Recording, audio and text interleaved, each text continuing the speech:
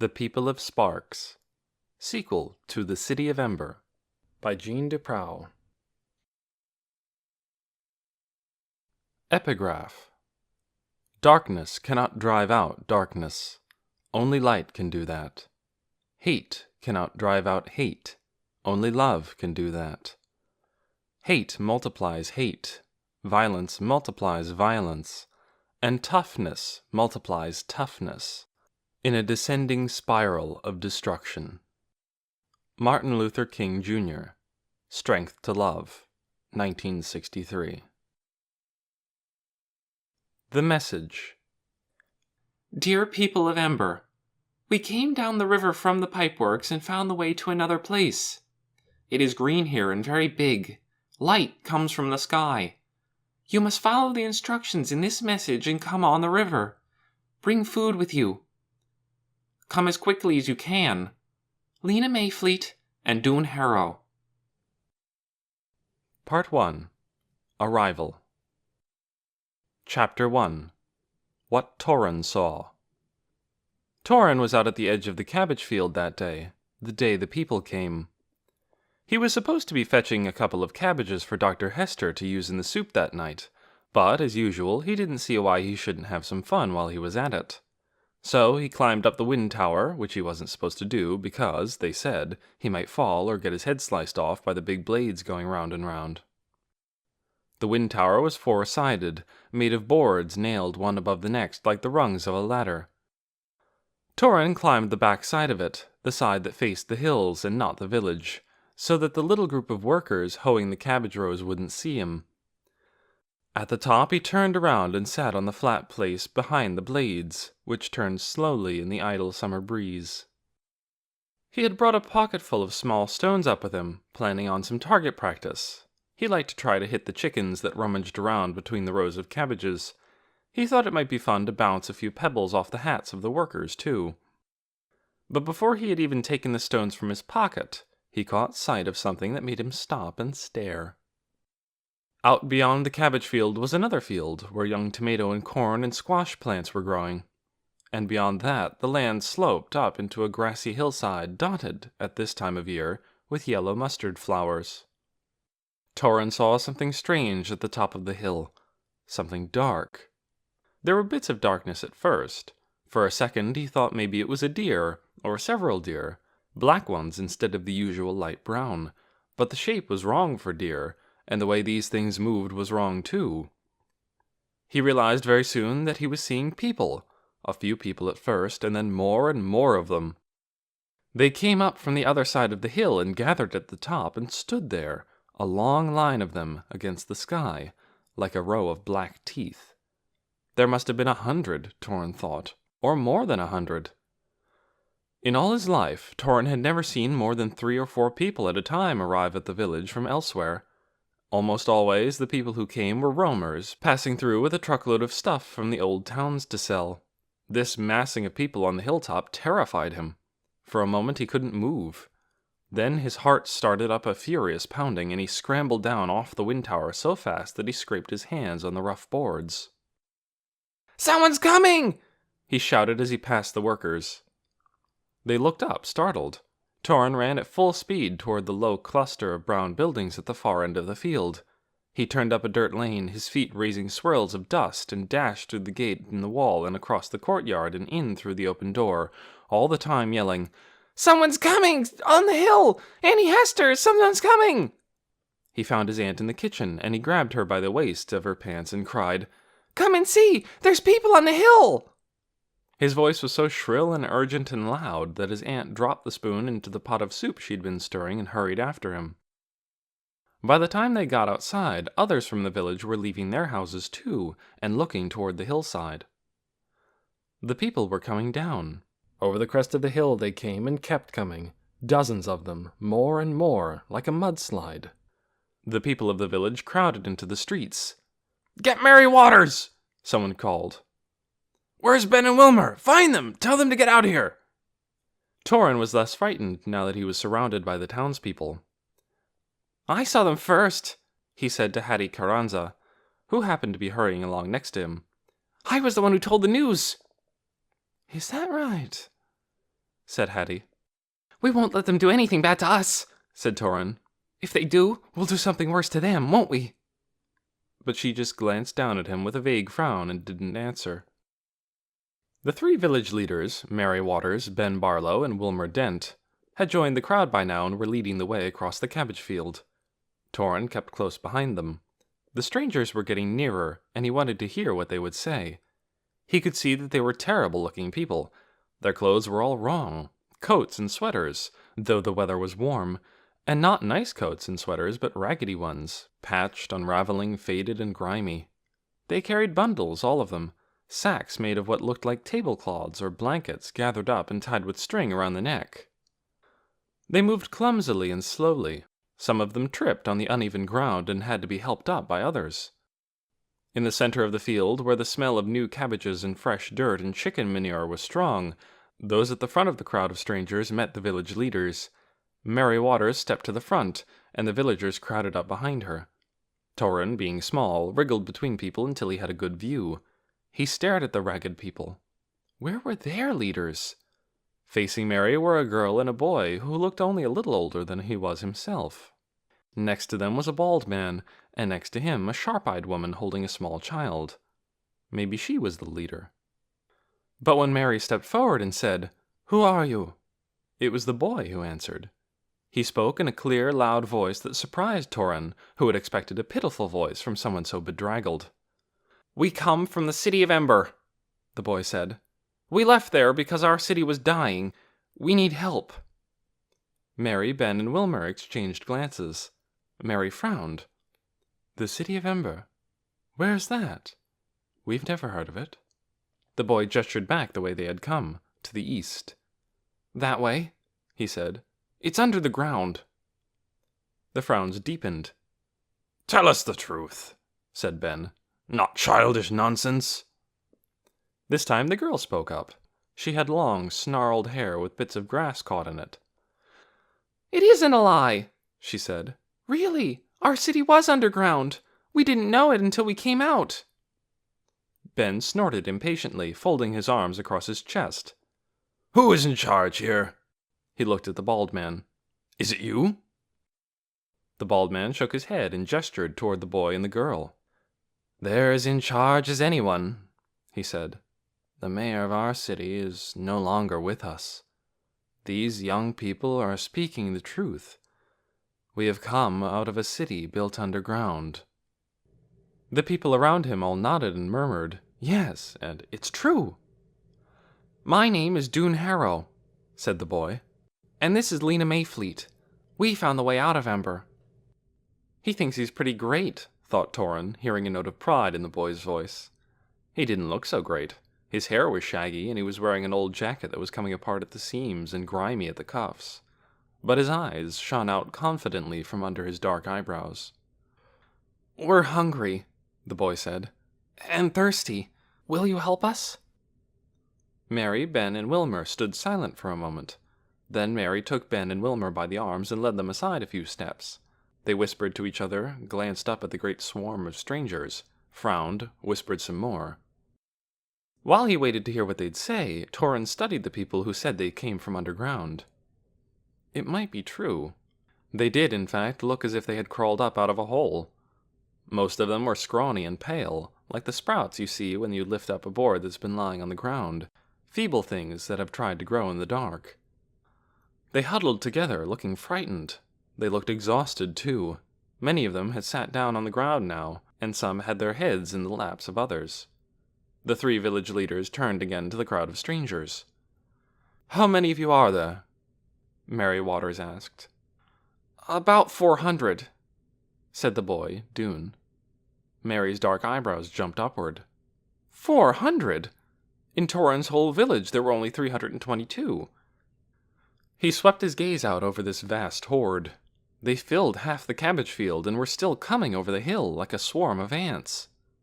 The girl with the ratty hair stepped forward and raised a hand, as if she were in school.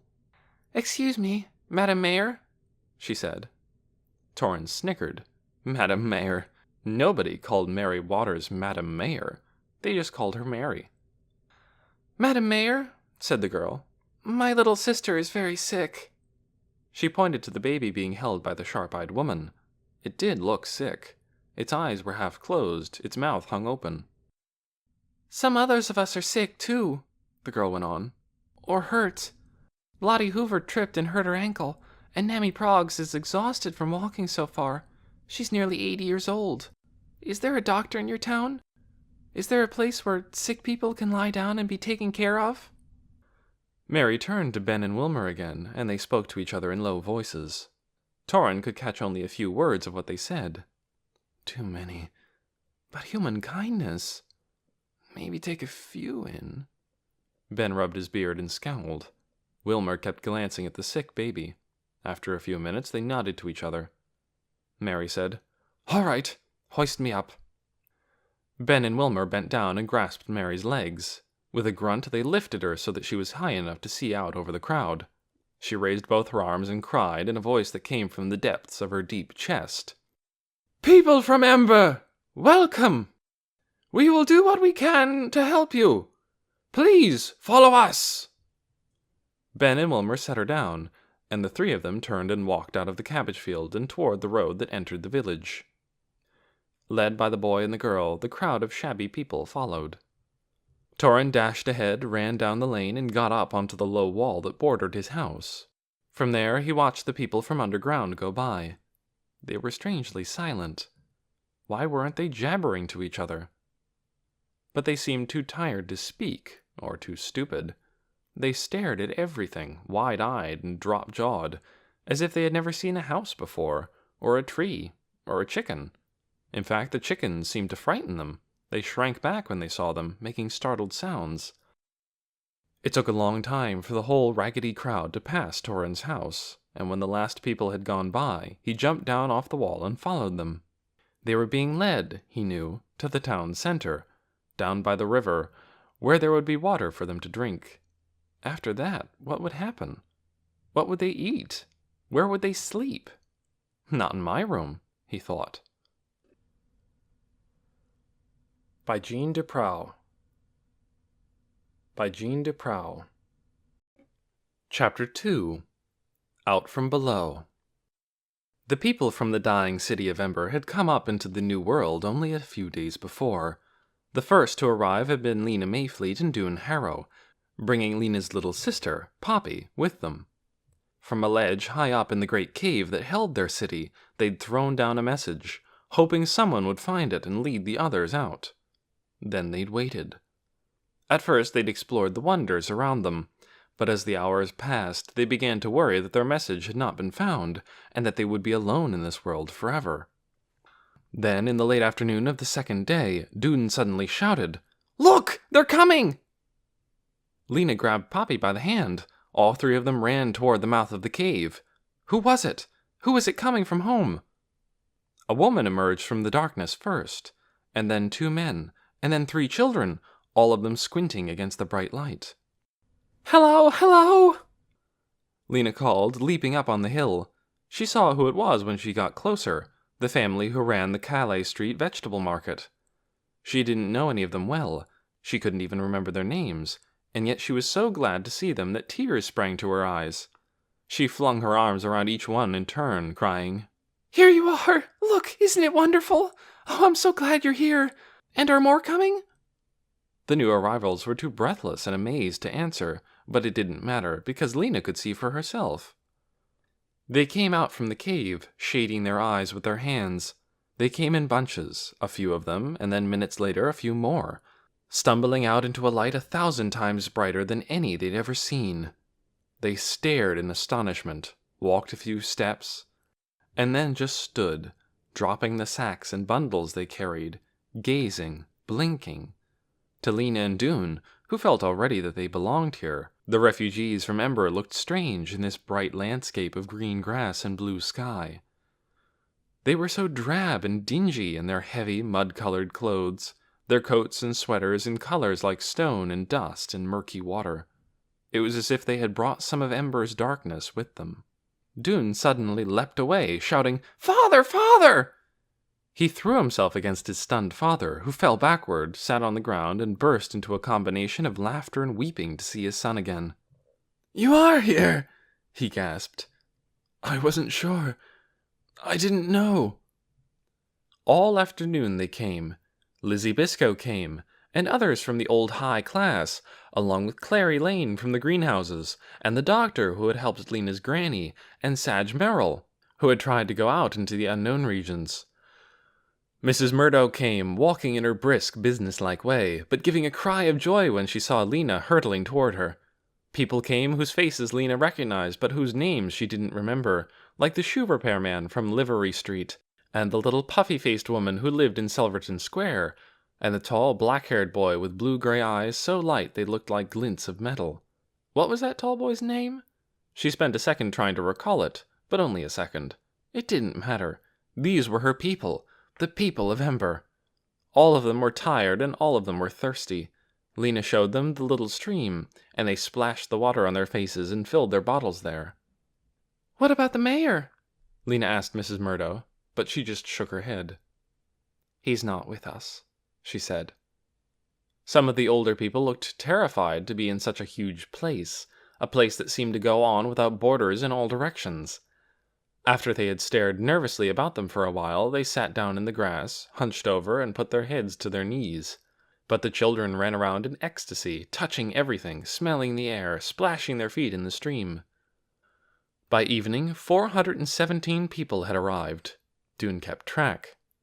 As the light began to fade from the sky, they shared the food they had brought. And then, using their coats as blankets and their bundles as pillows, they lay down on the warm, rough ground and slept. The next morning they got ready to leave. Lena and Dune, when they first arrived, had spotted a narrow gray line that ran along the ground like a pencil stroke in the distance. They thought it might be a road. So the people of Ember, having no other clue about where to go, picked up their bundles and set out in that direction, a long, straggling line trailing across the hills. It was on this walk that Mrs. Murdo told Lena and Dune about leaving Ember. The three of them walked together, Mrs. Murdo with Poppy in her arms. Dune's father walked behind them, leaning forward now and then to hear what Mrs. Murdo was saying. "I was the one who found your message," Mrs. Murdo said. "It fell right at my feet. It was the day after the singing. I was on my way home from the market, feeling sick with worry because you and Poppy had disappeared. Then there was your message." She paused and looked up at the sky. She was keeping a couple of tears from falling, Lena saw. Mrs. Murdo composed herself and went on. "I thought it would be best to tell the mayor first. I wasn't sure I trusted him, but he was the one who could most easily organize the leaving. I showed him your message, and then I waited to hear the city clock ringing out the signal for a meeting." Mrs. Murdo paused to catch her breath. They were going uphill over rough clumps of earth, hard walking for city people whose feet were accustomed to pavement. "And was there a meeting?" Lena asked. "No," said Mrs. Murdo. She plucked some burrs off her skirt and shifted Poppy to her other shoulder. "Mercy," she said. It's terribly hot." She stood still for a moment, breathing hard. "So there was no meeting?" Lena prompted.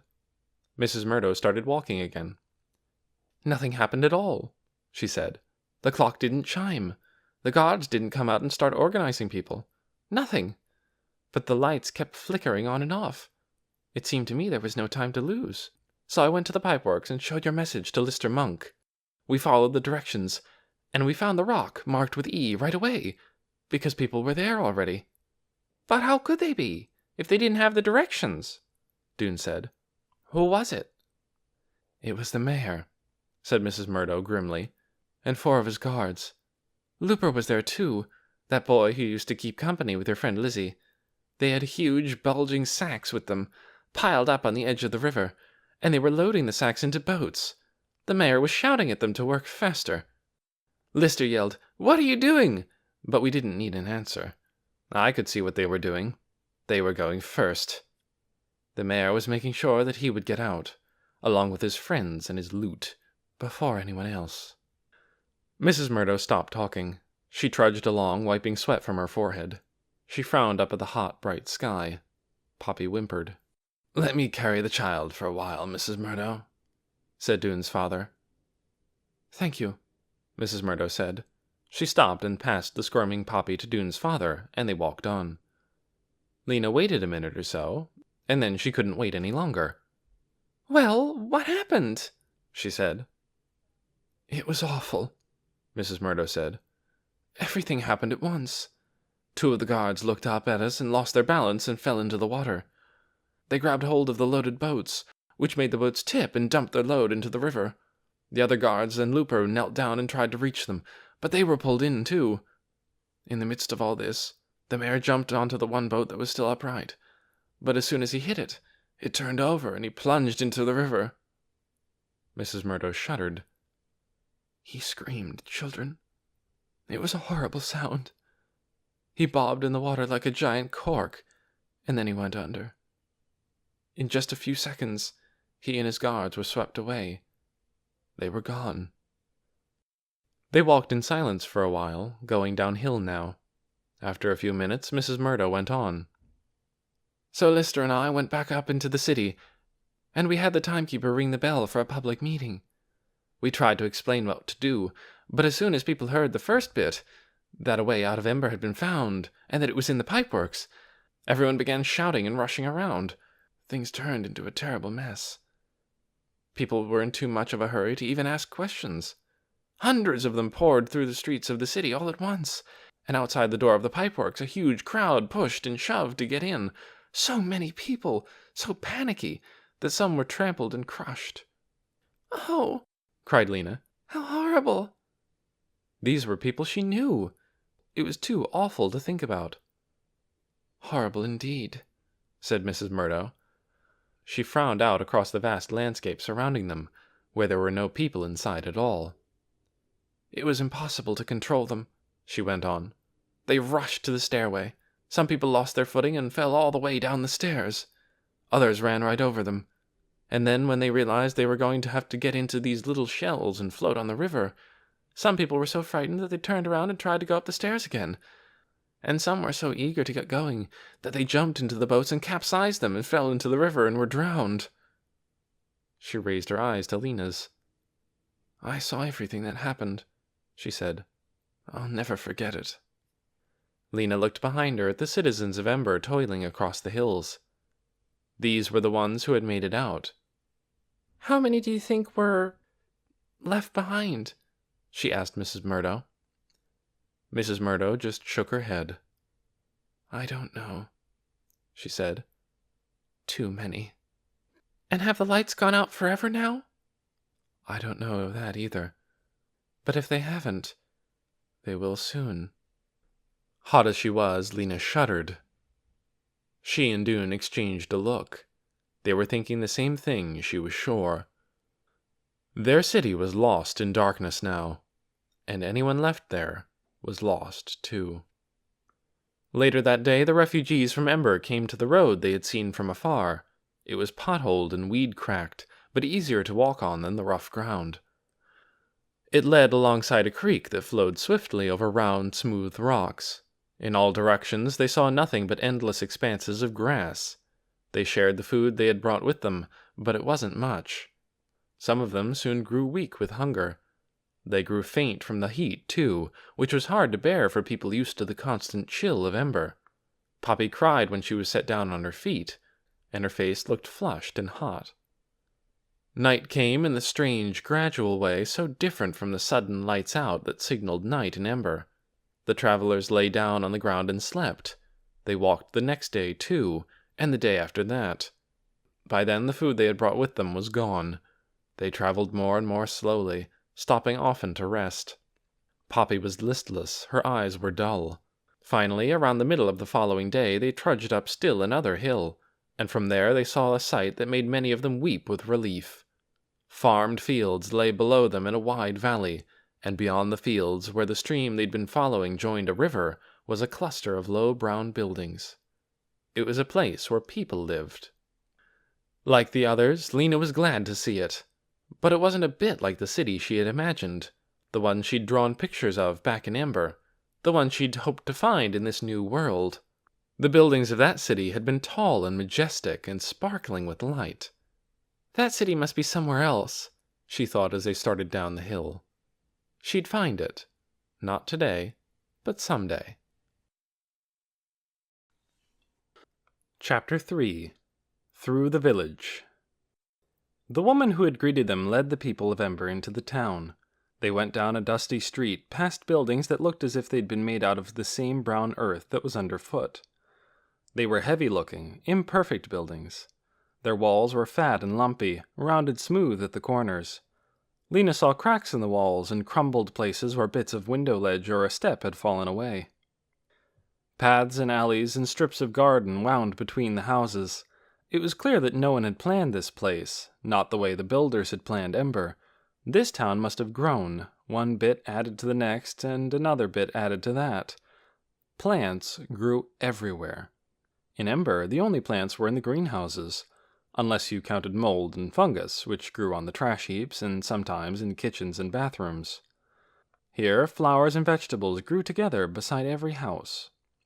Plants sprang up alongside the street, climbed walls, crawled over fences, pushed up through cracks in stairways, tumbled out of big pots and over windowsills, and even down from roofs. There were animals, too, huge, amazing, terrifying animals. In a fenced-in place at the edge of the town, Lena saw 4 brown animals much bigger than she was, with squarish heads and long, tasseled tails. Farther on, tethered to a post in front of a house, was a yellow-eyed creature with 2 spikes poking out of its head. When she walked by, it suddenly said, "Ma!" and she skittered away in fright. She turned to look for Dune, who had fallen a little behind. She found him stooping over, peering at some yellow flowers growing next to a wall. "Look at this," he said when she came up beside him. He pointed to a flower's tube-shaped center. "There's a spider in there, the exact same yellow as the flower." There was. Only Dune would notice such a thing. Tugging at the sleeve of his jacket, she said, "Come on, stay with us." And she hurried him up toward the front of the line to join his father and Mrs. Murdo and Poppy. These 4 people, Poppy and Mrs. Murdo, Dune and his father, were Lena's family now, and she wanted them close around her. Only Poppy was really related to her, but Mrs. Murdo was like a mother.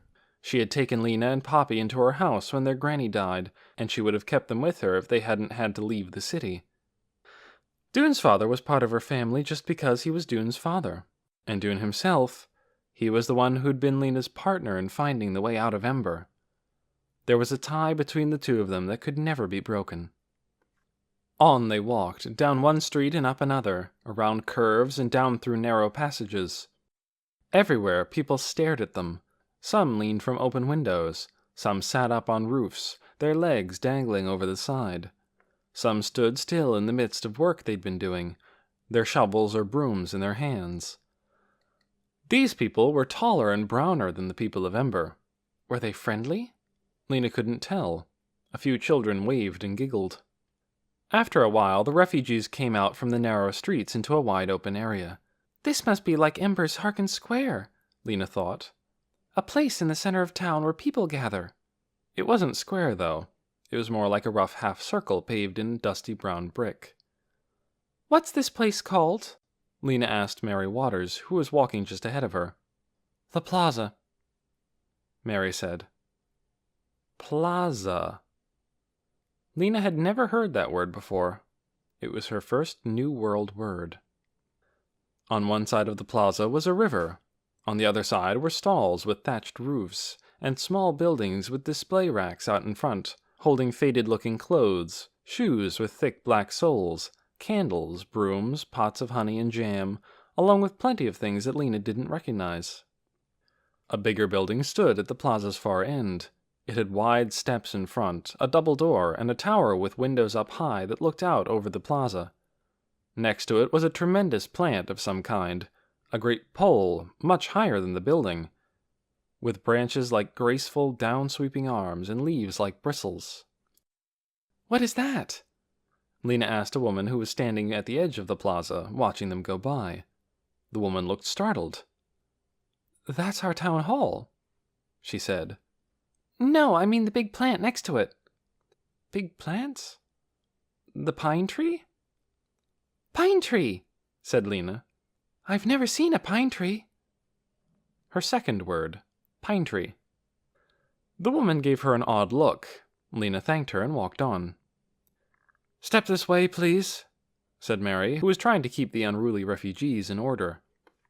"There's plenty of water for you here, both in the river and in the fountain." She pointed to the middle of the plaza, where there was a pool of water circled by a low wall.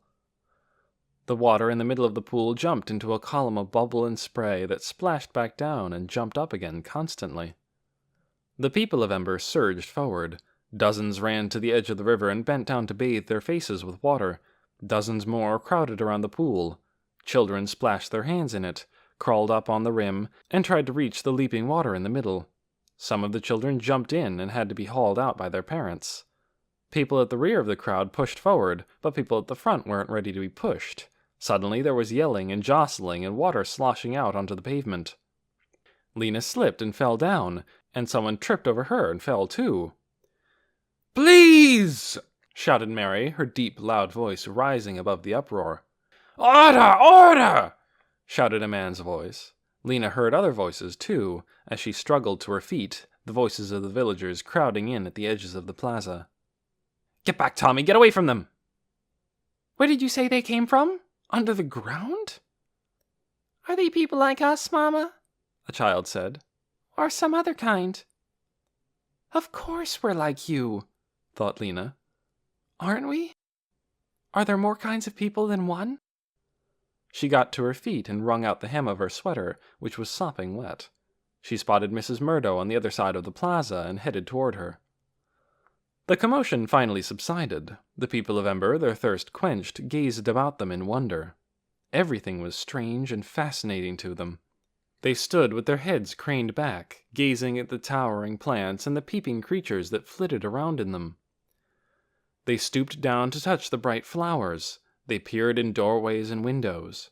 Children ran down the grassy bank to the river, tore off their shoes and socks, and dunked their feet in the water. Old people, exhausted from their long walk, lay down behind bushes and went to sleep. The 3 town leaders began moving among the people of their village, talking with them in low voices for a minute or two, and then nodding and moving on. Lena saw these townspeople glance at the new arrivals with worried looks. They didn't seem to know what to say. Lena could understand why. What would the mayor of Ember have done, for instance, if 400 people had suddenly arrived from the unknown regions? By this time, the sky was beginning to darken. A few townspeople started calling the refugees together. "Come this way! Call your children! Please sit down!" They stood at the edges of the crowd with their arms stretched out and nudged people inward, until finally all 400 people were squeezed into the plaza, gathered around the wide steps in front of the town hall, where the 3 leaders were standing. Mary Waters raised her arms above her head and stood that way without speaking for several seconds. She looked powerful, Lena thought, even though she was very short. The way she stood, with her feet planted slightly apart and her back straight, made her seem almost to be growing out of the ground. Her black hair was streaked with gray, but her face was smooth and strong-boned. Gradually, people fell silent and turned their attention to her. "Greetings!" she cried. "My name is Mary Waters. This is Ben Barlow."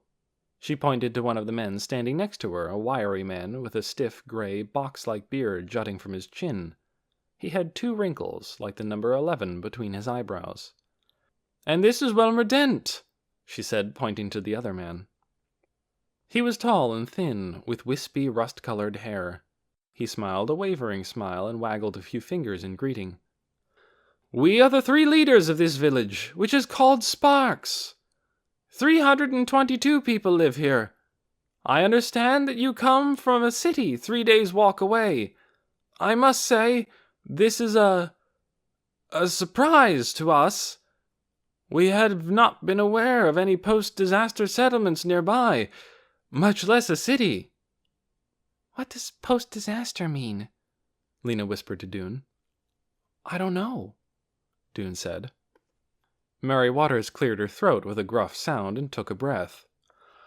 "We will do our best for you tonight, and then tomorrow we will talk about your plans. Some of our households are willing to take in a few of you for the night, those with young children, and those who are old or ill. The rest of you may sleep here, in the plaza. Those who go with the households will share their evening meal. Those who stay here will be given bread and fruit." There was a scattering of applause from the people of Ember.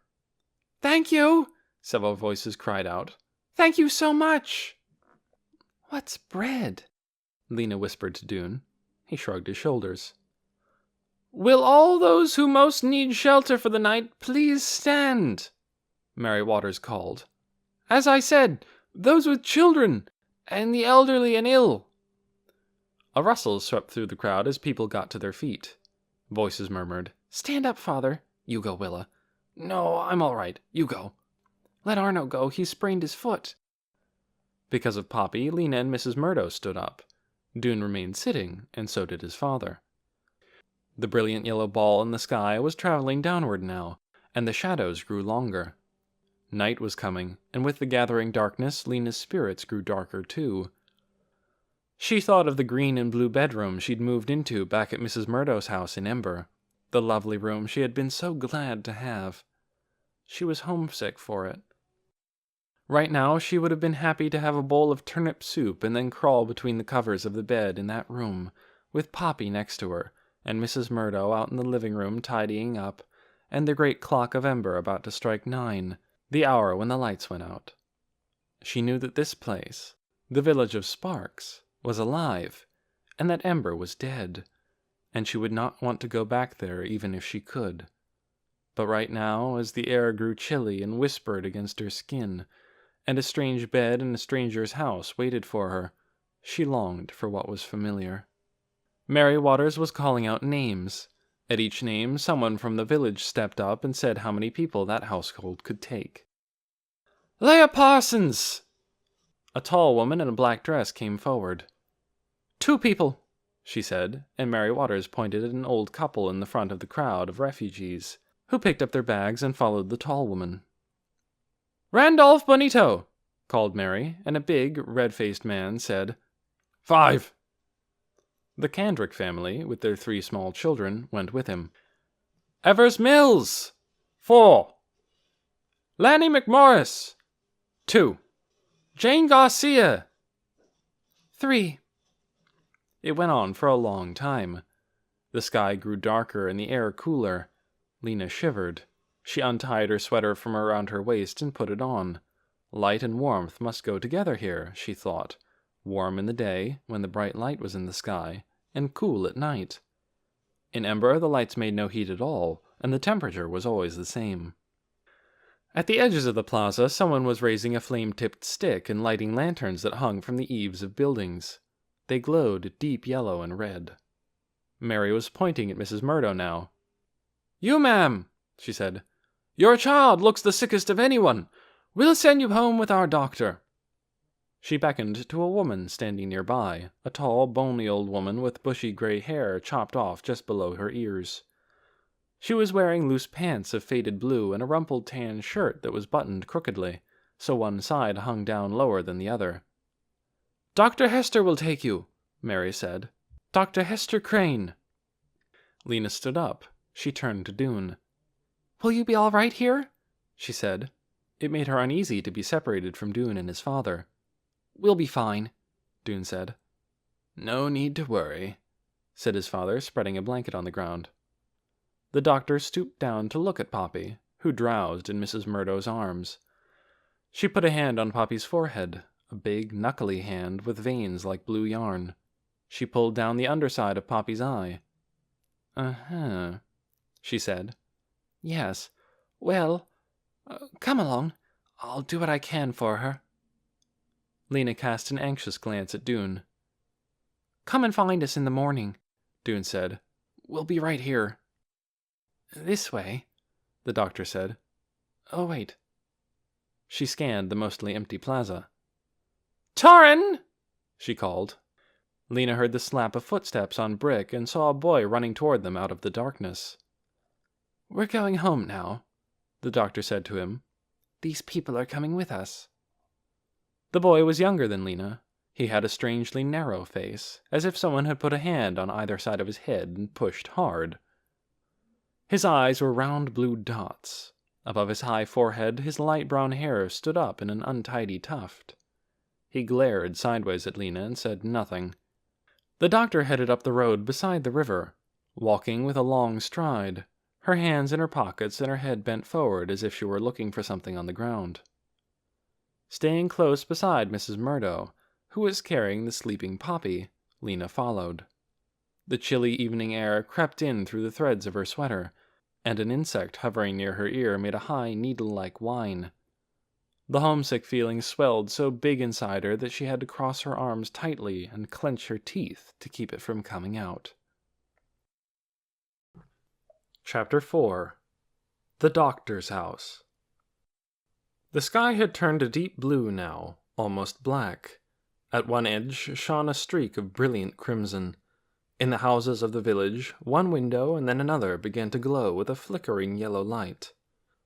They walked and walked. Each time they came to a doorway, or a gate in the wall, or stairs leading upward, Lena hoped this might be the house. Back in Ember, where she'd had the job of messenger, she'd been a tireless runner. Running was her greatest joy. Tonight it was hard just to walk. She was so tired her feet felt like bricks. But Dr. Hester walked on, with the boy trotting ahead of her sometimes, and sometimes lagging back to stare at Lena and Mrs. Murdo and Poppy, until they came to the outer edge of the village. There, standing somewhat apart, was a low-roofed house. Except for a glimmer of light on its 2 windows, reflected from the reddening sky, it was in darkness, huddled beneath a great brooding plant the shape of a huge mushroom. "Is that a pine tree?" Lena asked the doctor. "Oak tree," the doctor said, so Lena understood that tree must mean all big plants, and they came in different kinds. A path led to a wooden gate, which the doctor opened. They came into a shadowy, leaf-littered courtyard paved with uneven bricks. On 3 sides were the 3 wings of the house, like a square-cornered U. The eaves of the roof sloped down to form a walkway all around. In the failing light, Lena could just see that the courtyard was crowded with plants, some growing in the ground and some in pots of all sizes. Vines wound up the columns of the walkway and crawled along the edge of the roof. "Come inside," the doctor said. She led the way to a door in the central part of the house. She and the boy went in. Lena stopped just inside the doorway, and Mrs. Murdo came up behind her, Poppy in her arms. They stood, peering into the gloom. There was an odd, pungent smell, like mushrooms or leaf mold, only sharper. The doctor disappeared for a moment, and when she came back, she held a lit candle. She moved around the room, lighting more, 2 candles, 3 candles, 4, until a wavery light filled the central part of the room. The corners remained in darkness. Come in," the doctor said impatiently. Lena moved forward. She felt grit beneath the soles of her shoes, and the tickle of dust in her nose. She was in a long, low room with clutter everywhere, clothes draped over the backs of armchairs, a shoe on a saggy couch, a plate with some bits of food on it sitting on the windowsill. At one end of the room were 2 doors, both of them closed. At the back, a stairway rose into a dark square hole in the ceiling. At the other end of the room, in the corner, was an open doorway, leading, Lena guessed, to the kitchen. Beside this doorway was a kind of hollow in the wall, framed by stones and containing some sticks and scraps of paper. The doctor stooped down before this hollow place and held her candle to the sticks and paper there. In a moment, a flame leapt up. It was a bigger flame than Lena had ever seen, like a terrible orange hand reaching up and out. Lena's heart knocked hard against her ribs. She stepped backward, bumping into Mrs. Murdo. They stood staring, Mrs. Murdo with a hand clutching Lena's shoulder. The doctor turned around and saw them. "What's the matter?" she said. Lena couldn't speak. Her eyes were fixed on the flames, which leapt higher and crackled. Mrs. Murdo tried to answer. It's... She inclined her head toward the end of the room, where the first flame had become a dozen flames, licking upward, sending out flashes of orange light. "Oh," said the doctor. "Fire? You're not used to fire?" Mrs. Murdo managed to smile apologetically. Lena just stared. "It stays in the fireplace," the doctor said. "Not at all dangerous." In Ember, there was never fire unless there was danger. Someone's electric wiring had frayed and ignited, or a pot holder had fallen on a stove's electric burner. The only fire Lena had ever seen that wasn't dangerous was the tiny flame of a candle. This fire scared her. In the window glass, reflections glimmered. The windows were set so deeply into the walls that there was a ledge at the bottom, wide enough to sit on. The boy, Torrin, hiked himself up on one of these ledges and sat there, kicking his feet against the cabinet set in the wall below it. "Afraid of fire," he said in a low, scornful voice. "Come in," the doctor said. "You can sit over there if you like." She pointed to some chairs at the other end of the room, far from the fire, so that was where Lena and Mrs. Murdo sat. Poppy woke up enough to give a weak wail, and then she slumped into Mrs. Murdo's lap. "This will likely be the last fire of the season anyway," said the doctor. "Nights will be getting warmer soon. We won't need one." A creak sounded from outside, and then rapid footsteps. Someone pounded on the door. Lena clutched Mrs. Murdo's hand. But the doctor only sighed and moved to answer the knock. "Oh, it's you, William," she said. "What do you need?" "Some of that ointment," said a man's voice. "I need it right now. My wife cut her hand. It's bleeding all over." Come in, I'll get it," the doctor said, and she went into another room and rummaged around while the man stood shyly just inside the door, looking out of the corners of his eyes at Lena and Mrs. Murdo. The doctor brought him his jar of ointment, and he went away. No more than 10 minutes later, another knock came. This time from a young woman who wanted some willow bark medicine for her sister, who had a pounding headache. Again the doctor rattled around in the other room. She came out with a small bottle, and the woman hurried off with it. "Are you the only doctor here?" Mrs. Murdo inquired. "Yes," said Dr. Hester. "It's a never-ending job." She suddenly looked worried. "Did I give William the right jar?" Yes, the one on the third shelf. I'm sure I did." She gave a frazzled sigh. "Now let's tend to your little girl. Put her down here." She patted the couch that stood against the wall. "And wrap her in this." She retrieved a knitted blanket that had fallen on the floor, gave it a shake, and handed it to Mrs. Murdo. "I'll give her a swallow of medicine." Poppy accepted 2 spoonfuls of medicine. It was something reddish that Dr. Hester poured from a jar, and spit out the third, whimpering. Lena's heart ached to see Poppy so sick. Most of the time, Poppy was a ball of energy, so quick and curious you never knew what she'd do next. She might chew up a valuable document, for instance, or trot off on an exploration of her own at exactly the wrong moment.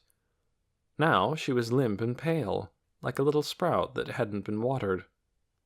Mrs. Murdo laid her on the bed. Lena sat by her and stroked her hair, and quite soon she went to sleep. The doctor disappeared into the kitchen, and Torrin climbed the stairs and vanished into the room above. All at once Lena was overcome with tiredness.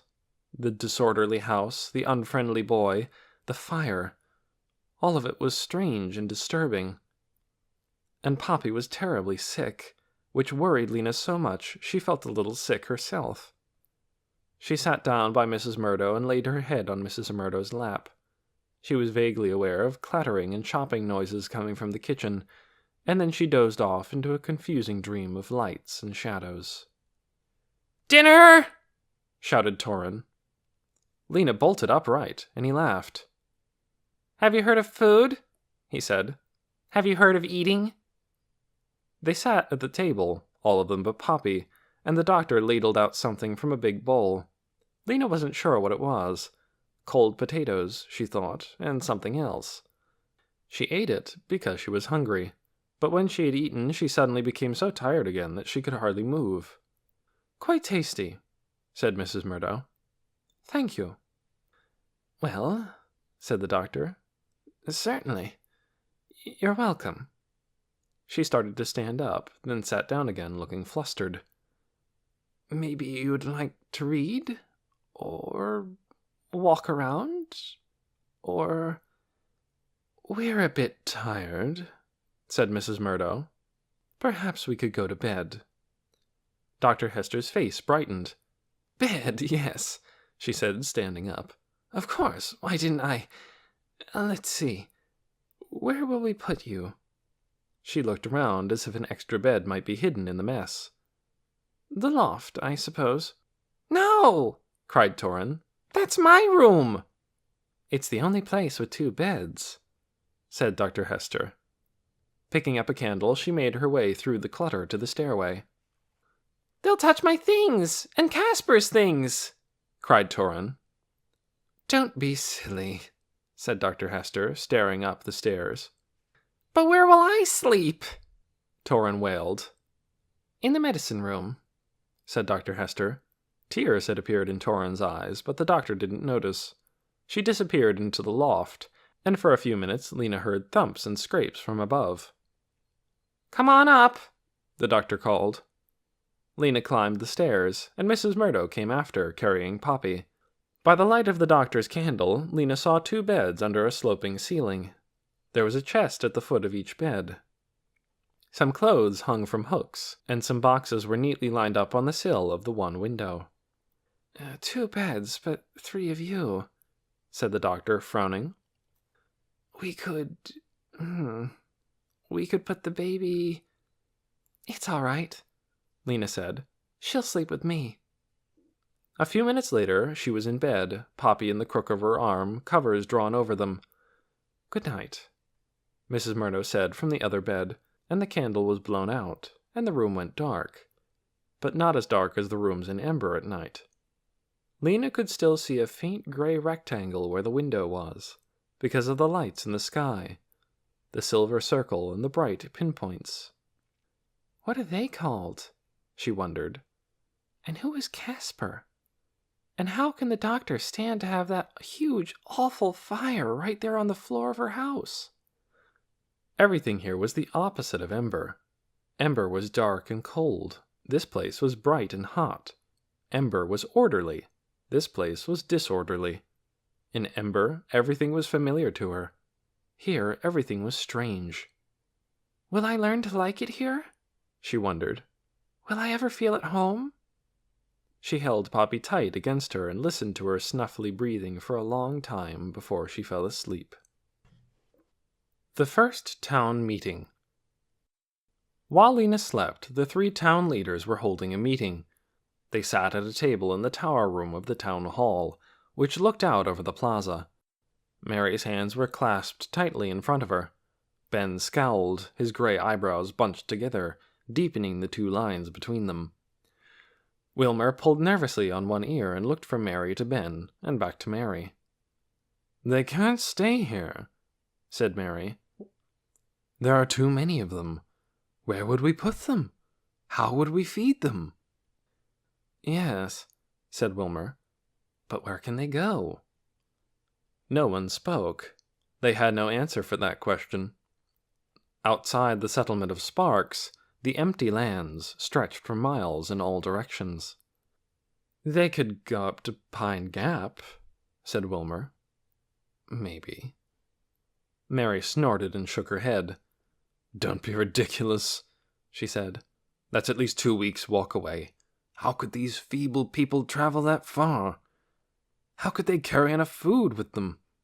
Where would they get enough food unless we emptied our storehouse and gave them everything? Wilmer nodded, knowing she was right. The people of Sparks knew of only 3 other settlements, and they'd heard from the roamers that those places were smaller and poorer than Sparks. Their inhabitants wouldn't want extra mouths to feed either. The 3 of them gazed out the window and down at the moonlit plaza, filled with strange sleeping people from a city under the earth. 400 of them, with no food, no possessions to speak of, and nowhere to go. What I fail to understand, said Ben, is why this particular misfortune has happened to us. He paused, looked in the air to his left, and frowned. This was a habit of his. He seemed to need a pause and a frown every now and then to put together his thoughts. Wilmer and Mary had gotten used to waiting through these pauses. I don't see that we deserve it, Ben went on after a few seconds. Having labored as diligently as we have, and just when we were starting to prosper at last, After so many years of, well, adversity is a mild word for it. The others nodded, thinking of the hard years. There had been winters when people shivered in tents and ate chopped-up roots and shriveled nuts.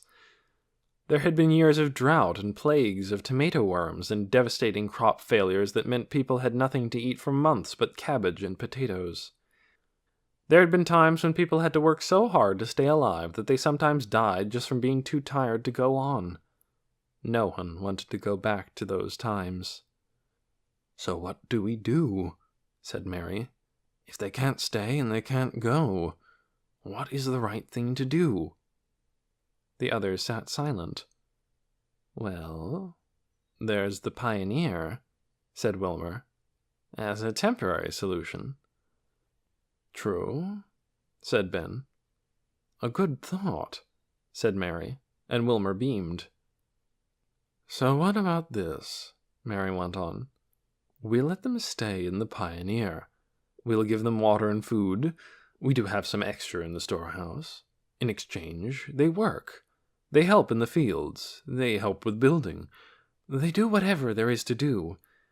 We'd have to teach them how. As far as I can see, they know nothing. After a while, when they're stronger, and when they know better how to get along, they can move on. They can set up their own village somewhere else." "We'll have to watch them carefully if we let them stay," said Ben. "They're strange. We don't know what they might do." "They seem fairly ordinary to me," said Mary, "except for the business about living in a cave." "You believed that?" said Ben. Mary shrugged. "The question is, shall we let them stay?" "How long would we have to keep them?" asked Wilmer. "Before they were ready to go?" "I don't know. Maybe 6 months. Let's see. It's near the end of flowering now." Mary counted out the months on her fingers. "Shining, burning, browning, cooling, falling, chilling. They could stay through the summer and fall seasons, and leave at the end of chilling." "That would mean they'd be on their own for the winter," Wilmer pointed out. "That's right," said Ben. "Are you suggesting we should keep them even longer? We'll be stretching ourselves to keep them at all." They fell silent again, considering this. Finally, Mary spoke. "Shall we let them stay for 6 months, then?" she said, "and teach them as much as we can?" No one really liked this idea. They thought of the food the refugees would need, which would mean less for their own people, and the bother of teaching them all the skills they'd need to survive on their own. Each one, Mary, Wilmer, and especially Ben, wished the unfortunate cave people would simply vanish. But they weren't going to vanish, and the leaders of Sparks knew that they must, for the sake of their consciences, do the right thing. They wanted to be wise, good leaders, unlike the leaders of the past, whose terrible mistakes had led to the disaster. And so they would be open-minded. They would be generous. With this in mind, the 3 leaders voted. Mary voted yes, the cave people should stay. Ben voted yes, reluctantly. Wilmer voted yes. So it was agreed they would give them a place to stay, and would help them for 6 months. After that, the strangers would have to take care of themselves. Mary, Ben, and Wilmer shook hands on this agreement, but none of them said out loud what they were thinking, that even after 6 months the people of Ember would be hard-pressed to start a town. The founders of Sparks had known carpentry and farming, and even so it had taken them 2 years just to build rough shelters and get the rocks out of the fields. They had known how to manage animals and build good soil, but still their animals sometimes died of disease and hunger in the many years when the crops failed. They had known to expect harsh weather, wolves, and bandits, and still they suffered losses from all 3. The town leaders knew in their hearts that in this vast, empty country, where there were 1,000 dangers the people of Ember did not understand, they would never be able to take care of themselves. Chapter 5. the Pioneer. In the village the next morning, criers ran through the streets calling to the people of Sparks. They told them to bring out all their old blankets, pillows, towels, and rags, and any clothes they no longer needed. They were to heap these on the street in front of their houses. From the storehouse, people collected food, things that didn't need to be cooked, like apples from the prior fall, and dried apricots, and bread, and big hunks of cheese. Dune, who had gotten up at the first sign of light in the sky, watched these preparations with rising excitement. By midday, a caravan was moving southward out of the village. It was composed of strange vehicles that the villagers called truck wagons, or just trucks. They were made of rusty metal and had 4 fat black wheels. At the front was a boxy part, like a metal chest with a rounded top, and behind that was a higher box with 2 seats in it where the drivers sat. The back of the truck was flat. This was where the crates of supplies were loaded. Attached to each of these trucks by sturdy ropes were 2 big, squarish, muscular animals. By far the most enormous animals Dune had ever seen. They made snuffling noises and sometimes a sort of low groan. "What are they?" Dune asked someone walking near him. "Oxen," the man answered. "Like cows, you know, that milk comes from." Dune had never heard of cows. He had thought milk came as powder in a box. He didn't say this, of course. He just nodded. "And what does truck mean?" he asked. He understood the wagon part. The man looked surprised. "It just means truck," he said. "You know, what people used to drive in the old times. There are millions of them, trucks and cars everywhere. They used to run on their own, without oxen. They had engines in here." He rapped on the front of the truck. "You poured stuff called gasoline on the engine, and it made the wheels turn. Now, since we don't have gasoline anymore, we take the engines out, and that makes the trucks light and easy to pull." Dune didn't ask what gasoline was. He didn't want to show his ignorance all at once. He'd spread his questions around, find out just a few things from one person at a time. He and his father walked along together beside one of the trucks. Dune had expected Lena to be with them, but by the time the caravan left, she hadn't come. That was all right. She'd easily find out where they'd gone and come later. Dune's father still had sore muscles from the long walk of the days before, so Dune soon went ahead of him. He was bursting with energy and joy, and simply could not walk slowly. He took deep breaths of sweet-smelling morning air. Over his head, the sky was a deep, clear blue, 1,000 times bigger than the black lid that had covered Ember, and around him the green and golden land seemed to stretch away without end. Dune kept wondering where the edges were. He made his way to the front of the procession and asked Wilmer, who was trotting along with his arms swinging jauntily. "Edges?" said Wilmer, glancing down. "Yes, I mean, if I were standing way over there," he pointed to the horizon, where the sky seemed to meet the land, "would I be at the edge of this place? And what's beyond the edge?" "There is no edge," said Wilmer, looking at Dune as if he must have something wrong with him. "The earth is a sphere, a huge round ball. If you kept going and going, you'd eventually come back to where you started." This nearly knocked the breath out of Dune. It was so strange and hard to comprehend. He thought at first that Wilmer was playing a joke on him, thinking he was a fool, but Wilmer's expression was plainly puzzled, not sly. He must be telling the truth. There were a million mysteries here, Dune thought. He would explore them all. He would learn everything. That morning he'd already learned the words sun, tree, wind, star, and bird. He'd learned dog, chicken, goat, and bread. He had never in his life felt so good. He felt as huge as the land around him and as clear and bright as the air. No laboring in dank tunnels here. No running through dark streets to escape pursuit. Now he was out in the open, free. And he was powerful, too, in a way he hadn't been before. He had done something remarkable, saved his people from their dying city, and, along with Lena, he would be known for that deed all his life. He gazed around at this new world full of life and beauty, and he felt proud to have brought his people here. The road passed the last houses of the village and ran along the river, which was wide and slow, with grasses bending along its banks.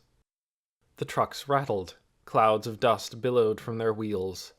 All around Dune rose a babble of voices as people pointed things out in tones of astonishment. "Look! Something white floating in the sky! Did you see that little animal with the big tail? Do you feel that? The air is moving!" Daring each other to touch the broad sides of the oxen, plucking blossoms from the brambles at the edge of the road. Jumping onto the trucks for a quick ride until they were shooed off again. And the sun shone down on everyone. The people of Ember loved the strange feeling of heat on the tops of their heads. They put their hands up often to touch their warm hair.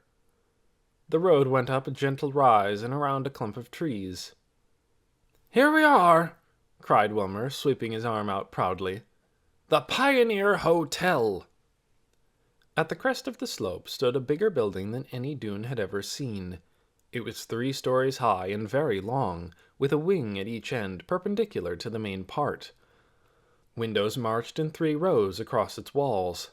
At the center, overlooking a long field that sloped down to the river, was what must once have been a grand entrance. Wide steps, a roof held up by columns, a double doorway. But the building was grand no more. It was very old, Dune could tell. Its walls were gray and stained, and most of the windows were no more than dark holes. The roof had sagged inward in some places. Grass grew right up to the steps, and far down at the other end, Dune could see that a tree had fallen against the building and smashed a corner of it. Ben Barlow strode across the wide, weedy field in front of the hotel and climbed the steps. Wilmer followed. He leaned against a column, and Ben took a position on the top step and waited for the crowd of refugees to assemble before him.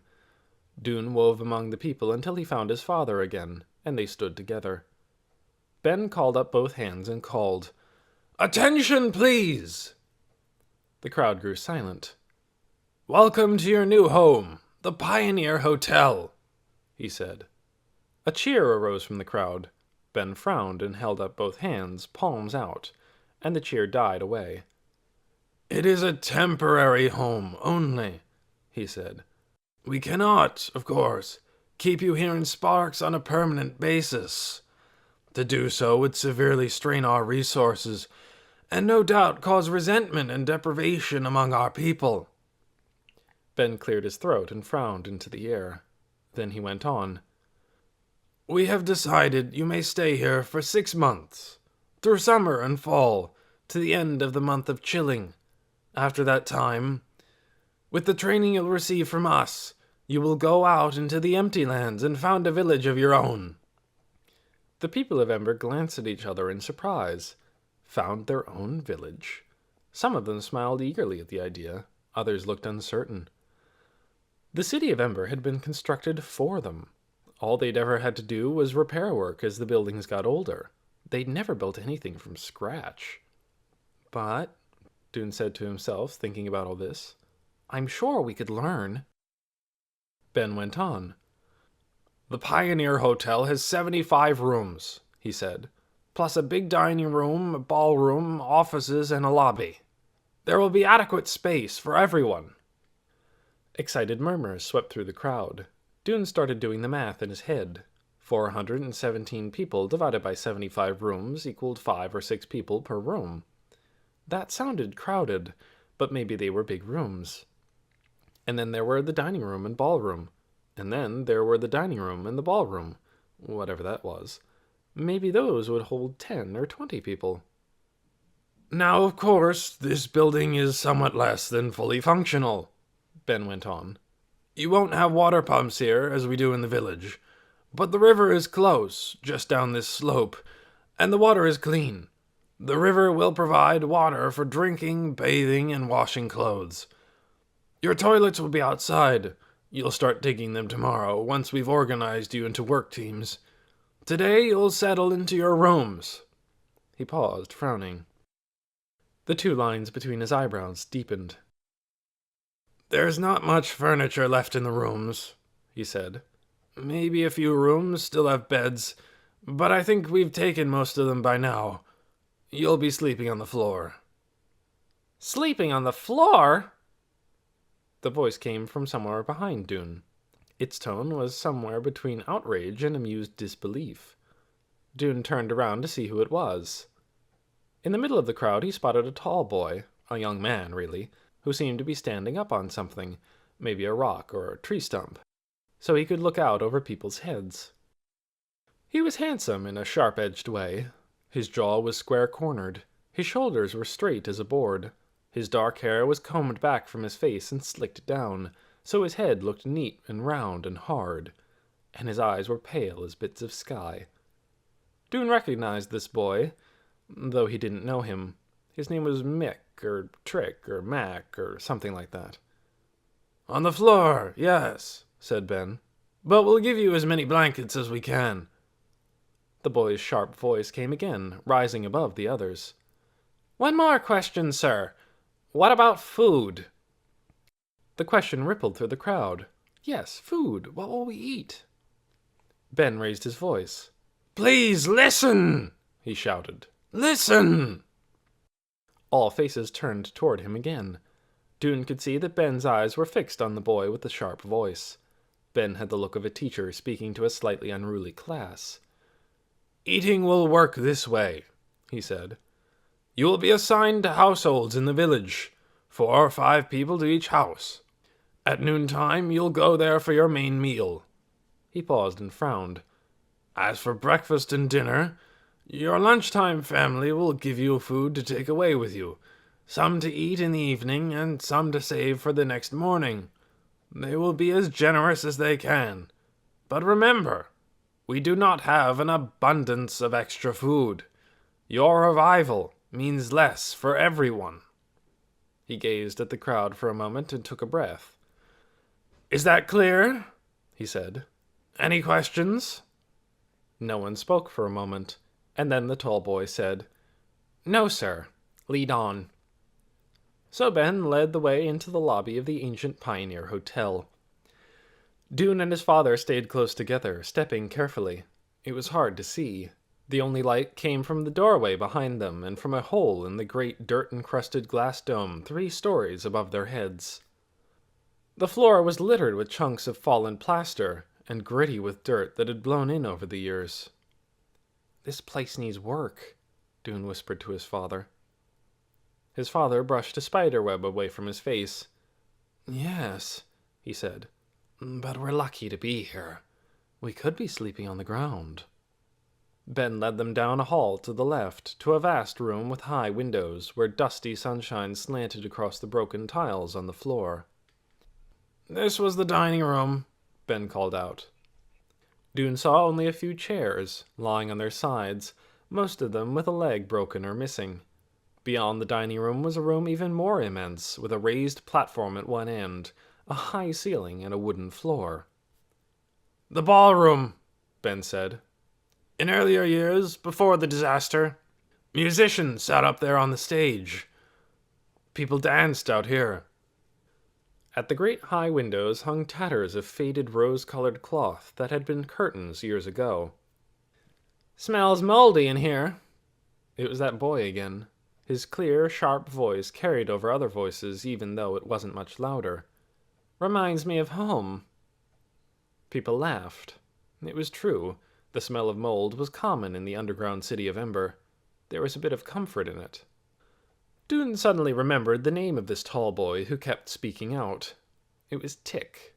Tick Hassler. In Ember, Dune recalled, Tick had been a hauler. He had pulled carts full of produce from the greenhouses to the stores, and garbage from the stores out to the trash heaps. Dune hadn't known him then, but he remembered seeing him, pulling his loaded cart with his whole long body slanted forward and a fierce grin of effort on his face. He'd pulled his carts faster than anyone else. Ben led them to the stairs, and they climbed to the floors above. Long, dim corridors lined with doors stretched the length of the building. Some of the doors were open. Dune looked through them as he passed. All the rooms were more or less the same. Windows across one wall, a stained and faded carpet, a couple of broken lamps lying on the floor. A few of the rooms had beds, and several had other furniture, chests with their drawers hanging crookedly out, and tables, a chair or two. He stepped into some of the rooms and found that they had bathrooms as well, with rust-stained sinks and bathtubs that were homes to spiders. For the next couple of hours, people swarmed through the corridors and up and down the stairs, calling to each other as they chose their rooms and decided who to share them with. People grouped together, chose a room, then changed their minds and teamed up with another group. Shouts rang through the halls. "Jake, down here! No, this one is better, it has a chair! Mama, where are you? This room's full, no more people!" Dune heard Tick's voice ringing out over the others now and then. He wondered which room he was choosing, and who he was choosing to live with. Finally, everyone was settled. Dune and his father chose a room on the second floor, room 215, along with 2 other people. One was Edward Pocket, who had been Ember's librarian. He was a friend of Dune's in a way. He was old and often crabby, but he liked Dune, who had been a frequent visitor to the library. The other was Sadge Merrill, the man who had tried to venture out into the unknown regions beyond the City of Ember. For a while after that experience, he'd gone out of his mind with fright and raved in Harkin Square about monsters and doom. He'd recovered somewhat since then. In spite of his terror, he'd managed to climb into one of the boats that took people out of the city to the new world. But he was still a fearful, trembling sort of person. Nearly everything about this unfamiliar place scared him. He refused to go near the window of their new room. "Something might come in," he said. "There are things here that fly." The 4 of them set to work fixing up the room. It was full of cobwebs. 2 of its 3 windows were broken, and bits of dry leaves and splinters of glass littered the carpet. It also had a dresser with 3 drawers, a padded armchair with a sunken seat, and 2 end tables with lamps. They took their socks off and used them as dust rags to sweep away the cobwebs.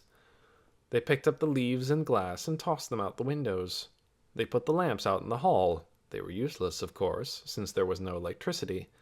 And they lined up the dresser and end tables in the middle of the room to make a sort of wall dividing the space in 2.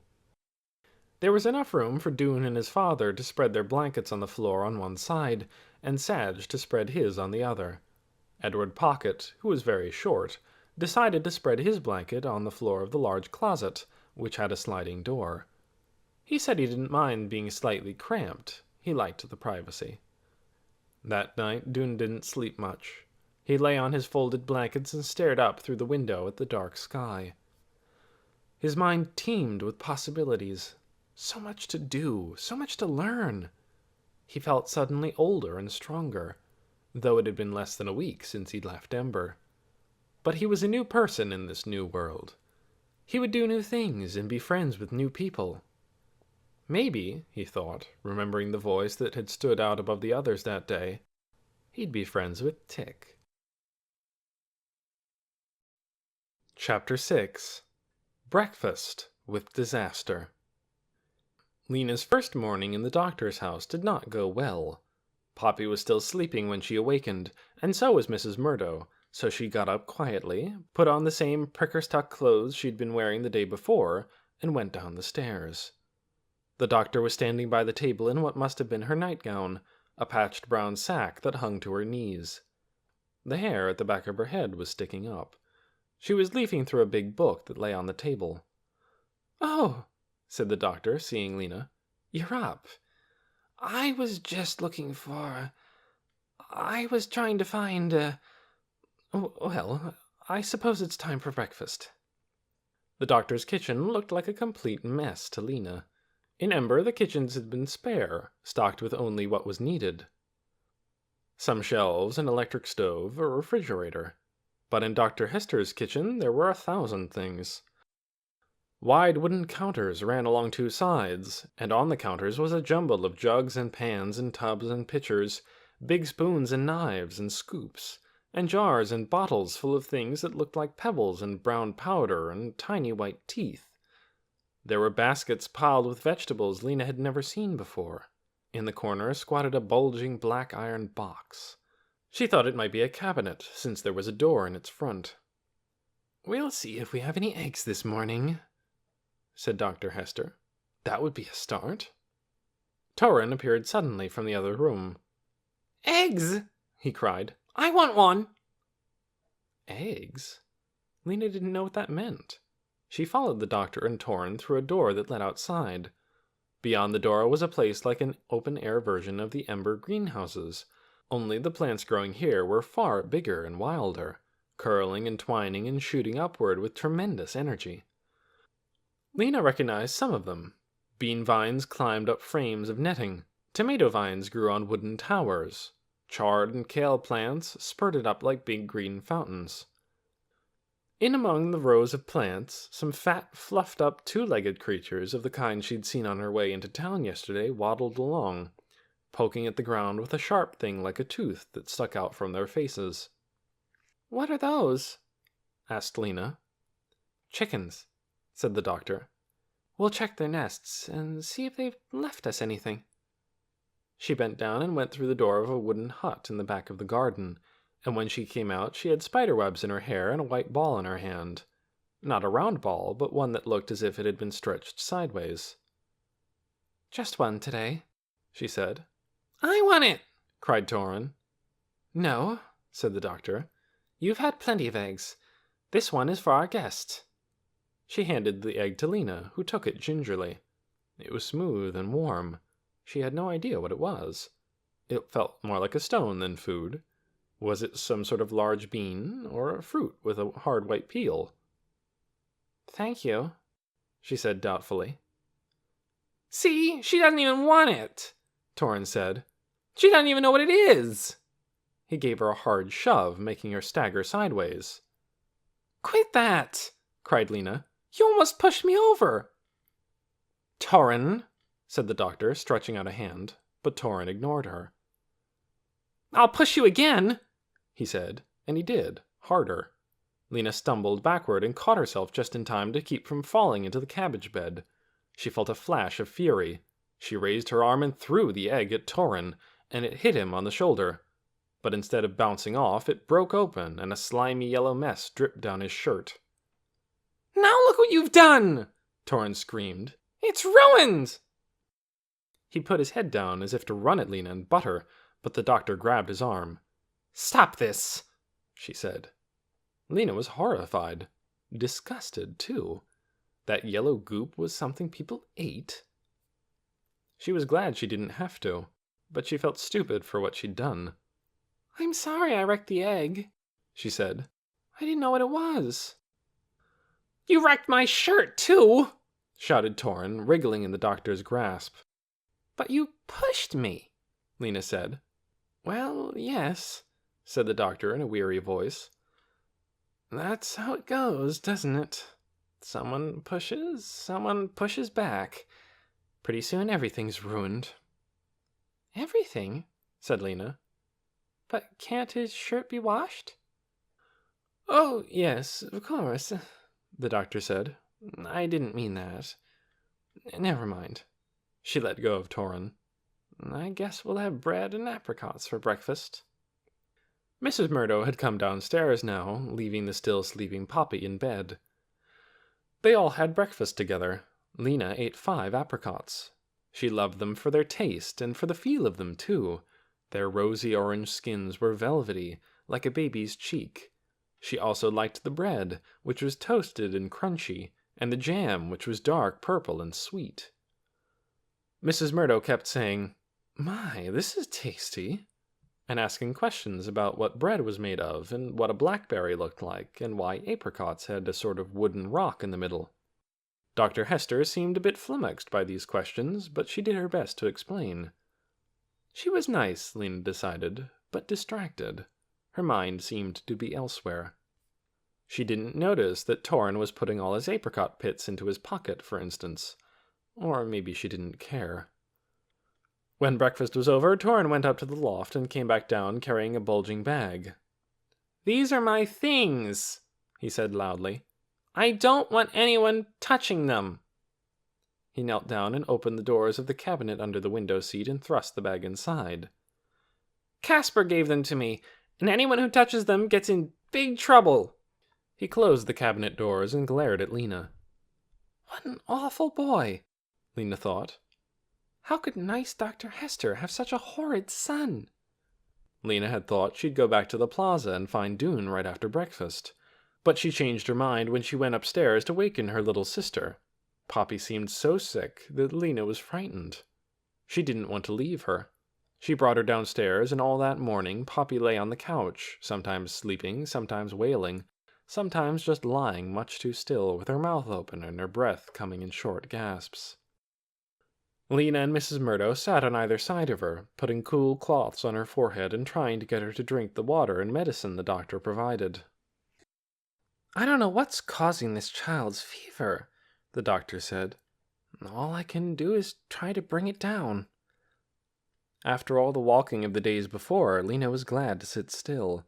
She settled into a corner of the couch, her legs tucked under her, and watched the doctor dither about. She seemed to have 100 things to do and 100 things on her mind. She'd stand for a second staring into the air, murmuring to herself, "Now, all right, first I must look up," and then dart over to her enormous book and shuffle through its pages. After a second or two, she'd suddenly set the book down and hurry off to the kitchen, where she would take a bottle of liquid or jar of powder down from a shelf and measure some of it into a pot. Or she'd dash out to the garden and come back with an armload of onions. Or she'd vanish out the back door and appear again with a sheaf of dried stems or leaves. It was hard to tell what she was doing, or if she was really accomplishing anything at all. Every now and then she would come back to Poppy and spoon some medicine into her mouth, or put a cold, damp cloth on her forehead. "What is that enormous book?" Lena asked her. "Oh," said the doctor. She always seemed a little startled to be spoken to. "Well, it's about medicine. A lot of it is useless, though." She picked up the book from the floor and riffled its pages. "You look up infection, and it says, 'Prescribe antibiotics.' What are antibiotics? Or you look up fever, and it says, 'Give aspirin.' Aspirin is some kind of painkiller, I think, but we don't have it." "We had aspirin in Ember," said Mrs. Murdo rather proudly, "although I believe it had nearly run out by the end." "Is that so?" said the doctor. "Well, what we have is plants, herbs, roots, funguses, that sort of thing. I have a couple of old books that tell about which ones to use. Sometimes they work, sometimes they don't." She ran a hand through her short, wiry hair, making it poke out on one side. "So much to know," she said, "and so much to do." Her voice trailed off. "I suppose your son is a help to you," said Mrs. Murdo. "My son?" "The boy, Torrin." "Oh," said Dr. Hester. "He's not my son." "He's not?" said Lena. No, the doctor said. "Torrin and his brother, Caspar, they're my sister's boys. They live with me because their parents were killed in an avalanche years ago. They were in the mountains on an ice-gathering trip." "And the boy has no other relatives?" asked Mrs. Murdo. "He has an uncle," said the doctor. "But the uncle didn't want the trouble of bringing up the boys. He offered to have this house built for me if I'd take them on." The doctor shrugged. "So I did." "What is an avalanche?" Lena asked. "What are mountains?" "Lena," said Mrs. Murdo, "it's not polite to ask too many questions." "I don't mind," the doctor said. "I forgot that you wouldn't know these things. You really live underground?" "Yes," said Lena. Dr. Hester scrunched her gray eyebrows together. "But why would there be a city underground?" Lena said she didn't know. All she knew was what was in the notebook she and Dune had found on their way out. It was a journal kept by one of the first inhabitants of Ember, who told of the 50 couples brought in from the outside world, each with 2 babies to raise in the underground city. "They thought there was some danger," Lena said. "They made Ember as a place to keep people safe." "It was that long ago, then," said the doctor. "Before the disaster." "I don't know," said Lena. "I guess so. What disaster?" "The disaster that just about wiped out the human race," said Dr. Hester. "I'll tell you about it sometime, but not right now. I have to go and see Bert Webb's infected finger. Can I ask one more question? Said Lena. The doctor nodded. Why is this place called Sparks? Oh, said the doctor, smiling a little. It was the people of the last truck who gave it that name. Our 22 founders. They were among a very few people who survived the disaster. For a while they found food by driving around from one place to another in the old towns, using cars and trucks that still had a sort of energy-making stuff called gasoline. Gas for short. Cars and trucks? Thought Lena. Gasoline? But she didn't want to interrupt, so she didn't ask. When the food and gas began to run out, the doctor went on, they decided it was time to start a life somewhere else. They found one last truck that still had gas, and they loaded it up with supplies. Food in cans and boxes, tools, clothes and blankets, seeds, everything useful they could find. Then they drove east, out across the empty lands, staying close to the river. Right here, the truck broke down. When they opened the hood, a great spray of sparks shot up out of the engine. So they decided to settle in this spot, and they named it Sparks. The doctor stood up and looked around for her medicine bag. It turned out to be a fitting name in another way, she said. Sparks are a beginning. We are the beginning of something here, or trying to be, the way a spark is the beginning of a fire. But fires are terrible, said Lena. Terrible or wonderful, said the doctor, who had found her bag behind a chair and was heading out the door. They can go either way. Lena never did go down to the plaza that day. She didn't think Dune would worry. He knew Poppy was sick, and he'd figure out that Lena had stayed with her. She would go and look for him tomorrow, she decided, and find out then what was happening to the people of Ember. Late in the afternoon, Lena went outside and sat on a rickety bench in the courtyard of the doctor's house, waiting to see if anyone was going to make dinner. It seemed unlikely. The doctor was off treating someone's toothache, and Mrs. Murdo was up in the loft with Poppy, who had started crying an hour ago and still had not stopped. A door opened and Torin came outside. He sauntered over to Lena and stood in front of her. Your sister is probably going to die, he said. Lena jerked back. She is not! Torin shrugged. Looks like it to me, he said. Looks to me like she is the plague. He sat down on a wooden chair, where he could stare straight into Lena's face. He was wearing a sort of undershirt. It was white and looked like a sack with holes for neck and arms, and his thin legs stuck out from baggy shorts of the same material. He had combed his hair so that it stood up like a tuft of grass at the top of his forehead, making his long, narrow face look even longer. I don't know what you're talking about, Lena said. You don't know about the 3 plagues? Said Torin in a tone of exaggerated surprise.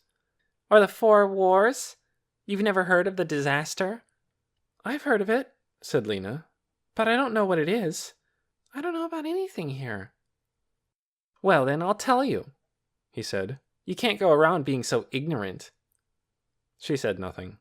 She didn't like this boy's superior attitude, but she wanted to know everything there was to know. She would let him tell her, but she wasn't going to ask him to. It was a long time ago, he said. He spoke in a precise, teacherly voice. There were millions of people in the world then. They were all geniuses. They could make their voices travel around the world, and they could see people who were miles away. They could fly. He paused, waiting, no doubt, for Lena to be amazed. She was amazed, but she wasn't going to show it. Besides, he was probably lying. She just nodded. They could make music come down out of the air. They had thousands of smooth roads and could go anywhere they wanted, really fast. They had pictures that moved. He waited again. He took a few apricot pits from his pocket and rattled them idly in the palm of his hand. All right, she would ask. What do you mean, pictures that moved? Didn't think you'd know that one, Torin said with a tight little smile. They were huge pictures, taller than a house. They were called movies. You'd look at a wall and see a story happening on it with voices and other sounds. How do you know all this? Asked Lena. She thought he might be easily making it up. We learn it in school, said Torin. They teach us a lot about the old times, so we won't forget. Have you seen a moving picture then? Of course not, he said. You have to have electricity, and there hasn't been any for a long time. He chucked one of the pits at a bird that was about to drink from the water dish. The splash scared it away. We had electricity, Lena said, glad to score a point over him.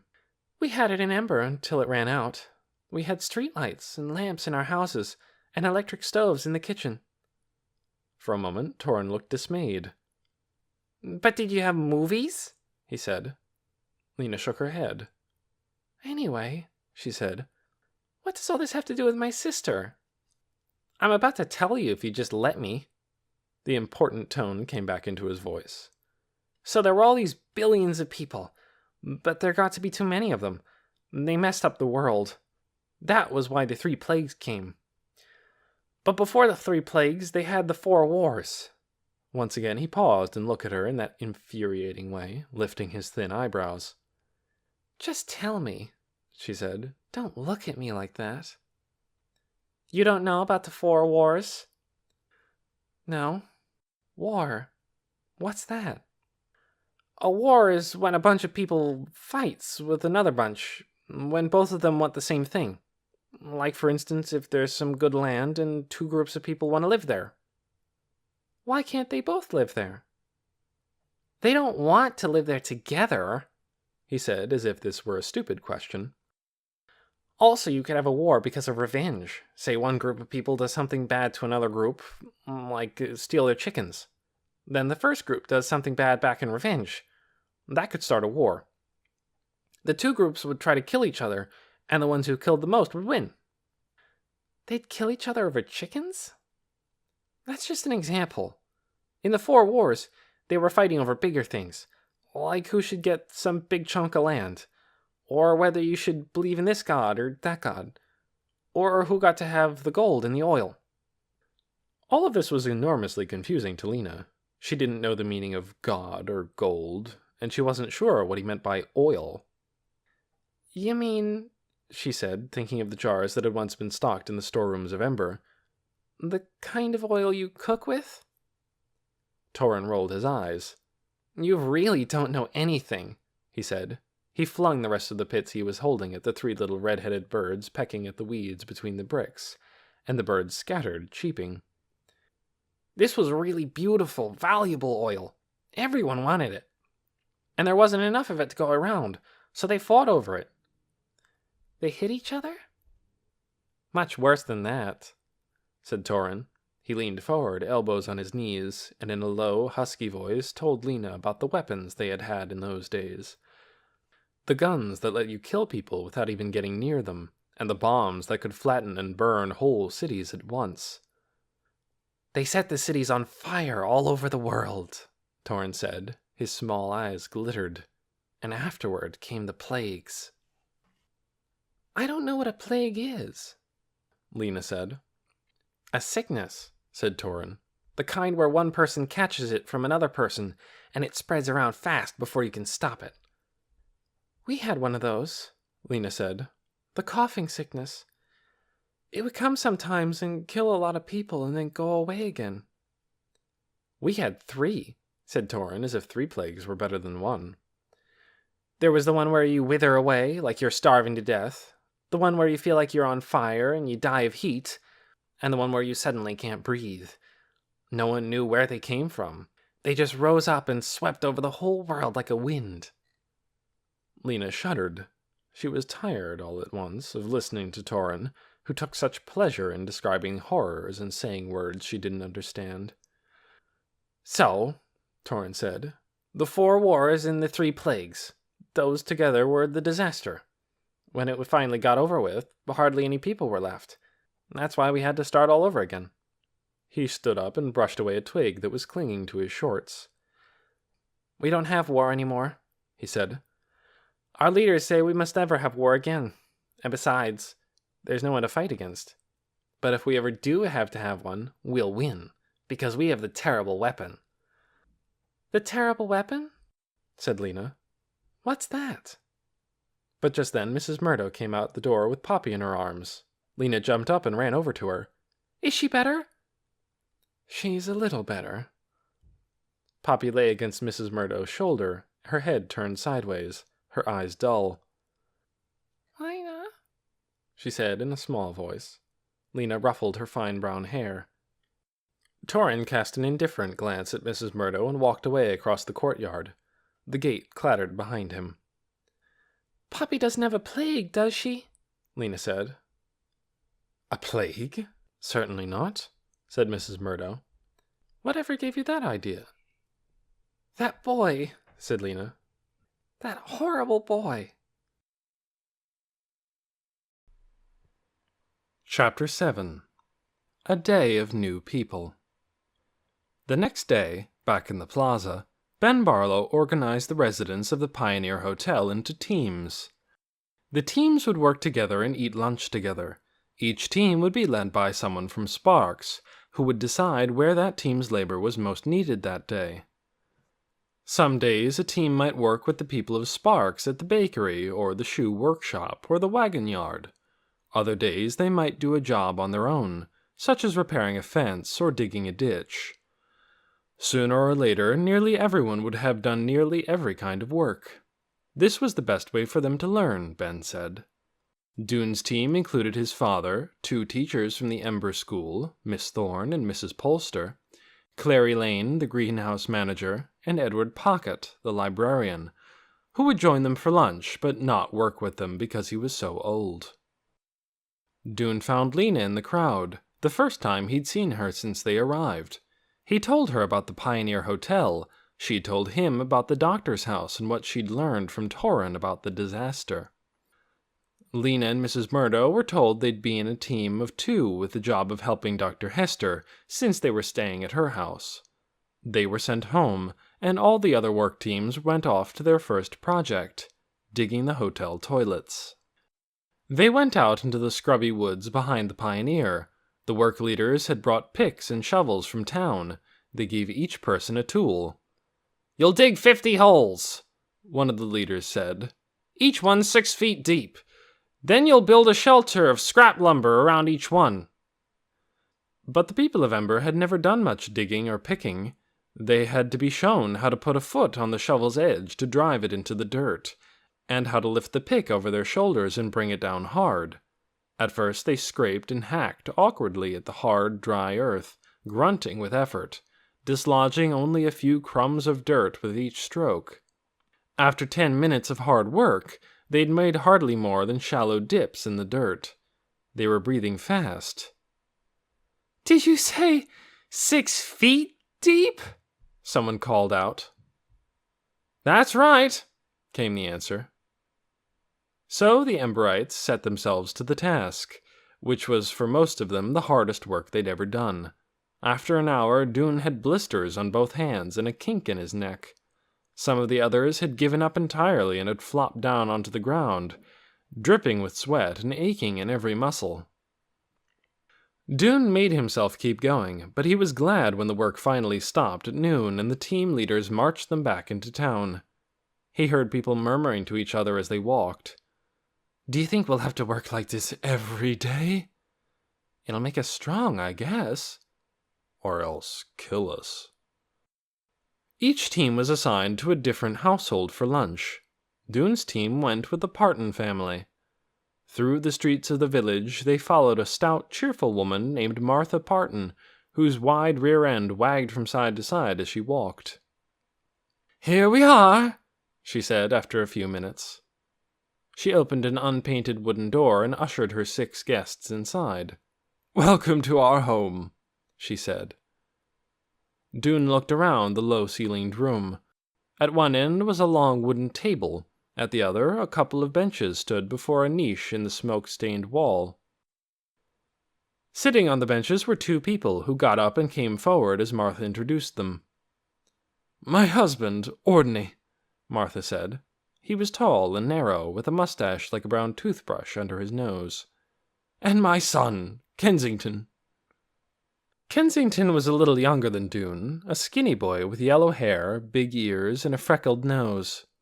He kept his eyes on the floor, except for a couple of quick, curious glances. "Hi," he said to the floor in a soft, shy voice. "And these," Martha Parton said to her family, sweeping her arm in the direction of the guests, "are the people from underground." She raised her eyebrows at them. "You're lucky to have found your way here," she said. "The only other settlements we know of are little miserable ones hundreds of miles away. Everything else is just hard, rocky dirt, and ruins, and grass." "And you've not only come to the right place," added Ordney. "You've come at the right time. It's taken years of hard work, but Sparks is finally doing well." "Now," said Martha, clapping her hands, "time to eat." They sat down at the big table, and Martha brought out dishes of food. "I suppose you've never tasted anything like this," she said, handing around a bowl of fresh peas. "Just picked this morning. And this is pumpkin bread, made from what I canned of last year's crop. Good, isn't it? Did you have pumpkin bread where you came from?" "No, indeed," said Dune's father. "We did have peas, though," said Clary, "grown in our greenhouses." "And very fine they were," said Mrs. Polster loyally, "though slightly smaller than these." "Probably you haven't had pickled carrots either," Martha said, passing the dish around. "These are from my mother's famous recipe." "We did have carrots," said Mrs. Polster. "A nice pale orange, some of them fully 4 inches long." "Is that right?" said Martha. "Ours are 12 inches usually." Miss Thorne picked delicately at her food, making a polite comment now and then. Edward Pocket ate with such a vigorous appetite that he had no time for talking. Kensington ate steadily and silently. Every time Dune glanced his way, he found the boy staring at him, but as soon as their eyes met, Kensington looked back at his plate. Ordney Parton cleared his throat. Apparently this meant he was going to speak, because his family all instantly looked at him. "I never knew," he said, "that there was a kind of people who lived underground. Must feel strange to you here on the surface." "Well, actually," said Dune, "we aren't a different kind of people. This place feels familiar, in a way, because we came from here originally." "From here? Oh, I don't think so," said Martha. "You don't look a bit like us. You're so much, well, smaller, if you'll pardon my saying so, and paler." "True," said Clary. "But I suppose that's because of living in a dark place for so long. Everything is bigger and brighter here." "But why do you think you came from here?" Martha asked. "Because of a notebook we found," Dune said. "It was written by someone from this world, who went to live in Ember right at the beginning. All the people of Ember came from this world." "Is that so?" said Martha, eyeing Dune skeptically. "Well, I must say, it's the strangest thing I've ever heard." Dune's father changed the subject. "You have such a fine, solid house," he said. "What is it made of?" "Earth," said Martha. "Pounded," said Ordney. "Strong as stone." "Thick walls," said Martha. "They make it cool in hot weather and warm in cold."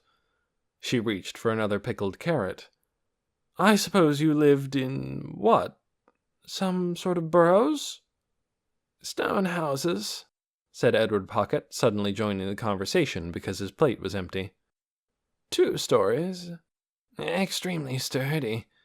Never too warm." There was silence. "Such a lovely lunch," said Miss Thorne in a small voice. "Perfectly delicious," Mrs. Polster declared. The others chimed in, and Martha beamed. They all rose from the table. Martha scurried into the kitchen and came out with a basket full of cloth-wrapped parcels. She handed one to each of her guests. "Your supper," she said, "and breakfast." "Thank you," said Dune's father. "You're very generous." They filed out the front door. Dune was the last to leave. Just as he stepped outside, he felt a light tap on his shoulder. He turned to see Kensington standing behind him, his eyes wide. "Aren't you the one who found the way out?" he whispered. Dune nodded. "I thought so," the boy said. He made a curious gesture, stuck out his hand with the fingers curled and the thumb straight up. Dune didn't understand it, but he thought it must mean something good, because a shy smile went with it. "Call me Kenny," the boy said, and he darted back through the door. Dune followed his father and the others down the street. He's heard of me, he thought.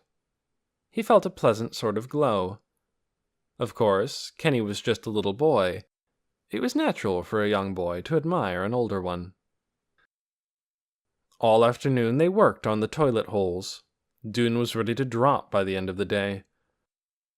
When the work leaders let them go, he walked down the long slope of ground in front of the Pioneer Hotel to the river. Large stones bordered the water at this point. He found one that was flat on top and sank onto it, tired to his bones. The sun was setting. The western sky glowed pink. The trees on the other side of the river cast long, thin shadows across the ground. He sat for 10 minutes or so, just gazing, his thoughts swirling slowly.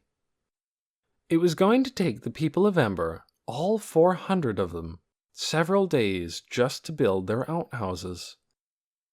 And already they were exhausted. How long before they got used to doing this kind of work? Dune couldn't imagine feeling so tired day after day.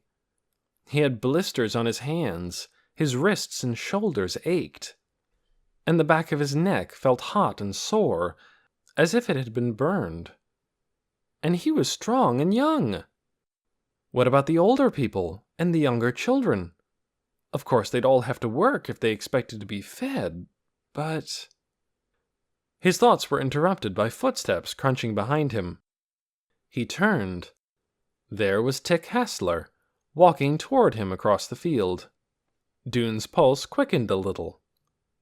Tick moved through the grass with a long stride, and when he came to the rocks alongside the river, he stepped from one to the next easily, never slipping or losing his balance. He raised a hand in greeting, and Dune waved back.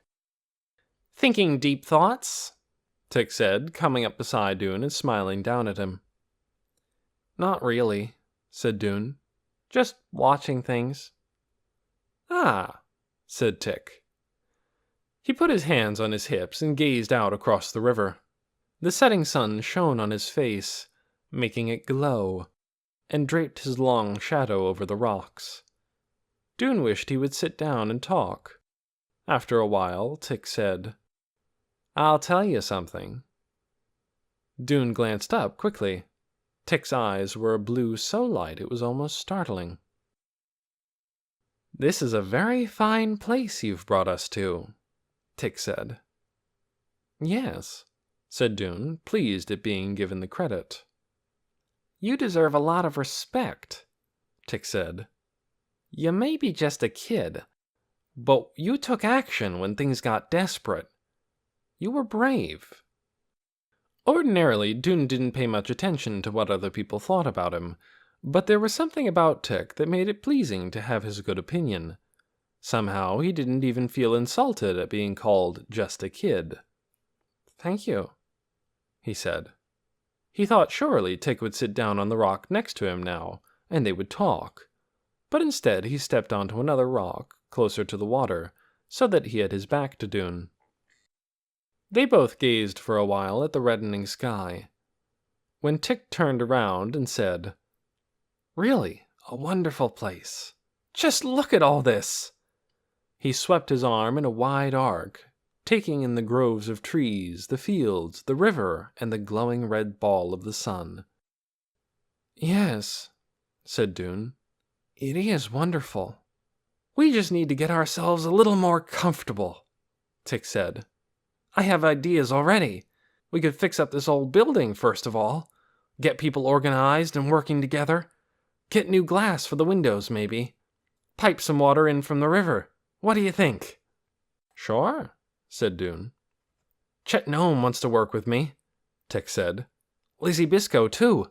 And Allie Bright. How about you?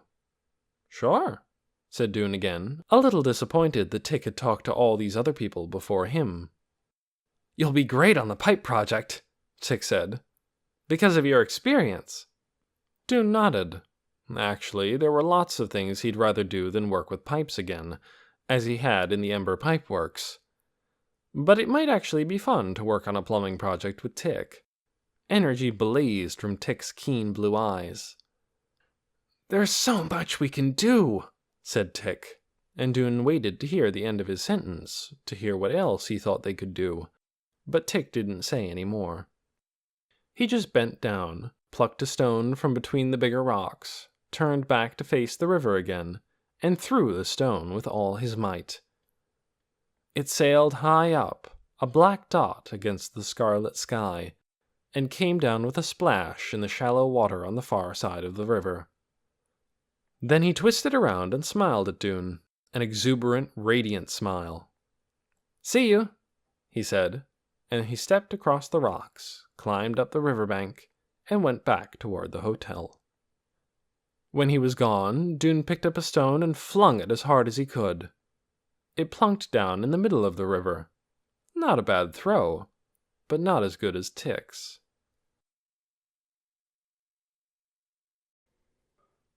Chapter 8. The Roamer and the Bike. Several days passed. Poppy would get a little better and then a little worse, and Lena and Mrs. Murdo stayed with her nearly all the time, putting cool rags on her forehead and trying to get her to drink the medicine the doctor gave her. When Mrs. Murdo wasn't caring for Poppy, she was prowling around the medicine room, inspecting the doctor's jumbled collection of herbs and potions and powders, making notes in a tiny notebook and rearranging things, trying to create some order. Dr. Hester was often gone, seeing patients in the village, and when she was in the house, she was doing 10 things at once, or trying to, and being interrupted by patients who came to the door at all hours. It seemed to Lena that the people of Sparks were constantly cutting themselves, spraining their muscles, getting rashes, and falling ill. The doctor would give them medicine or bandage their wounds, and a few days later the patients would bring something in return, a basket of eggs, a jar of pickles, a bag of clean rags. Lena had never seen anyone so disorganized as the doctor. She peeked into the medicine room once when the doctor was out and was amazed at the clutter in there. Shelves and cupboards and tables piled with stuff in bottles and stuff in boxes and stuff in jars, all higgledy-piggledy. How Dr. Hester found anything, she couldn't imagine. It took the doctor a couple of days even to get organized enough to figure out how Lena could help her. But when she did, she began giving her one chore after another, and sometimes several all at once, often forgetting that Lena didn't know how to do them. "Could you go and water the asparagus?" she'd say. Then, before Lena could ask what asparagus was, and where to find it, and what to put the water in, she'd say, "And then can you rip some of those rags in the kitchen basket into strips for bandages? And when you've done that, maybe you could wipe the floor in the medicine room. I spilled something the other day, I think over by the window. And the chickens, they need to be fed." And then she'd be out the door, leaving Lena to remember the string of tasks and figure out how to do them. Everything here seemed extremely inconvenient to Lena. To get water, you had to go outside the gate to a pump and work a stiff handle up and down. To go to the bathroom, you had to go out in the back of the house to a little smelly shed. There was no light at night except for candles, and at first she'd thought there was no stove to cook on. "Oh, yes," said the doctor. "That's the stove there."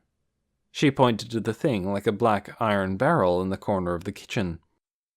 "But I hardly ever use it in the summer. Too much trouble to keep the fire going, and it's too hot anyway. We mainly eat cold food in the summer. When she did want to cook something, boil a pot of water to cook an egg, for instance, or make tea, the doctor had to squat down, stuff some dry grass and twigs into the stove's belly, and set them alight. Sometimes she used a match. Sometimes she hit what looked like two rocks together until they made a spark and the grass caught fire. Then she had to feed in bigger and bigger twigs until the fire was finally hot enough. This fire seemed fairly safe to Lena, though she didn't like to get too close to it. At least it was contained in its iron box. It wasn't free to leap out at her like the fire in the fireplace. Fortunately, the doctor didn't make another fire in the fireplace after that first night. As the days grew hotter and hotter, the nights were no longer cool. Extra warmth was the last thing they needed. One day, a week or so after Lena first came to the doctor's house, a patient came with news to tell as well as a wound to bind. She was a scrawny young woman with brownish teeth. She had a bad scratch on her wrist where she'd scraped it against some rusty wire. "There's a roamer in the village," she said. "Just arrived this morning." "What's a roamer?" Lena asked. The doctor, tying a rag around her patient's wrist, said, "Roamers go out into the empty lands and bring things back." "From the old places," added the patient. "The ruined places." "My brother Casper is a roamer," said Torin. "And when I'm old enough, I'm going to be a roamer too, and we're going to be partners." This was the first time Lena had sensed real happiness in Torin. His little eyes shone with hope. "That will be exciting," Lena said. "Is it dangerous to be a roamer?" "Oh, yes. Sometimes you run into other roamers trying to get the same things you want. Sometimes you're attacked by bandits. You have to fight them off. Casper has a whip." "A whip?" "A great long cord. As long as this room, almost. If people get in his way, he lashes them." He lifted his arm overhead and brought it down as if he were lashing something. "Witch! Witch!" he said. "Now, stop that," said the doctor absently, tying the final knot in the rag. The patient left, and Lena and the doctor and Torin, along with Mrs. Murdo carrying Poppy, went down to the market plaza to see the roamer. A crowd had assembled in the plaza. Lena looked for Dune, but she didn't see him. She saw only a few Emberites, in fact. Most of them must have been working in other places. But a great many villagers were there, clustered around a big truck. The truck was loaded with barrels and crates, and on it stood a brown-skinned woman, with wiry muscles in her arms and legs. "I have been in the far north," she cried out in a shrill, strong voice. "Out in remote corners of the empty lands. I have traveled roads where I saw no human being for weeks on end. And in these distant regions, I came across houses and farms that had never before been searched. I have treasures for you today." She beckoned with a long brown arm. "Step up and look." The crowd pressed forward. Apparently this roamer was known to the villagers. Some people called out greetings and questions. "Did you bring us any writing paper this time, Mackie? What about seeds? What about tools? And matches? And clothes? I'm so tired of wearing homemade patchwork." "I have all that and more," the woman called. "Come close. Special things first." She bent over an open crate and rummaged around for a moment. When she stood up again, she was holding a blackened iron cooking pot, so big she had to use both hands to lift it. "What am I offered?" she cried. "Half a bushel of dried apricots, a bushel of peas, barrel of cornmeal." The woman listened, cocking her head, her eyebrows raised.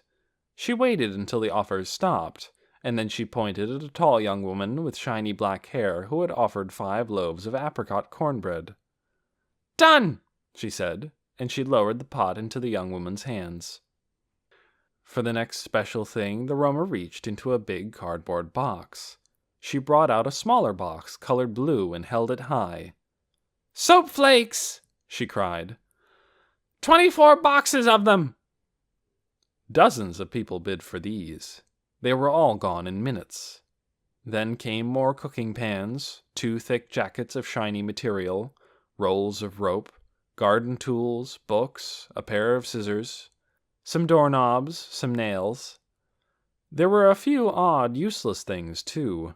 For 6 carats, one woman bought a pair of faucets, one with an H and one with a C. "What will you do with them?" asked Lena. People here got their water from long-handled pumps that stood at certain spots in the village. No one had indoor running water. "I'll turn them upside down," said the woman. "They'll make good candle holders." When the roamer brought out a handful of jewels, Lena gasped. She had never seen such things. Necklaces and bracelets made of gleaming stones and silver chains. But only a few people seemed interested in them, and they bid hardly anything. One girl bid a couple of potatoes, but a man got them for a slightly used pair of sandals. "If my wife doesn't want them," he said, "I'll use them to pretty up my oxen." The roamer brought out the last of her wares, packets of paper, boxes of safety pins, some spoons and forks. The doctor stepped up to buy a set of small glass bottles. "Dr. Astor," the roamer said. "Good to see you." "And you, Mackie," said the doctor. "It's been a long time." "I was hoping you'd be here," the roamer went on. "I ran into your nephew the other day." "Casper?" cried Torrin in a voice so piercing that several people looked up, startled. "Where is he?" "He was up in the apple country," said Mackie. "I told him I was coming down here, and he said to tell you he's heading for home." "Is that right?" said the doctor. She was clearly not as excited as Torrin. "We haven't seen him for quite a while." 1 year, 10 months, and 19 days, said Torrin. "When will he be here? Did he say?" "Should be soon," said the roamer. She was putting the little bottles into a cloth bag. "I'd guess within the next 2 weeks or so." When the roamer's sail was over, Lena walked home along the river road with the doctor and Mrs. Murdo and Poppy, who was asleep in Mrs. Murdo's arms. Torrin leapt ahead, his thin legs splaying out sideways. He bounced off steps, jumped onto walls, leapt up to grab branches of trees, and swung from them. As they neared the doctor's house, Torrin, who was way ahead of them by now, suddenly turned around and raced back. "You have to get out of our room," he said to Lena and Mrs. Murdo. "My brother will want his own room, and he'll want to be with me. You all have to move." "Fine," said Lena. "We will. We'll go live with our own people as soon as Poppy's well enough." Torrin's narrow face lit up. "Good, good, good!" he cried. "When are you leaving?" "Not today," said Lena. "Not right this minute." "But soon!" Torrin cried. He skipped ahead of them again, through the gate and across the courtyard. The doctor said not to mind Torrin. He was being rude because he was so excited. But it seemed to Lena that Dr. Hester didn't see clearly when it came to Torrin. He wasn't just rude when he was excited. He was rude nearly all the time. The doctor was so preoccupied with her work that she hardly noticed him. Maybe if she'd pay him more attention, Lena thought, he wouldn't be so awful. But he was awful, and Lena would be glad to get away from him. 2 weeks, she thought. Then we'll meet Casper the Great, and if Poppy is well by then, Torrin can have his room back, and we'll go live with Dune and the others. Now and then Lena saw people on wheels going by on the road in front of the doctor's house. The only wheeled vehicles Lena had ever seen were the heavy wooden carts in Ember, but these people were riding beautiful, slender devices, 2 big wheels per person. They glided by, their feet going round and round. She wanted to do it too. So badly she wanted to. "What are they?" she asked the doctor. "Bikes, of course," said the doctor. "You've never seen one?" "No. said Lena, looking at a bike with longing. If she could have a bike, she thought, she could go even faster than when she ran. She could go so fast and so far. She looked out toward the endless rolling hills. She could go anywhere. She could go wherever the roads ended. "I wish I could ride one," she said. "Well, you can, if you want," said the doctor. "There's an old one out behind the tool shed. I suppose it still works." "There is?" Lena nearly dropped the basket of eggs she had just gathered. "May I get it now?" "I guess so," said the doctor. "But would you mind watering the parsley first? And if you could just shell these peas, and maybe wash that spinach." Lena did these tasks in a fever of impatience, and when she was finished, she dashed out to the shed. The bike was leaning against the shed wall. It was old but beautiful, made of wires and slender pipes and rods, some of them silver under their coat of dust, and some of them red. Thin, weedy vines wove among the spokes of the bike's wheels, and cobwebs draped its seat. Lena took hold of the two handles and pulled the bike from its nest. She wheeled it out onto the road in front of the house and brushed the cobwebs and dry leaves and bits of grass off it. And then she swung one leg over and settled herself on the seat. Now what? She spent the rest of the morning figuring it out. She pushed on the pedals, rolled forward, tipped over sideways, and had to put her feet down. She rolled forward again, but didn't know how to turn. She fell off. She heaved the bike upright and tried again. She fell off again.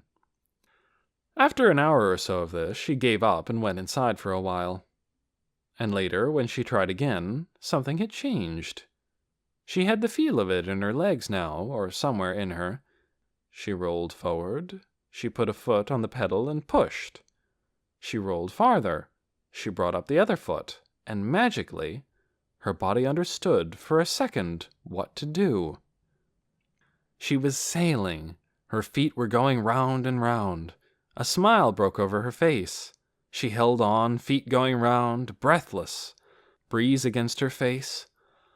A whole long distance, maybe 5 yards, before suddenly she was nervous and dragged her feet along the ground to stop. She stood, holding the handlebars, her mouth open in amazement. And by the end of the day, she had it. She could ride back and forth on the road. She could stop whenever she wanted to. She could even turn around corners without putting a foot down. "I'm going to see Dune," she told Mrs. Murdo. She was longing to see Dune, longing to talk to someone she really knew. Mrs. Murdo was fine, of course, but she was a grown-up. Lena wanted to be with a friend. She got on the bike and rode, sweeping down the river road into the plaza, where she asked someone for directions, and out the other side of the town to the hotel. When she got there, she stopped for a moment just to stare. The enormous old building looked to her like a wonderful place to live. She felt a sudden longing to have her own room there, back among her old friends and neighbors. It was nearly evening by then. People were sitting on the hotel steps in the last rays of the setting sun, eating their dinners from their food parcels and talking. Some were down by the river, cooling their feet, splashing water onto their faces. Over by the farthest wing of the hotel, a few boys were gathered around another boy, who was sitting on a fallen tree talking to them. Maybe Dune was over there. She wheeled her bike toward them. The ground here was too rough and weedy to ride on. Her old friends and neighbors called out to her as she passed, and she waved at them, glad to be back among people she knew. When she got closer to the group of boys, she saw that Dune was among them. He and a couple of others were listening to that tall, dark-haired boy. What was his name? Tig? Tim? He'd been a cart puller in Ember, she thought. He laughed as she came up, a ringing, confident laugh, and all the other boys laughed too. She went up behind Dune and tapped him on the shoulder. He turned around. She grinned at him. "Look, Dune," she said. "I have a bike." He seemed astonished to see her. "Oh!" he said. "Lena!" "Come and talk to me," she said. His eyes shifted back toward the tall boy. "Okay," he said, but he didn't move. "Come on," said Lena, tugging at his jacket. They walked down toward the river. Lena leaned the bike against a tree, and she and Dune sat facing each other on the ground. "What a huge place," she said, waving an arm at the Pioneer Hotel and talking fast in her eagerness. "What's it like? Will you show me around? Poppy is a little better, and maybe in a couple of weeks we can come and live here too, with you and with everyone." Dune nodded. "That would be good," he said. "It's kind of lonely at the doctor's house," Lena went on. "There's a boy there who doesn't like us, and the doctor is so busy she can hardly think, and our house is a mess, and I have to do a million chores." She paused for breath. "Today we saw a roamer, Dune." "A roamer?" She explained what a roamer was. Dune listened, but she saw his eyes veer back toward the group of boys. "Who is that boy?" she asked. "The one who's talking." "Tick Hassler," said Dune. Lena turned around and looked at him. He was handsome, she thought. His black hair was thick and glossy, and his face was all sharp angles, as if it had been carved from wood. "Is he a friend of yours?" "Sort of," said Dune. "I mean, I'm just getting to know him." "Oh," said Lena. "Do you know which room Lizzie is in?" Dune said he didn't. "I don't stay inside very much," he said. "It's kind of dark and dismal in there. What I like is being outside." He pointed up into the branches of the tree, where little fluttery things were hopping around. "Remember when we first saw those?" he said. "When we'd just come up from Ember? I learned that they're called birds. When you start really looking at them, you see there's all different kinds. I've seen ones with a yellow chest, and ones with stripes on their wings, and ones with red heads. There's even one that's bright blue." He gazed upward. "It's strange, isn't it? Why have all these different kinds, I wonder? Just for the fun of it?" A burst of laughter came from the group of boys around Tick Hassler. Dune glanced over at them. "Do you like it here, Dune?" Lena said. "In the village of Sparks, I mean." "I do," said Dune. "I like it a lot." "Me too," said Lena. "Mostly. But it sort of worries me that we have to leave in 6 months," Dune said. "There's so much we need to learn." "Well, I guess so," said Lena. "But maybe if we leave... I mean, I still wish..." "Wish what?" said Dune when she trailed off. "Oh, I don't know." She'd been going to say she wished they'd found the city she used to dream of, but she was afraid Dune might think that was silly. The sun was going down. Shadows grew longer. "Show me your room before I have to go," Lena said, "so I'll know where to find you." Tick was walking away, and the other boys were following him. Dune gazed after them. "I can't right now," he said. "I will next time you come." "All right," Lena said. She got up from the ground and swatted the leaves off her pants. She picked up her bike. "I'll see you sometime," she said, and she rode back to the doctor's house, feeling lonelier than she had before.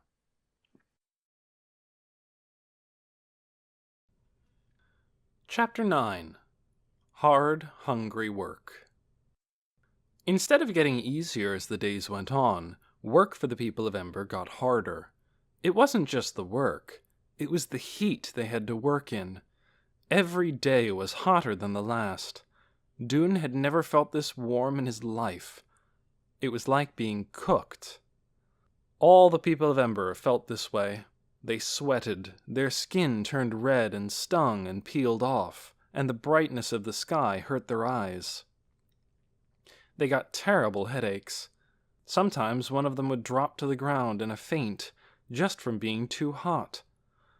At times like these, people thought, "This is a dreadful place we have come to."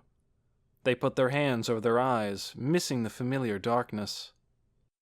The team leaders tried to be understanding when their workers drooped and fainted, but the people of Sparks were used to the heat. Beside them, the people of Ember seemed like weaklings. A few times, Dune saw the leader of his team press his lips together and drum his fingers against his leg when one of the Emberites had to sit down and rest. Dune's team leader was Chugger Frisk, a big, stubble-jawed man who didn't talk much except to give directions. Every day he sent his team wherever it was most needed. Dune did all kinds of jobs over the next few weeks. He dug ditches for the pipes that conducted water from the river to the crops in the fields. He repaired the wagons that hauled the produce home from the fields. He milked the goats out in the goat pasture and made sure the water troughs for the oxen were full. He picked fruit, built fences, planted seeds, stirred vats of soup, and dug chicken droppings into the cabbage field. Except for being so hot, he didn't mind the work. He was getting strong. And he liked being strong. He liked feeling the muscles in his arms getting harder, and he liked being taller. He knew he was taller because his old pants were too short. The feeling of being a new person in this new world stayed with him. He would be 13 soon, not a child anymore. Work was making him sturdy and ready for anything. Besides, as he worked, he was finding out all kinds of things he wanted to learn. How did the pumps work that brought water up from the river to the fields? How was cheese made, and shoes, and candles? Where did they get the ice that kept things cold in their big ice house? What were the bushy-tailed animals that scurried up trees, and the long, rope-like animals that he sometimes almost stepped on in the grass? He wanted to know how houses were built, and what glass was made of, and how bicycles worked. It was exciting, having so much to learn. But every time he remembered that he and his people had less than 6 months to learn it, less than 6 months to master all the skills they'd need to build a town of their own, a worm of fear twisted in his stomach. Chugger wouldn't answer questions. He was too busy giving directions or working. So Dune often asked his questions at lunch. Sometimes Ordney answered him, sometimes Martha did. Ordney's answers were more like lectures, and Martha's were more like boasts. After a while, it was clear that both of them were getting tired of questions, so Dune asked fewer of them. One day, Kenny followed him outside after lunch and stretched up to whisper in his ear. "I can show you where there's answers to your questions," he said. "Want me to?" "Sure," said Dune. "Right now?" said Kenny. "Okay," said Dune. Kenny led him through the streets of the village, going first toward the river and then away from it, along a street that led out away from the houses and into a grove of oak trees. "There," said Kenny, pointing ahead. At first Dune saw only the long line of a roof above the trees. Then the street opened out into a big empty space that, he could see, had once been covered with pavement. Now the pavement was cracked and weeds grew up through it. To the left of this span of pavement stood a huge building, a rectangular structure so tremendous it could have held both the Ember School and the Gathering Hall. At the end facing them were 2 massive wooden doors, which Kenny walked toward. "In the ancient days," Kenny said, "you didn't have to open these. They were made of glass, and they had eyes and opened as soon as they saw you." "That can't be," said Dune. "It was, though," Kenny said. Above the doors was a sign missing most of its letters. It was a long sign, so you could tell whatever it used to say was a long word, but now all it said was UPEARK.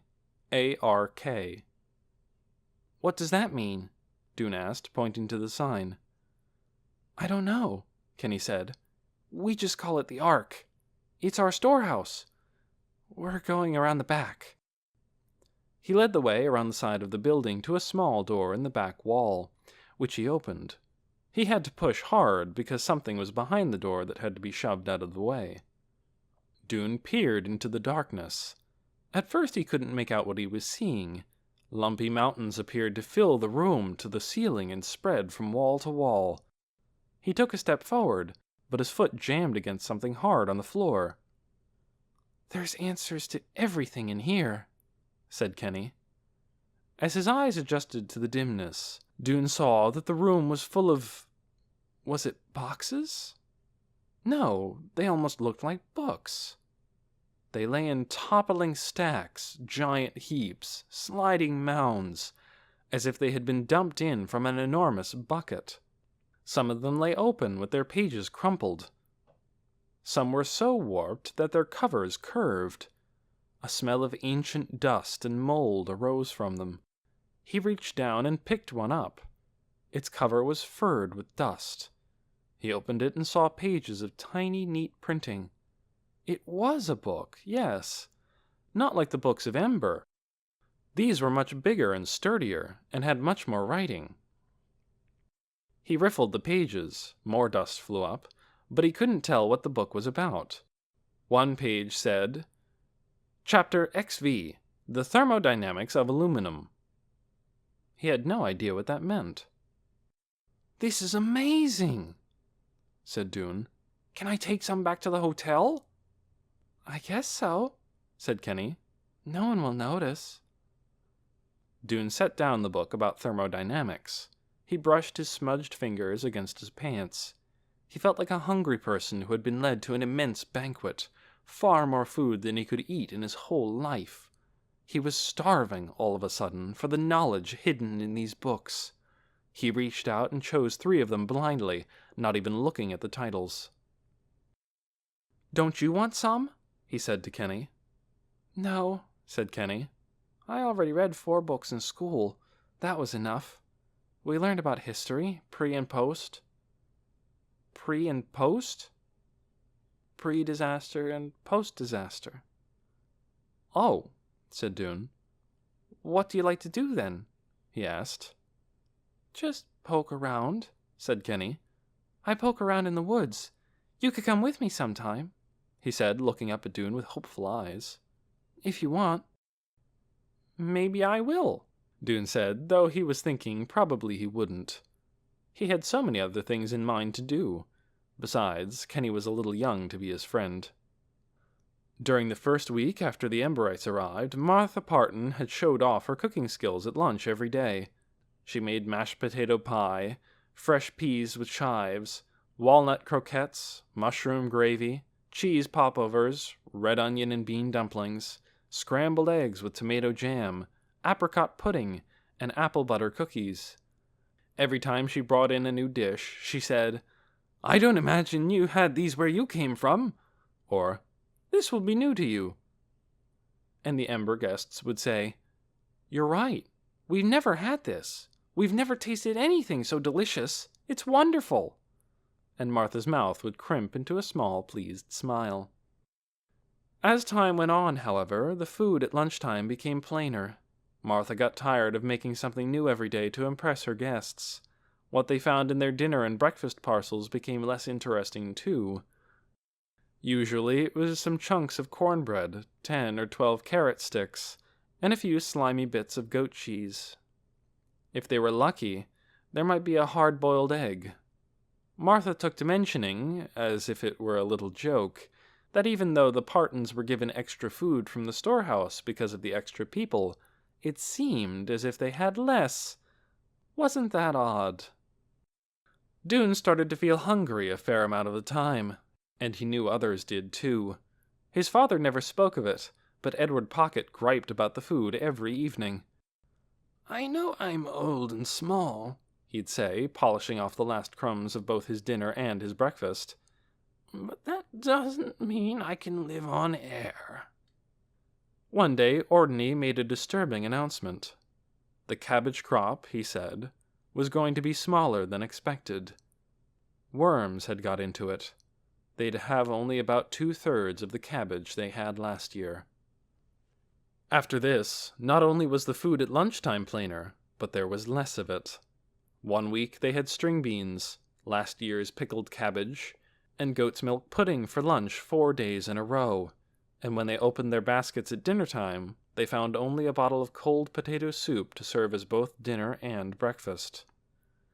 Clary had started a garden just a few days after the Emberites arrived at the Pioneer Hotel. She cleared a patch of ground about 40 feet square, not far from the river bank, and planted seeds that she had brought from Ember. Children who were too little to go to work in the village helped her pull weeds and fetch buckets of water from the river. Old people sat in the shade, giving her advice. After a while, green shoots appeared in rows on the patch of dirt, and Claria was out there every morning and every evening, tending them. In several weeks, there would be a little extra food for the people of Ember out in their own front yard. But it wouldn't be nearly enough. Some people were already grumbling about their skimpy dinner parcels. One night, when Dune was in room 215 eating with his father and the others, he heard voices in the hall, and went out to see a cluster of people a few doors down. Lizzie was there. Dune spotted the red cloud of her hair. Tick was there too. His voice carried above the rest. "Well, I got 3 carrots, a plum, and a chunk of sour cheese," he said. "Lucky me. That ought to keep me going for a while." A few people laughed dryly at this. Dune heard Lizzie giggle. "It'll keep you going for maybe half an hour," someone said. "I don't know how they think we can work, with nothing but scraps to eat." Along the hall, other doors opened, and other voices joined in. "All I got was some limp green beans and a few clumps of porridge." "I've had carrot soup 3 days in a row." Some people counseled patience. "We shouldn't complain," someone said. "It's hard for them to give us food. We should be grateful for—" "I'm tired of being grateful," someone else broke in. "They promised to feed us, but they're starving us instead." "It seems to me," said Tick, "that we should do something about this. I think maybe I'll mention the problem at lunch tomorrow. Maybe we all should. Maybe we should tell them it's very hard to work when you're hungry." "I'll tell them," cried Lizzie's high voice, and other voices rose in agreement. An excited, angry babble filled the hallway, drowning out those who spoke for patience. "I'll speak up. We have to protest. Tick is so right." "Tick for mayor!" someone shouted, laughing. For a second, Tick looked surprised. Then his eyes glowed with pleasure. He raised a fist in the air. "We'll stand up for ourselves," he said, and the people around him roared and raised their fists too. Dune turned to his father, and Edward and Sadge, who had all come to the door to see what was going on. "We should tell the Partons," he said. "If we're working, we need enough to eat. It's only fair." "Of course, they don't have to give us anything," said Dune's father. "They're giving us what they think they can spare." He looked sadly at the dry chunk of cornbread in his hand. "But I suppose it can't hurt to mention it," he said. "Without being rude, of course. I imagine they're doing the best they can." Mrs. Polster agreed to be the one to bring the matter up.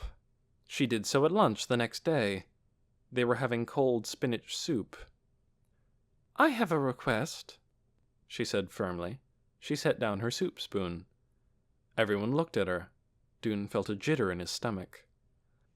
"We have noticed," said Mrs. Polster, "that the food parcels you so generously give us have become considerably smaller lately.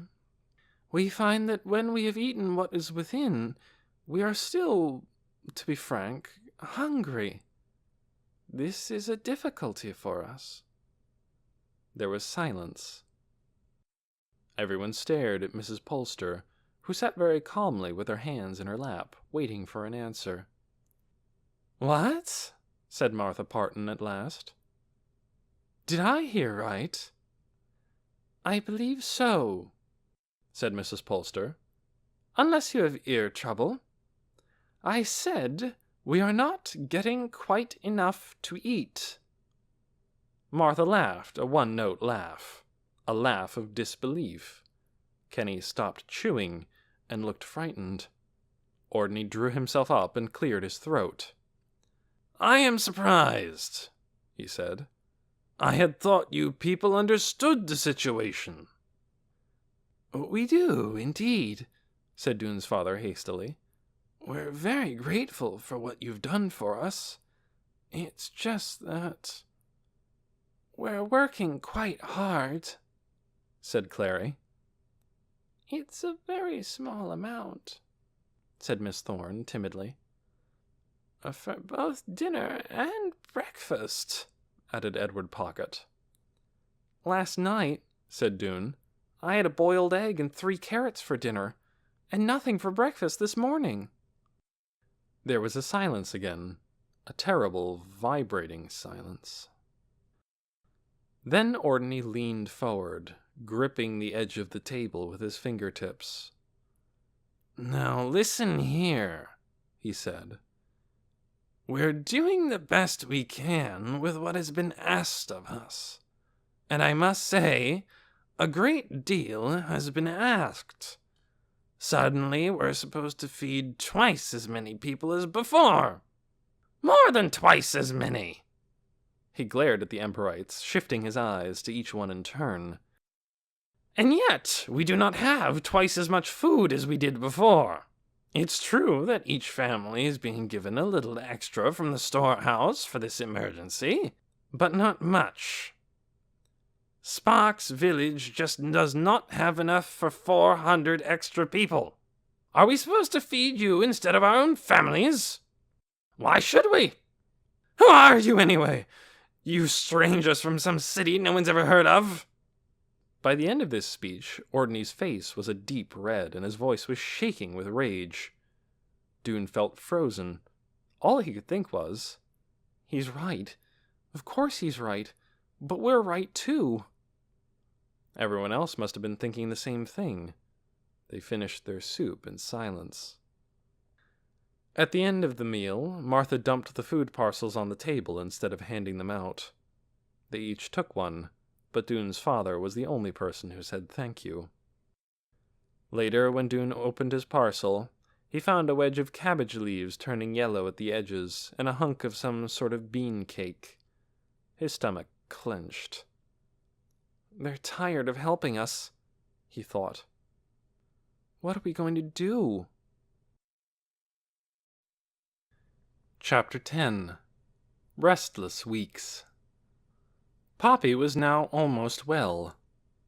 She still slept more than usual, but when she wasn't sleeping, she tromped around the doctor's house, pulling spoons off the table and spilling cups of water and crumpling pages of books. That is, she was almost her old self.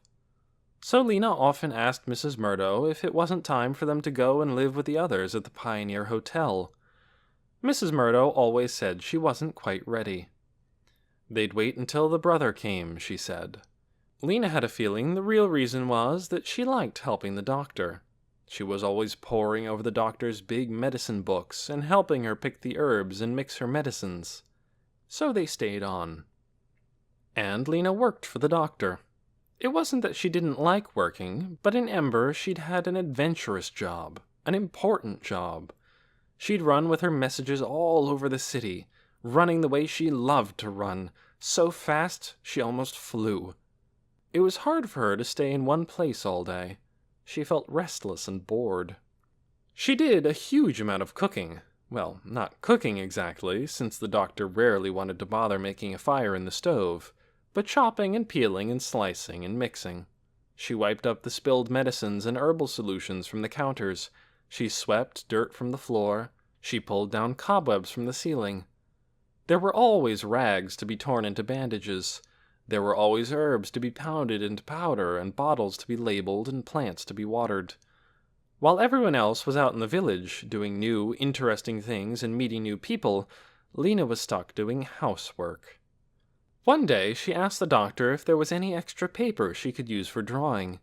There wasn't, the doctor said, but if she could find blank pages at the backs of books, she could use those.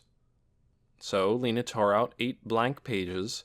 The doctor gave her a pencil, and she began drawing whenever she had a few minutes of free time.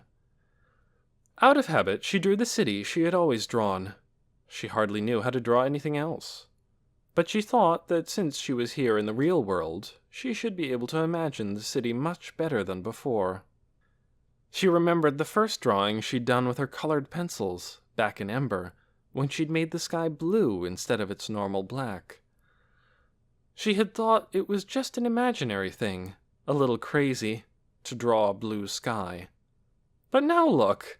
The sky really was blue! She must have known it somehow, in some secret place in her mind.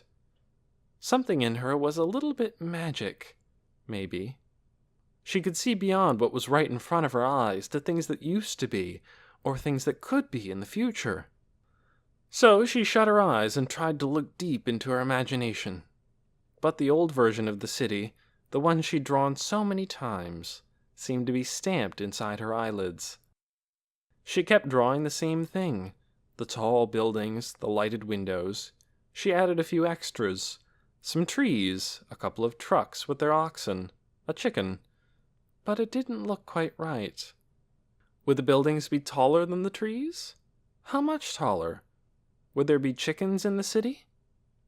She felt discouraged, so she set aside her city drawings and tried to draw what she saw around her. She drew the lemon tree outside the doctor's back door. She drew her bike. She drew the front of the doctor's house, and the gate, and the grapevine over the door. Once a truck parked a little way up the road to unload some crates, and she dashed out with her paper and pencil and drew the truck and its oxen. But none of these gave her quite the same thrill as drawing the city. There was a feeling that went with drawing the city, a feeling of longing and excitement and mystery. It was as if her drawings of the city were a half-open window, a glimpse of something she couldn't quite see clearly. Torrance sometimes came up behind her when she was drawing and peered over her shoulder. Now and then he would point out some part of the picture that didn't look right, but most of the time he didn't comment at all. He was hopping with impatience these days, waiting for his brother to come home. "He'll be bringing me something," he said one day. "Every time he comes home he brings me something." He went to the window seat and took his bag of treasures from the cabinet underneath. "I'll show you these," he said to Lena, "if you promise not to touch them." Lena wandered over. She didn't want to appear too interested, since Torrin was clearly never interested in anything she did, but she was curious about these prized possessions he'd been hiding. He reached into the bag and took out one thing at a time, placing it carefully on the window ledge. There were 6 things, all different. Lena could not identify a single one of them. "Casper brought me these," Torrin said. He lined them up, making tiny adjustments to their positions until he got them just right. "They're all extinct." Lena took a step closer and bent down to look. "Don't touch them!" Torrin cried. "I'm not," said Lena irritably. "Well, what are they?" Torrin pointed to the first thing, which was shaped like a T and made of scratched silver metal. "An airplane," Torrin said. "It carried people through the air." "Oh, come on," said Lena. "It's not even a foot long." "Real airplanes did," Torrin said. "This is just a model of a real airplane." He pointed to the next one. "A tank," he said. "It runs over people and crushes them." "What's the point of that?" Lena asked. Torrin sighed at Lena's stupidity. "It's for fighting enemies," he said. The next thing looked like a short, chubby bike. "Motorcycle," said Torrin. "It goes really fast." Then came a battered silver tube. "Flashlight. You push this button, and light comes out." "Show me," Lena said. "It doesn't work," said Torrin. "I told you, all these are extinct." The next thing was a black rectangle with rows of small, colored buttons. "Remote," said Torrin. "What's it for?" "It makes things happen when you press the buttons." "What kind of things?" "Just things," said Torrin. "I don't know. It's very technical." The last thing was different from all the rest. It seemed to be an animal made of some stiff grayish material. It stood about 10 inches high, on 4 thick feet. "Elephant," said Torrin. "As tall as a house." "Tall as a house?" Lena tried to imagine it. You mean if I stood next to one, I'd only come up to here? She pointed at the creature's knee. Torin swatted her hand away. It was the biggest animal on Earth, he said. If it wrapped its nose around you, you would die. I'd love to see one, Lena said. You can't. There aren't any more. Torin spread his arms out, hiding his treasures from view. You have to go away now, he said. You only get one look. So Lena went out into the courtyard and picked a few green grapes, which turned out to be much too hard and sour to eat. Through the window, she could see Torin moving the tank and the motorcycle toward each other, and she could hear him making growling and crashing noises. What must the ancient world have been like, she wondered, with all these strange things moving around in it? Was it wonderful or terrible? One afternoon, when Lena was in the village picking up some salt for the doctor, she saw a long line of people at a clothing shop. A few Emberites were among them. Lizzie was in the line, wearing the black scarf around her neck that she'd worn ever since she arrived, to show that she was mourning for Looper, her boyfriend back in Ember. Why are there so many people here? Lena asked. They have eyeglasses, Lizzie said. A roamer brought in a special load of them yesterday. Glasses? But you don't wear glasses. These are dark glasses, Lizzie said. They call them sunglasses. They make it so the light doesn't hurt your eyes as much. Most of the people of Sparks already had sunglasses. A couple of the work leaders, understanding how much the light bothered the Emberites' eyes, traded some extra wooden crates for a couple of boxes of the glasses and gave them out for free. Lena tried some on, but didn't like them because they made all the green look brownish. She also thought they made people look sneaky, as if they had evil secret plans. Lena liked going to the market plaza. It was always alive with people and animals, and the markets had things she'd never seen before. Sandals made of old truck tires, hats and baskets woven of straw. It was a noisy, bustling, interesting place. It was also very messy. The animals made the mess. Goats and oxen, pulling carts in from the fields, left their big, smelly plops all over. These got cleaned up eventually. Someone came and scraped them into buckets and took them away, but often this didn't happen until halfway through the morning, and people had to step carefully until then and breathe in that powerful smell. This gave Lena a good idea. She would do a favor for the marketplace, she decided. Everyone would appreciate it. So the next morning, just at dawn, she rode her bike down to the plaza with a big bucket hanging from the handlebars. She scooped up a load of cow plops and goat plops and dumped it into the river. Back and forth from the plaza to the river she went, scraping up one smelly, squashy load after another, and when she was just about to dump the last load, one of the shopkeepers arrived.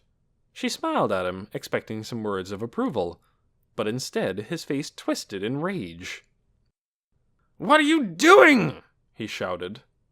He started running toward her. "Dumping that good stuff in the river?" He seemed unable to believe his eyes. "What is the matter with you?" Good stuff, thought Lena.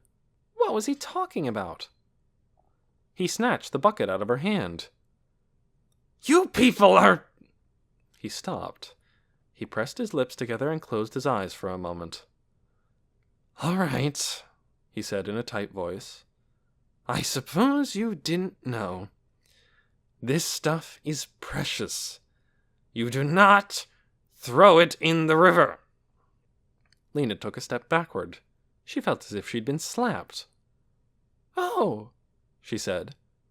"Then what do you do with it?" "It goes out into the fields," the man said. "It goes into the rotting pile, and when it's ready, they dig it into the ground. It's fertilizer. I guess you've never heard of it." "No," said Lena. "I didn't know. I'm sorry. I was trying to be helpful." "The most helpful thing you people could do would be to... well, never mind." He gave Lena a last disgusted look and walked away, leaving her with a half-filled bucket she didn't know what to do with. She carried it out of the village and up the road, and when no one was around, she dumped its contents at the side of a field. It wasn't only Lena who got into this kind of trouble. As time went on, she heard about other people doing or saying the wrong thing and irritating the people of Sparks. Sometimes it was because they seemed stupid. People from Ember were frightened by chickens, had never seen a cloud, and didn't know the meaning of ordinary words like storm and forest and cat and lemon. They knew nothing about history. They'd never heard of other countries. They didn't even know that the earth was round like a ball. To the villagers, they seemed unbelievably dumb. On the other hand, they sometimes acted a bit superior, boasting of the things they'd had in their underground city. The villagers didn't like hearing that in Ember people had had electric lights and flush toilets and hot and cold running water. Once, when Lister Monk, who had been the pipeworks supervisor, was telling a Sparks man about the generator, the man called him a liar.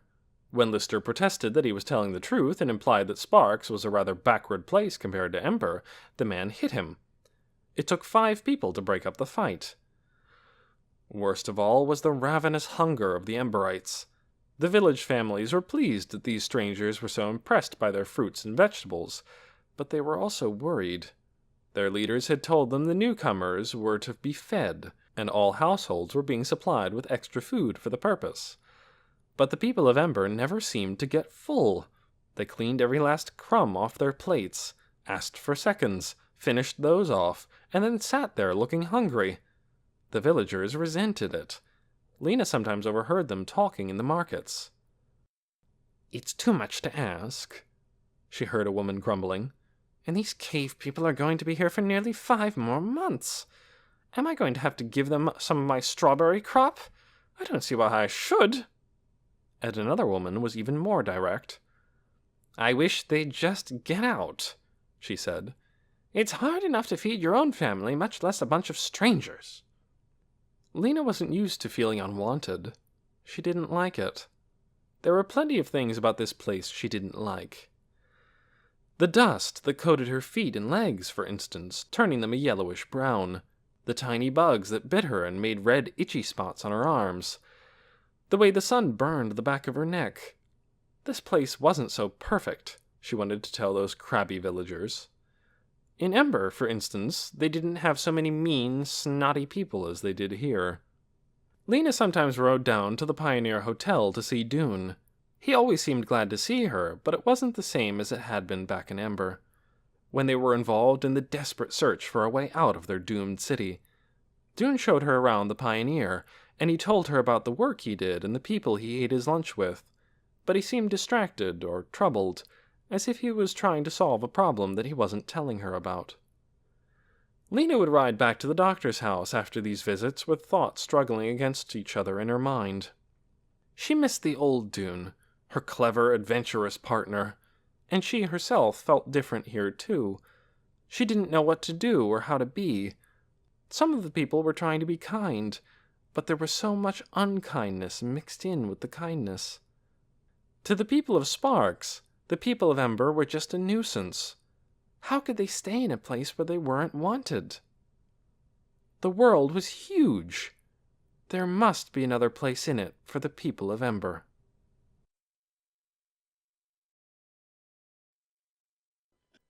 Chapter 11. Tick's Projects.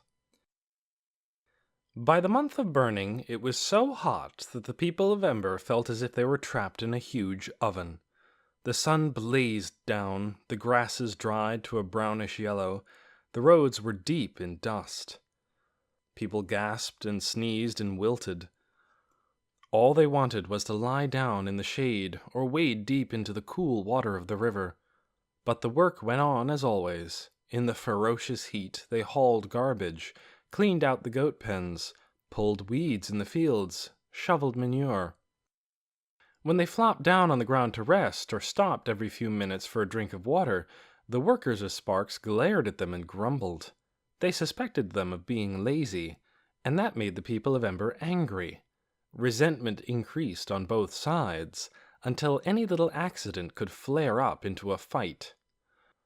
At the Pioneer Hotel, the mood grew more and more grim. At first, it had been rather fun to live there, especially for the smaller children, who explored the hidden corners of the huge old building, held races in the long corridors, and played colossal games of hide-and-seek. Lizzie Biscoe liked going into the ladies' room on the ground floor, where there was still a large fragment of mirror attached to the wall.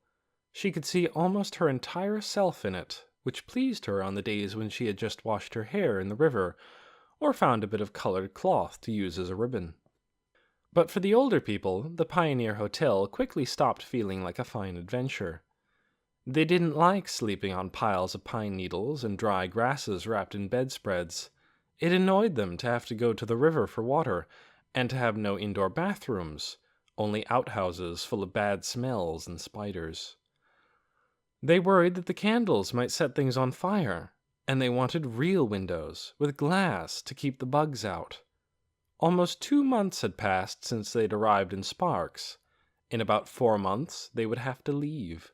If they didn't like living in the hotel, they knew they'd like even less to start from nothing somewhere out in the wilderness. They imagined sleeping with no roof over their heads, having no protection at all from the sun or the bugs, and scratching through the grass for something to eat. No one liked the prospect. In the dim hallways, in the roofless, ruined lobby, and in the dusty ballroom, people gathered in little clusters and spoke to each other in worried tones, and sometimes their worry turned to anger and fear. One person, however, did not stand around talking, and that was Tick Hassler. When he saw a problem, he did something about it. He'd become a sort of leader around the Pioneer Hotel, just by the force of his personality. He started what he called the Pioneer Hotel Rehabilitation Project. He explained his ideas to anyone who would listen, and the way he explained them made them seem instantly exciting and fun. "Here's what we'll do," he said the night he announced the first project. It was late evening of a very hot day, nearly dark, and a few people were still sitting out on the steps of the hotel, hoping for a cool breeze. Tick never seemed much affected by the heat. Everyone else was disheveled and sweaty by the end of the day, but Tick always managed to look neat, his hair combed so flat it looked almost polished, his bare arms and legs smooth and brown, his clothes, a plain black t-shirt and black shorts, never torn or stained. He wore his sunglasses almost all the time, and they gave him a commanding and slightly mysterious look. Dune was there the night Tick announced his first project. It was a relief after a hard day to be part of a group of people who were easy with each other, a group with a common purpose. Several of Dune's classmates from the Ember School were part of it, and some boys who had been cart pullers with Tick, and quite a few others. There were some girls, too. Lizzie was always somewhere around Tick, listening eagerly as he talked, or trotting off on an errand of some sort for him. She had stopped wearing the black scarf that signified her mourning for Looper. "I've been sad long enough," she told Dune. "Besides, Tick doesn't think black looks good on me." Now she wore her sunglasses all the time. "What we're going to do," said Tick, sitting on the low wall that bordered the steps, leaning forward with his elbows on his knees, and speaking in a way that made you feel his words were meant just for you, "is get ourselves organized. There's a lot that needs to be done around here." People nodded. "The first thing we need," Tick went on, "is a gathering place, like the gathering hall back in Ember.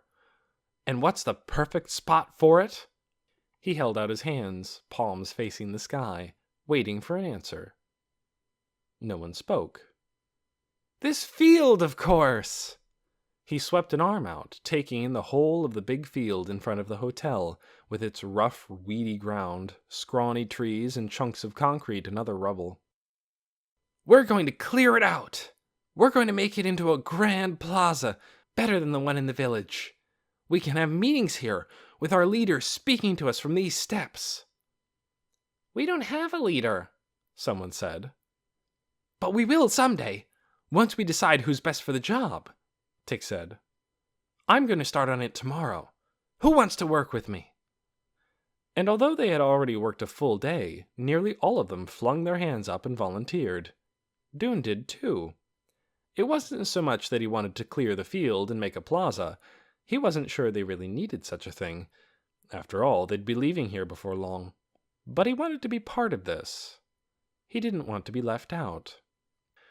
The project got off to a great start. 20 or 30 people were out there every evening, pulling up weeds, digging out rubble, and hacking down trees. Tick was always there, working twice as fast and hard as anyone else, and telling them all what terrific progress they were making. It was hard work, but somehow it was fun, too. Then one night, Tick called everyone together and announced that he had a new idea. "We won't stop working on the field," he said. "But I'm going to take a team out to start on another project.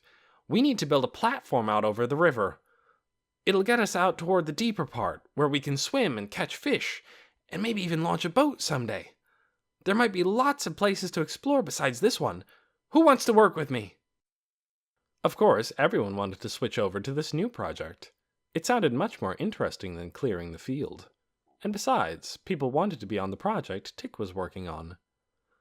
So a great many of them started helping with the new platform. The dock, Tick said it was called. They ripped boards off the old storage sheds behind the hotel. They piled up rocks in the river to make supports. The field project slowed way down. Hardly anyone was working on it anymore.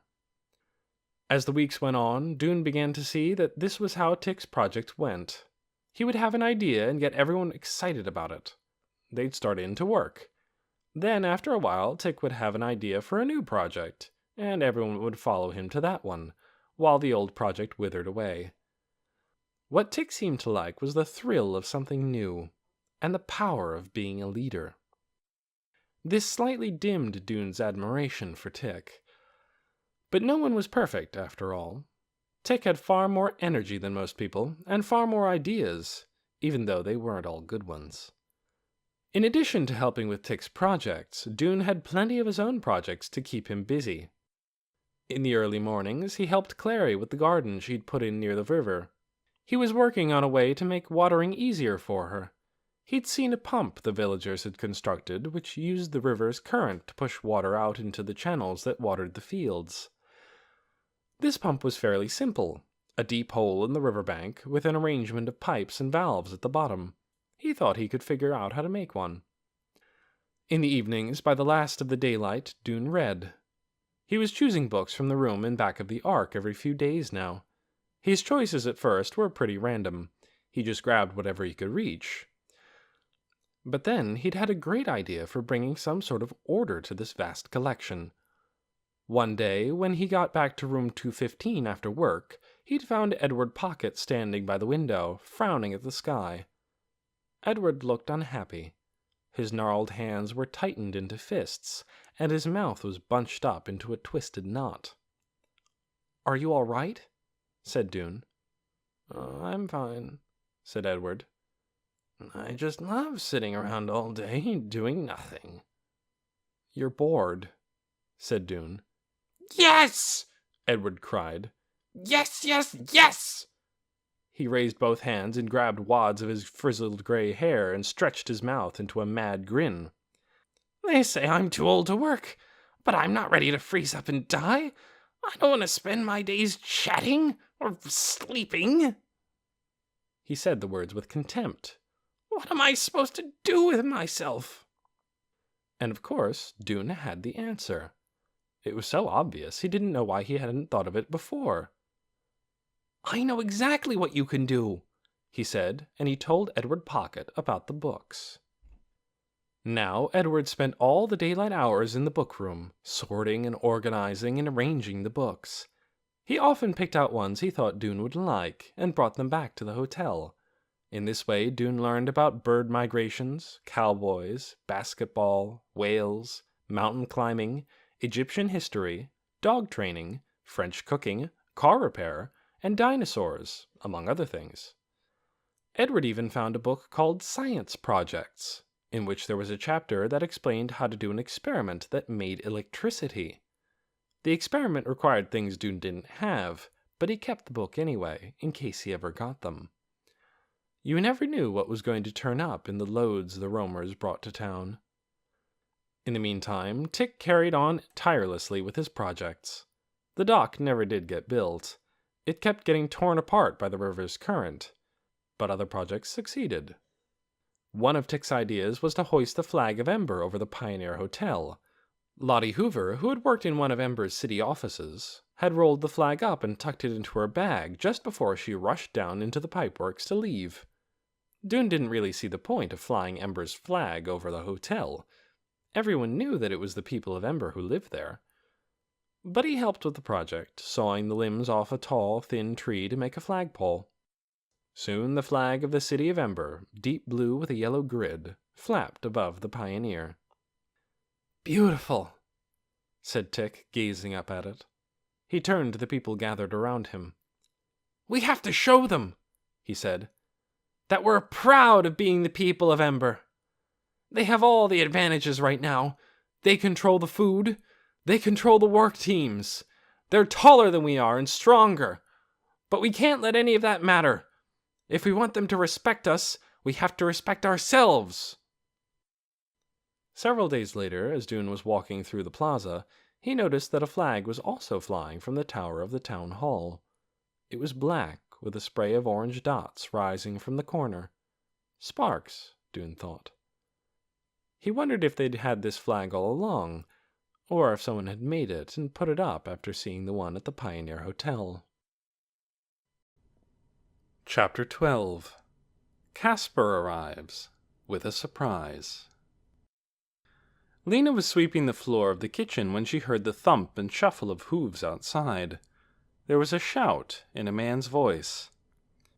"Hello? Where's everyone?" And then a shriek from inside the house, running footsteps, and Torin's voice screaming, "Casper! Casper, you're home!" Lena flung down the broom and dashed to the door.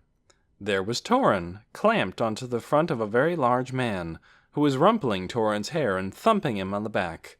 Behind the man was his truck, an especially large one, piled high with boxes and crates, pulled behind two huge oxen with curved horns. They stood breathing noisily, their sides going in and out. "Well, small brother," said Casper, "glad to see me?" "Yes," said Torin. He unwrapped his arms from around his brother's trunk and gazed up at his face. "You were gone so long this time." "I had to extend my route," said Casper. "Quite far, in fact. Quite far. The work of a roamer gets harder every year." Lena could see Casper's resemblance to his brother, Torin. They both had the same small eyes and the same wispy light brown hair. But while Torin was narrow, Casper was wide. He had a wide, round, rosy pink face with a glistening round chin. It was almost a babyish-looking face, except for the tiny mustache on the upper lip, twisted at both ends into points. Dr. Hester, who had been picking peas, came out from the side of the house. "Welcome back, traveler," she said. "Auntie Hester!" cried Casper, flinging his arms wide. He stood that way while Dr. Hester walked toward him, and when she came close he gave her a hug that lifted her feet in their dusty slippers off the ground. "Don't do that," she said, her face squashed against Casper's shoulder. He dropped her back down. "Can't help it," he said. "You're light as a feather." "I'm not either," said the doctor, rubbing her neck.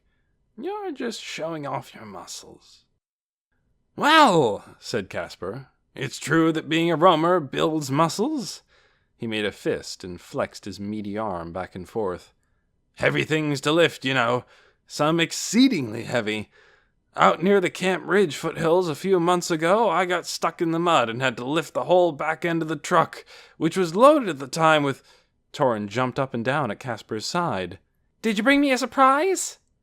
Casper looked startled. "A surprise?" "Yes, the way you always do. A surprise for me." For a second, Lena felt sorry for Torin. The look on his face was so hopeful. She had a feeling that Casper was more important to Torin than Torin was to Casper. Casper laughed. He had the oddest laugh. All on one high, squeaky note. It was hardly a sound of pleasure at all. "Well," he said, "as it happens, I did bring one surprise. It's more of a surprise for everyone, though." He looked back toward his truck. "Are you there?" he called. "Right here," answered a gruff voice. From behind the truck stepped a woman almost as big as Casper himself. A massive tree trunk of a woman, with swirls and tangles of red-brown hair falling to her shoulders. She was dressed in faded blue pants and a huge brown shirt. She looked at them, smiling slightly. Her eyes were blue and fierce. "This is Maddie," said Casper. "She's my roaming partner." From Torin there was silence. Dr. Hester held out her hand and said, "Welcome." The big woman pumped the doctor's hand firmly up and down 3 times, and then Dr. Hester glanced toward the house and saw Lena standing in the doorway. "Casper," she said, turning back to him, "have you heard about what's happened since you've been gone? About the people who came here from the underground city?" "I heard some tale like that," said Casper. "Lena is one of them," Dr. Hester said. "Come here, Lena." Lena walked out toward Casper, who squinted at her and then thrust a hand into the pocket of his pants and pulled out a pair of slightly bent glasses, which he put on. He peered at her through their cracked lenses as she approached. When she got close, he held out an enormous hand. Lena shook it. "Underground, eh?" said Casper. The cloudy glasses made his eyes look bigger and dimmer. "Some sort of mole people? But you've got no fur." He laughed his squeaky laugh again. Lena smiled politely at this stupid joke. Something about Casper seemed to be slightly off, she thought. "Lena's sister, Poppy, is with us as well," Dr. Hester went on. "And their guardian, Mrs. Murdo." During all this, Torin had been standing very still. His narrow face had closed down. His eyes looked like tiny stones, and his mouth was pinched small. He was staring at Maddie. Suddenly he cried, "But I'm supposed to be your partner!" Casper blinked at him, as if he'd already forgotten he was there. "You?" he said. "You're much too young." "I'm almost 11!" Torin yelled. "I'm big enough!"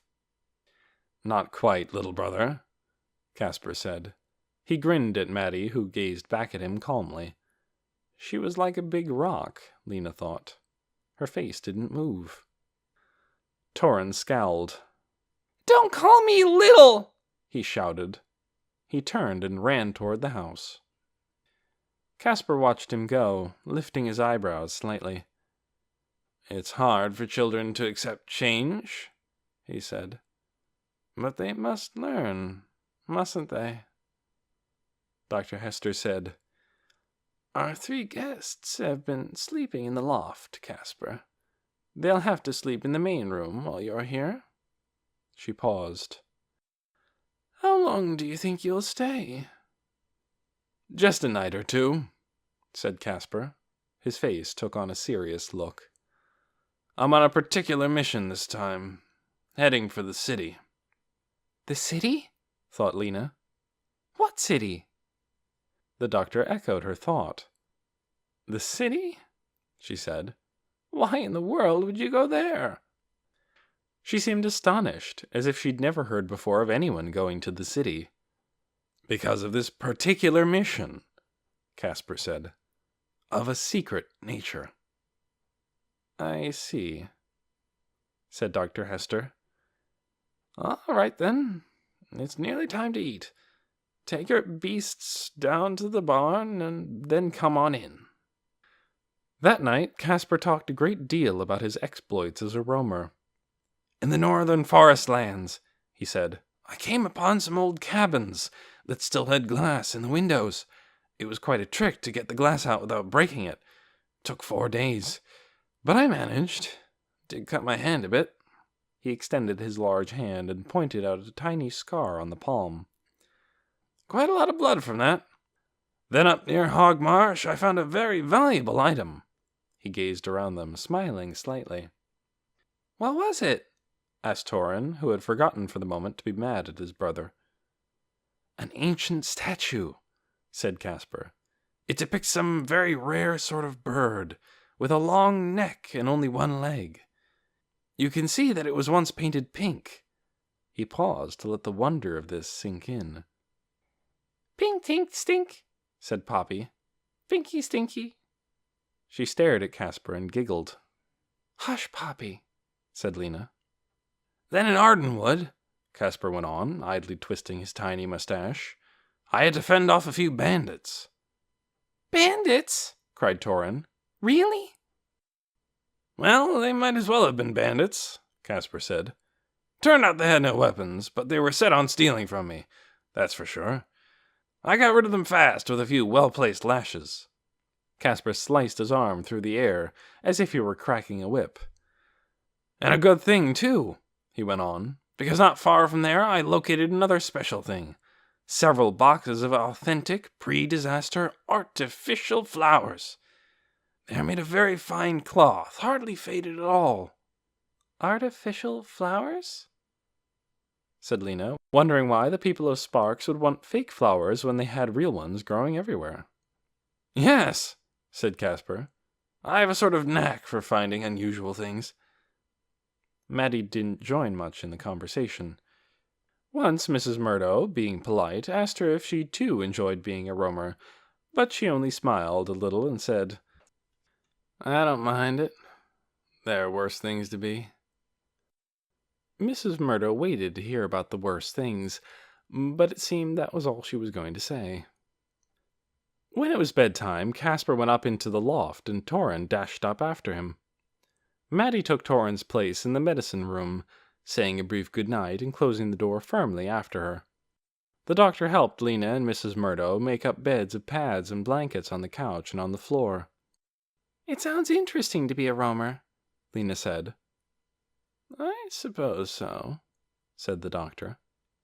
"And Casper has a special knack for finding things?" The doctor bent over and spoke softly into Lena's ear. "He has a knack for finding the wrong things," she said.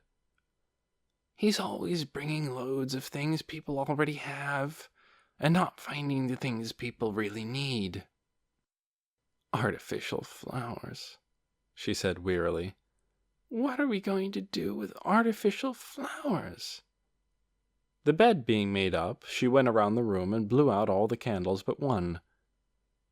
"He's always been a bit odd," said the doctor.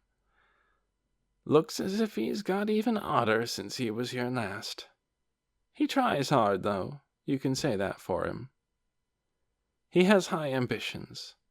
He wants to be a famous roamer.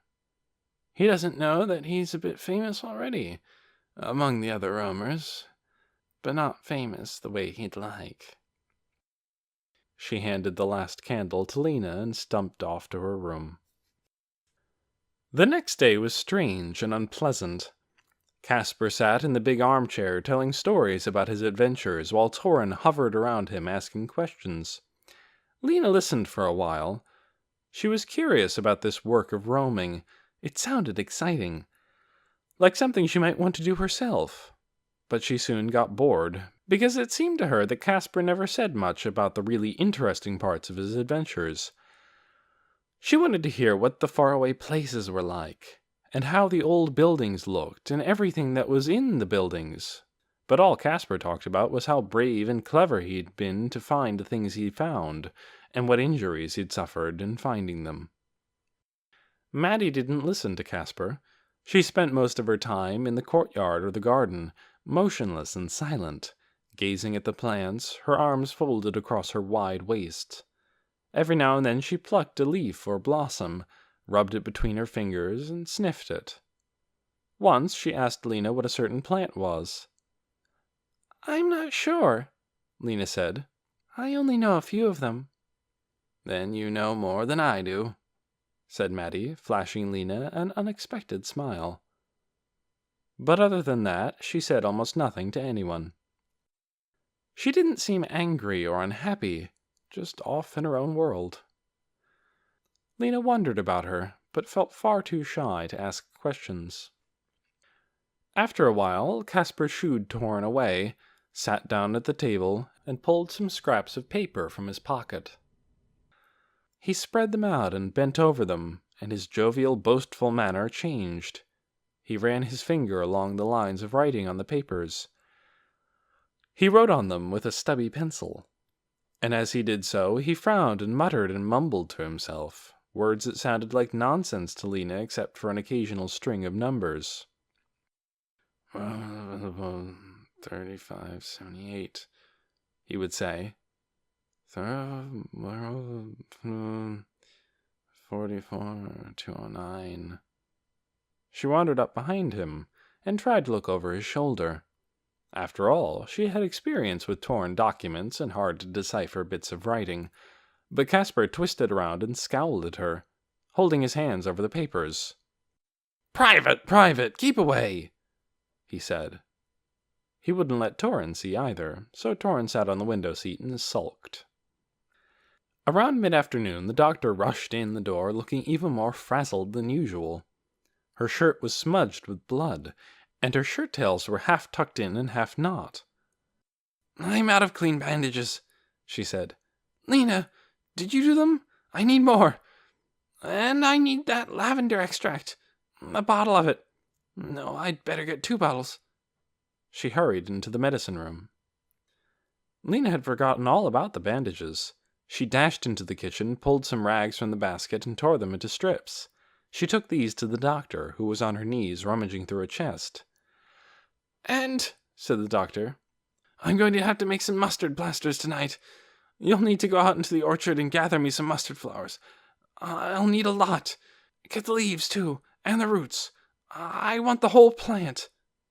She found her bottles of oil, thrust them into her bag along with the bandages, and rushed out the door again.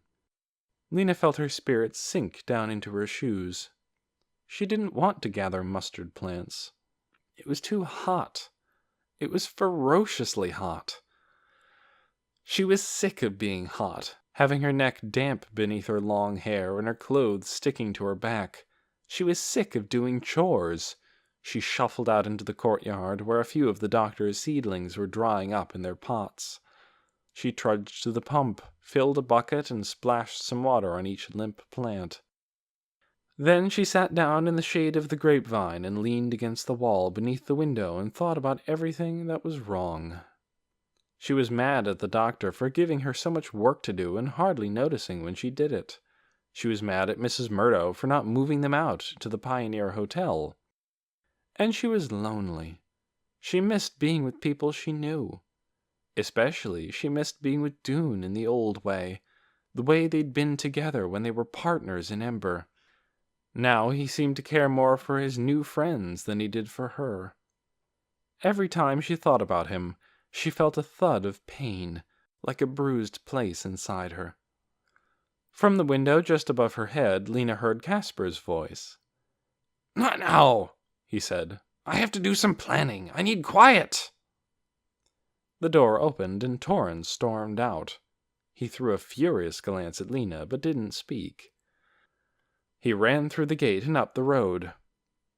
"He's mad too," thought Lena. "Everyone's mad."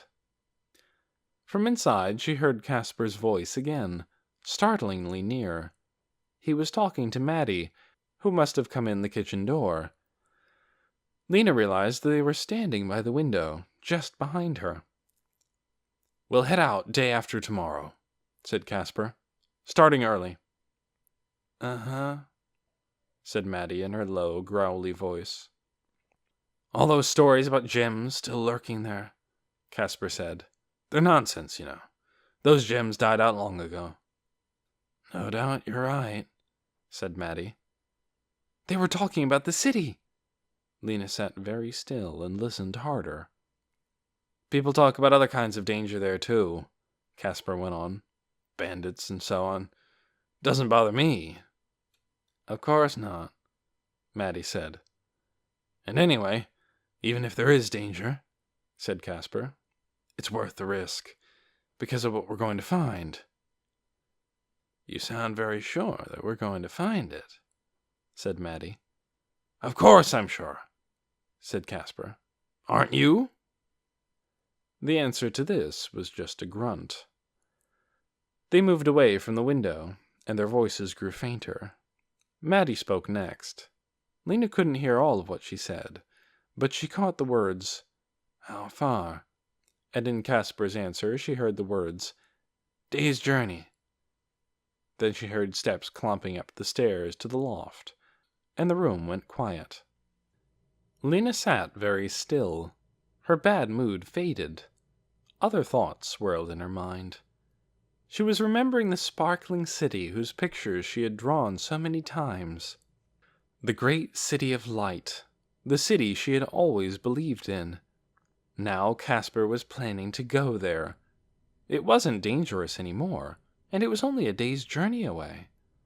She knew, of course, that the city Casper was talking about had been damaged, like everything else, in the disaster.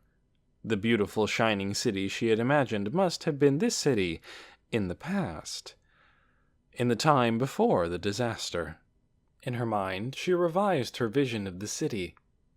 Some of the high towers would have toppled, and their windows would be broken. Stones from ruined buildings would have fallen into the street. Roofs would have caved in. But the idea that struck her was this. Maybe the people of Ember were meant to restore the city. Perhaps their great job, the reason they had come up into this new world, was to live in the city and rebuild it, so that once again it was the glorious, shining city of Lena's vision. That was such a beautiful idea. That night she lay in bed thinking about it, and the more she thought, the more sure she was, and the more excited.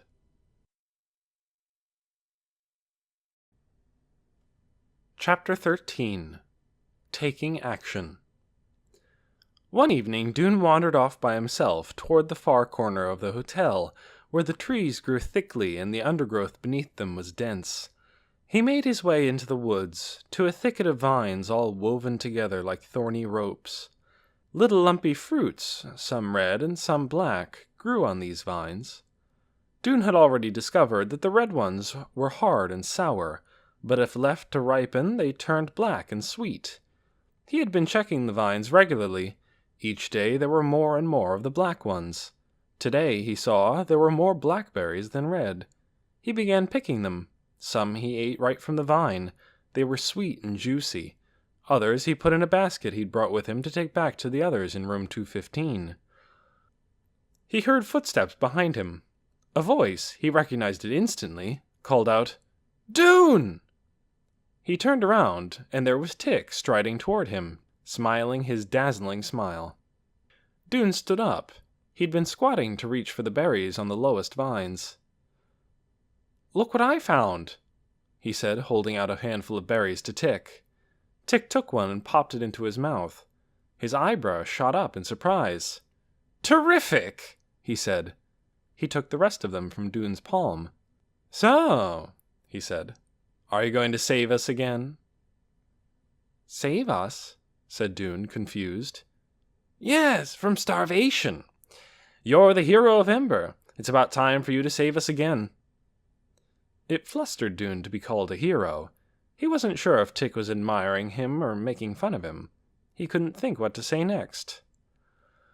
Tick reached into the thicket and plucked a few berries for himself. "These are good," he said. "Mind if I take some?" "They don't belong to me," said Dune. "Anyone can have them." Tick hunted among the vines for a while, picking berries and popping them into his mouth. Then he said, "You know that building they call the Ark?" Dune nodded. "Ever been in it?" "No," Dune said. "Just in the separate room at the back. They have books in there. You should see them. There must be thousands." Tick didn't comment on the books. "I went in there the other day," he said. "They had me carry in a crate of pickled beets. It's their storehouse, you know. They say they're short of food." "Ha!"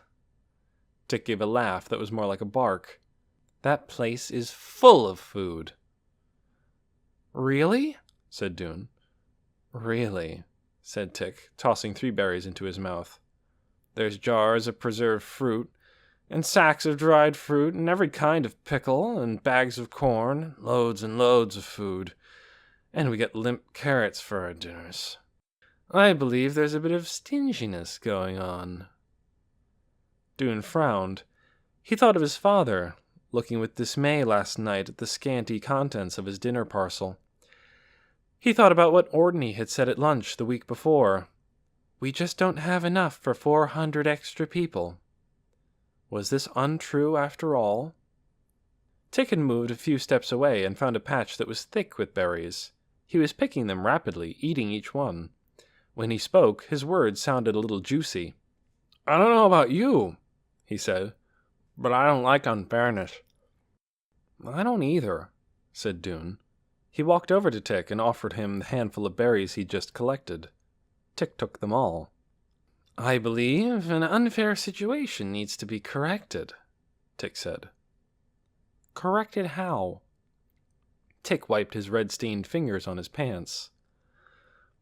"Well," he said, "that's something we have to figure out." "We," thought Dune. He liked that. Though he'd stopped taking part so often in Tick's projects, he admired Tick's energy and felt his power. He was glad Tick had sought him out. He was glad that Tick seemed to consider him different from the others, smarter, more important. "You're right," he said.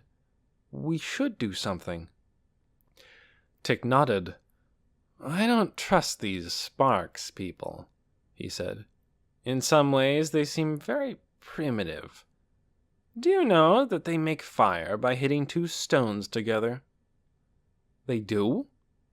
Dune hadn't seen anyone starting a fire, since he was rarely in kitchens. He knew that the fire in the bakery was kept going all the time. He'd seen people going in there sometimes carrying candles that had gone out. "They don't have matches?" he said. "Sometimes they do," said Tick, "but not always. Matches seem to be rare." "We should give them some of ours," said Dune. All the people who'd come out of Ember had the matches that were supplied with the boats. The Emberites had hundreds of matches. "Oh, I don't think so," Tick said quickly. "We need them. We have to keep those for ourselves." Dune wondered why, when they had so many, but he thought maybe matches figured somehow in Tick's plans. "So you're with me?" said Tick. "Sure," said Dune. Then he hesitated. "With you in what?" "Action," said Tick. "You took action before, when there was an urgent situation. We may need to take action again pretty soon." Dune still didn't know what Tick had in mind, but he asked no more questions. Tick had a way of letting you know that he'd given all the answers he was going to give. "All right," Dune said.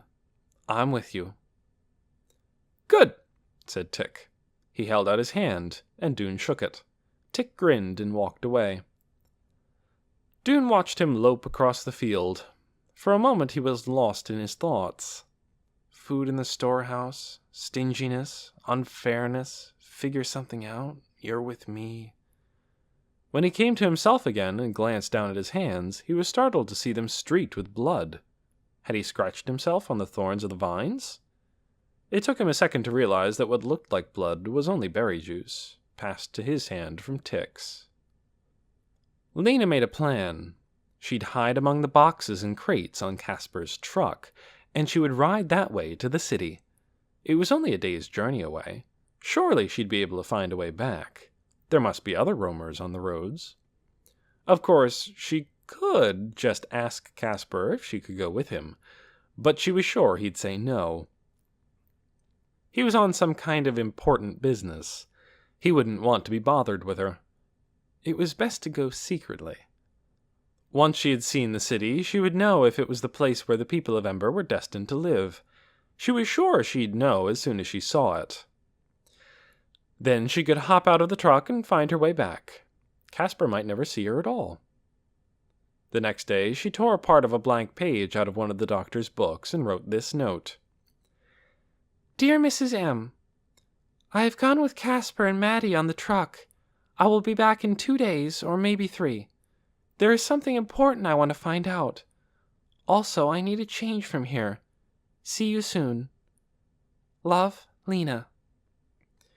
Her plan was to wait until that night, when Mrs. Murdo was asleep, and tuck the note between the pages of the ancient, crumbling book she had been reading, something called Charlotte's Web.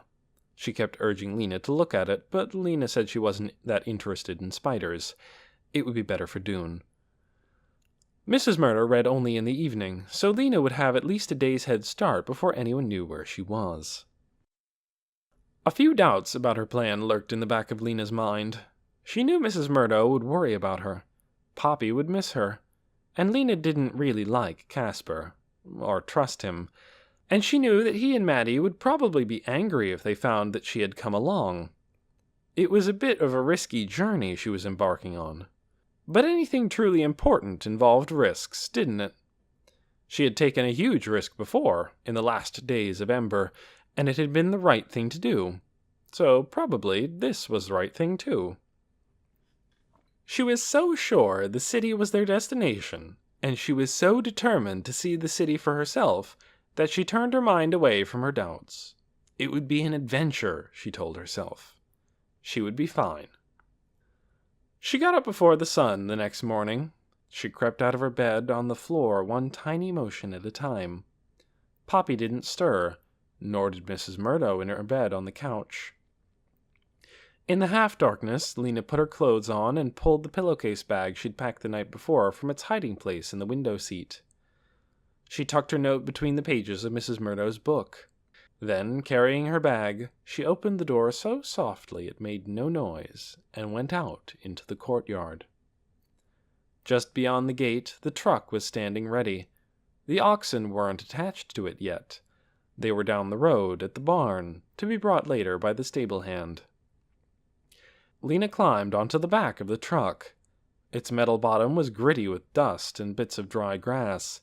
It was loaded with 4 large barrels, 2 bicycles strapped together, a box full of tubs and buckets, and 4 big wooden crates made of slats of wood spaced about an inch apart. The crates were taller than Lena at about 4 feet square, like small rooms almost. 3 of them were full of goods to be sold, but the 4th was empty. Its contents had been sold in sparks. That one would be Lena's hiding place. Getting into it was easy. First, she tossed her bag over the side, and then she climbed up the slats as if they were a ladder and jumped down in. The wood was rough and splintery, but she had prepared for that. She had brought a small blanket from her bed. She spread this on the bottom of the crate and lay down on it, using her bag of supplies as a pillow. She was sure that if she lay very still, no one would see her. And she was right. An hour or so later, she didn't know for sure how long, but the sun was now shining through the slats in the crate, and she could feel its warmth on her back. She heard the clatter of the gate latch, and voices. Torrens first. "But I'd be helpful," he said in a tearful, desperate wail. "I would. I know how to tie knots, and I can—" "Now that's enough," said Casper. "You're not coming with us. Get it through your hard little head. You're not old enough. Roaming is a dangerous business. It's not for children." "She gets to go," Torrens said. "Of course. She's not a child. She's my partner." Lena felt a jolt as the box holding Casper's and Maddie's belongings was heaved up onto the truck. "Here comes Joe with the oxen, right on time," said Casper. The truck squeaked and trembled as the oxen were hitched to it. Lena heard the gate latch clatter again, and then the doctor's voice. "When will you be back this way?" "Not for a while." The truck slanted as Casper got on. "Several months, is my guess. We've got a big route planned out." "You should be taking me," cried Torrin. "You'll be sorry you didn't. I'll tell on you. I'll tell Uncle." Casper chuckled. "Uncle would not be interested," he said. "He's much too busy. Always has been." There was the crack of a whip. "Goodbye, little brother," Casper called, and the truck jolted forward.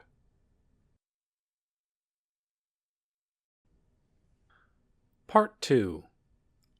Travelers and Warriors. Chapter 14. What Torrin Did. All day, after Caspar and Maddie left, Mrs. Murdo wondered where Lena was. Had the doctor sent her on an errand? She asked, but the answer was no. Did Torrin know where she was? He said he didn't know, and he didn't care. Thinking maybe Lena had gone to the Pioneer Hotel to see Dune, Mrs. Murdo walked down there. But no one had seen her. By evening, when Lena was still missing, Mrs. Murdo was very worried. She found the note in her book that night. She frowned as she read it. This didn't seem like a good idea to her. It was one of Lena's rash, impulsive acts, and probably it was dangerous. Mrs. Murdo went downstairs, knocked on the doctor's door, and showed her the note. "Can we send someone after them?" she said. "To bring her back?" But the doctor shook her head. "They're a whole day ahead," she said. "No one could catch up, even if you could find someone willing to go." So Mrs. Murdo went back to bed and tried to sleep. She told herself that Lena had survived many dangers before, but still she lay awake worrying most of the night. In the morning, at breakfast, Torrin asked where Lena was, and Mrs. Murdo told him. He jumped up from his chair. He threw down his piece of bread, which bounced on the table. "She went with them?" he cried. "She went with Caspar?" "Calm down," said Dr. Hester. "No!" yelled Torrin. "I won't calm down! I hate her! I hate all you cave people! Why did you have to come here and ruin everything?" With a furious swipe of his hand, he knocked over Mrs. Murdo's cup of tea. He kicked backward at his chair, which fell over, and he ran out of the room. Through the window, Mrs. Murdo saw him racing across the courtyard and out the gate. "Jealous," said the doctor. "He wants Caspar all to himself. Heaven knows why." "That boy craves attention," said Mrs. Murdo. "I doubt that he cares who it comes from." "I suppose you're right," said the doctor, looking at Mrs. Murdo with faint surprise. Torrin sped down the river road, full of boiling rage. He was the one who should be sitting beside Caspar, not that fat Maddie and not that stupid cave girl. He should be there riding on the truck, going away to be a roamer. But she had snuck off and done it instead, and he hated her for it. It was the worst thing that had happened to him in his whole life. He ran a long way, his feet pounding the dusty road, his fists pumping back and forth, furious tears streaming down his face. When he stopped, panting, he was way out in the tomato field, not far from the wind tower, where he had been the day the cave people came over the hill. He remembered how they had looked, like a swarm of horrible insects coming down toward the village. Now the cave people had settled in as if they were going to stay forever. They were eating food that should belong to Sparks people. They were wearing clothes that Sparks people had given them. They walked around in the streets of Sparks as if they belonged here. Torrin wanted them gone. He stomped among the tomato plants, throwing punches at the air. "Get out of here! Get out!" he cried, as if Lena and all the Emberites were there to hear him. His thoughts were like flames inside his head. He kept seeing Caspar on the seat of his truck, with Maddie on one side of him and Lena on the other. The feeling that went with this picture was like a sharp stick in his stomach. If only he had one of those giant bombs they had in the old days. He imagined they were about the size of watermelons.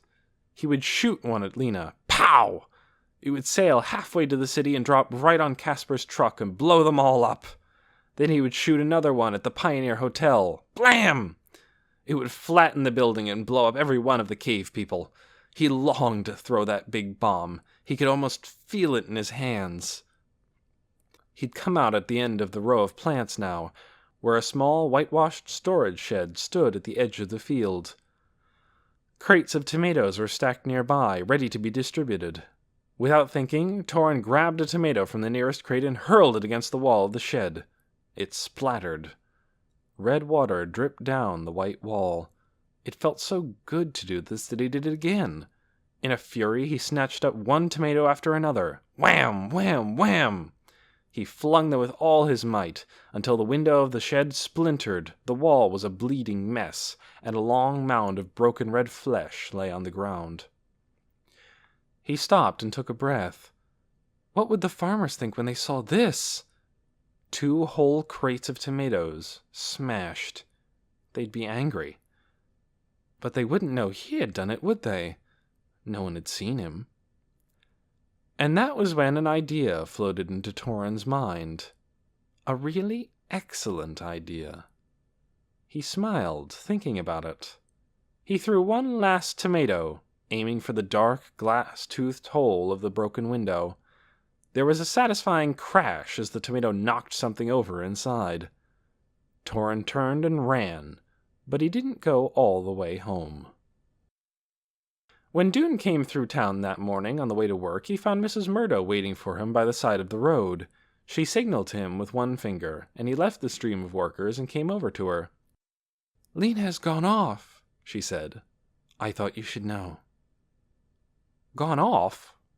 Gone off where?" Mrs. Murdo produced a scrap of paper from the pocket of her skirt. "Read this," she said. Doone read. He scrunched up his nose in puzzlement. He remembered Lena telling him something the other day about these people, Caspar and Maddie. What had she said? He tried to recall. He looked again at the note. "Something important," she says. "What would that be?" Mrs. Murdo shrugged her thin shoulders. "She gets ideas in her head," she said. Doone could see that she was worried, though she didn't say so. "Well, she says she'll be back in 2 or 3 days," said Doone. "That's not so long."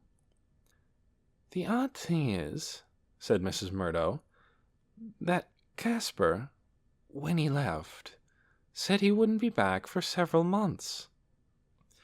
Doone frowned. What was Lena up to? He didn't understand it, but he didn't want to make Mrs. Murdo more worried than she was. "She must have some plan for getting back," he said, handing back the note. "Of course," said Mrs. Murdo briskly. She folded the note and replaced it in her pocket. "There's no need to worry. I'll have her come and find you as soon as she returns." She headed back toward the doctor's house, and Doone went toward the fields. He walked slowly to give himself time to think. He was upset about Lena. How could she be so foolish as to launch herself out into an unknown world with 2 unknown people? But in a way he wasn't surprised. Lena was always eager to investigate new places. Look how she'd gone up to the roof of the gathering hall on the first day she became a messenger in Ember. Look how eager she'd been to go down into the pipeworks. She probably just wanted to see what was outside of Sparks. As soon as she'd satisfied her curiosity, she'd be back. But Doone was upset about Lena for another reason, too, and it didn't have to do with her safety. He was upset that she had gone exploring without him. All through the last days of Ember they'd been partners. Now she had gone off on her own, leaving him here. He was annoyed, and he was hurt. He had to admit to himself that he hadn't been a very good friend to Lena lately. Maybe he had hurt her feelings by paying so much attention to Tick. But still, it was Lena who was his partner in important things.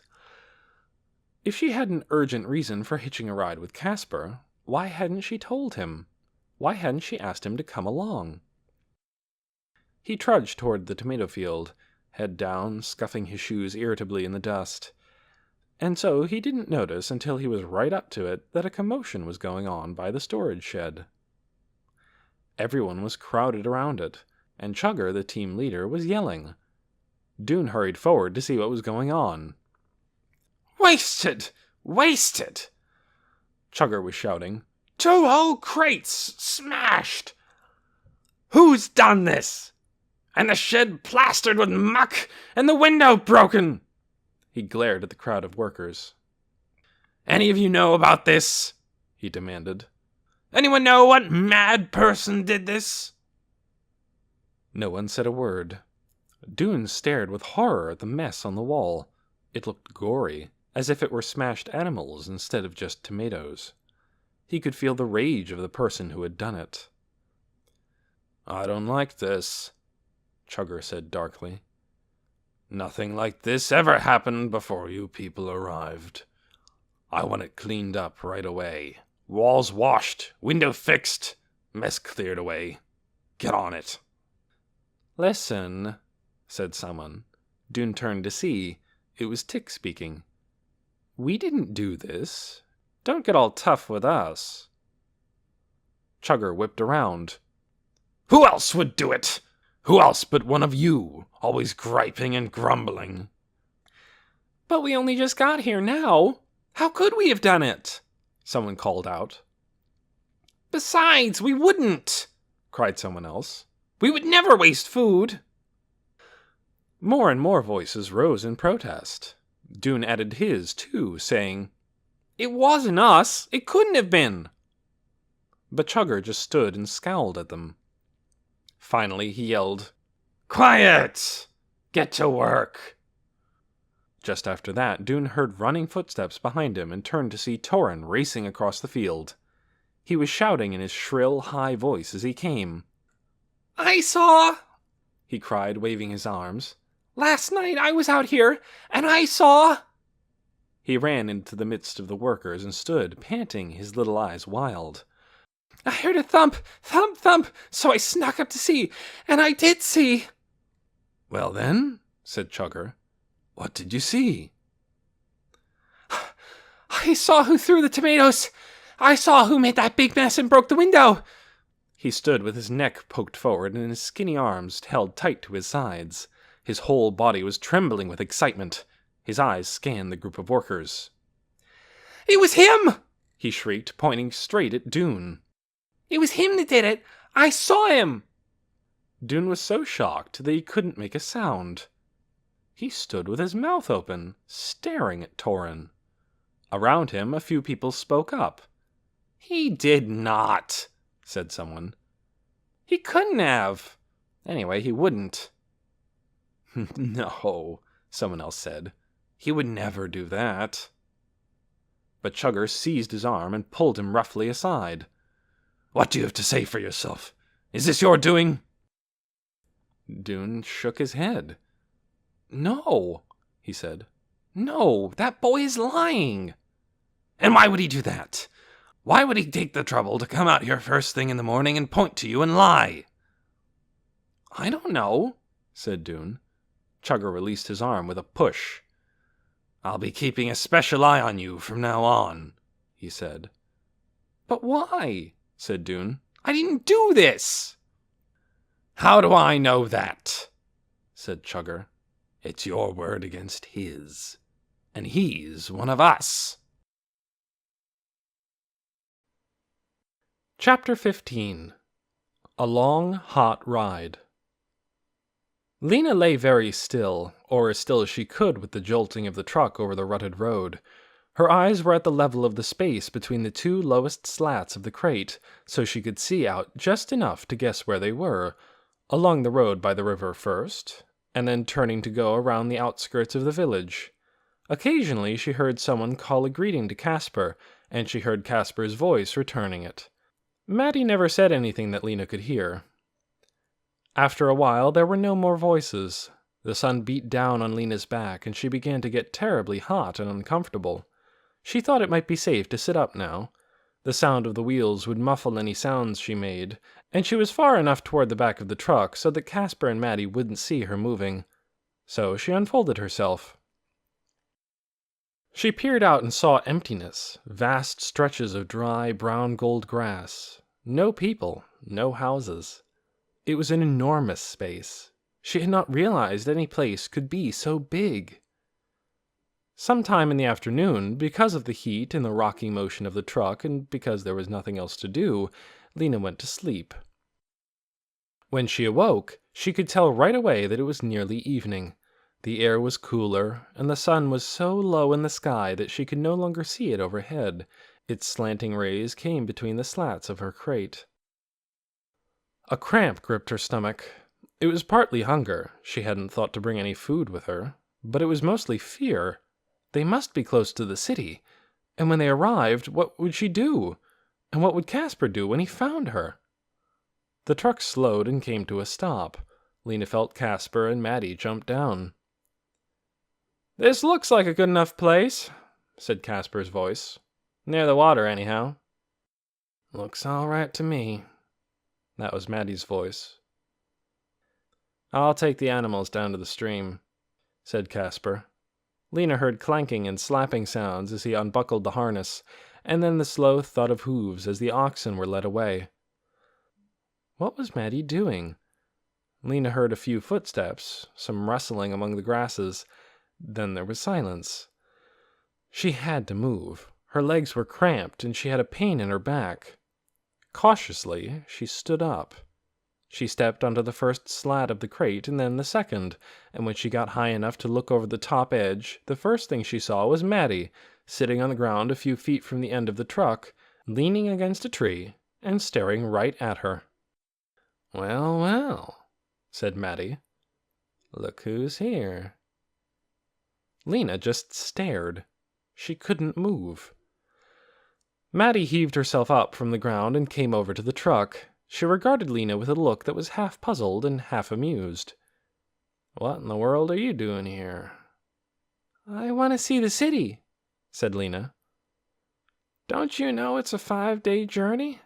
How did you expect to ride in a crate all that time and not be discovered?" 5 days? I thought it was 1 day." Maddie just shook her head. "What are we supposed to do with you?" "I don't know," said Lena. She felt a trembling start up in her stomach. She should never have come. There was a long pause before Maddie spoke again.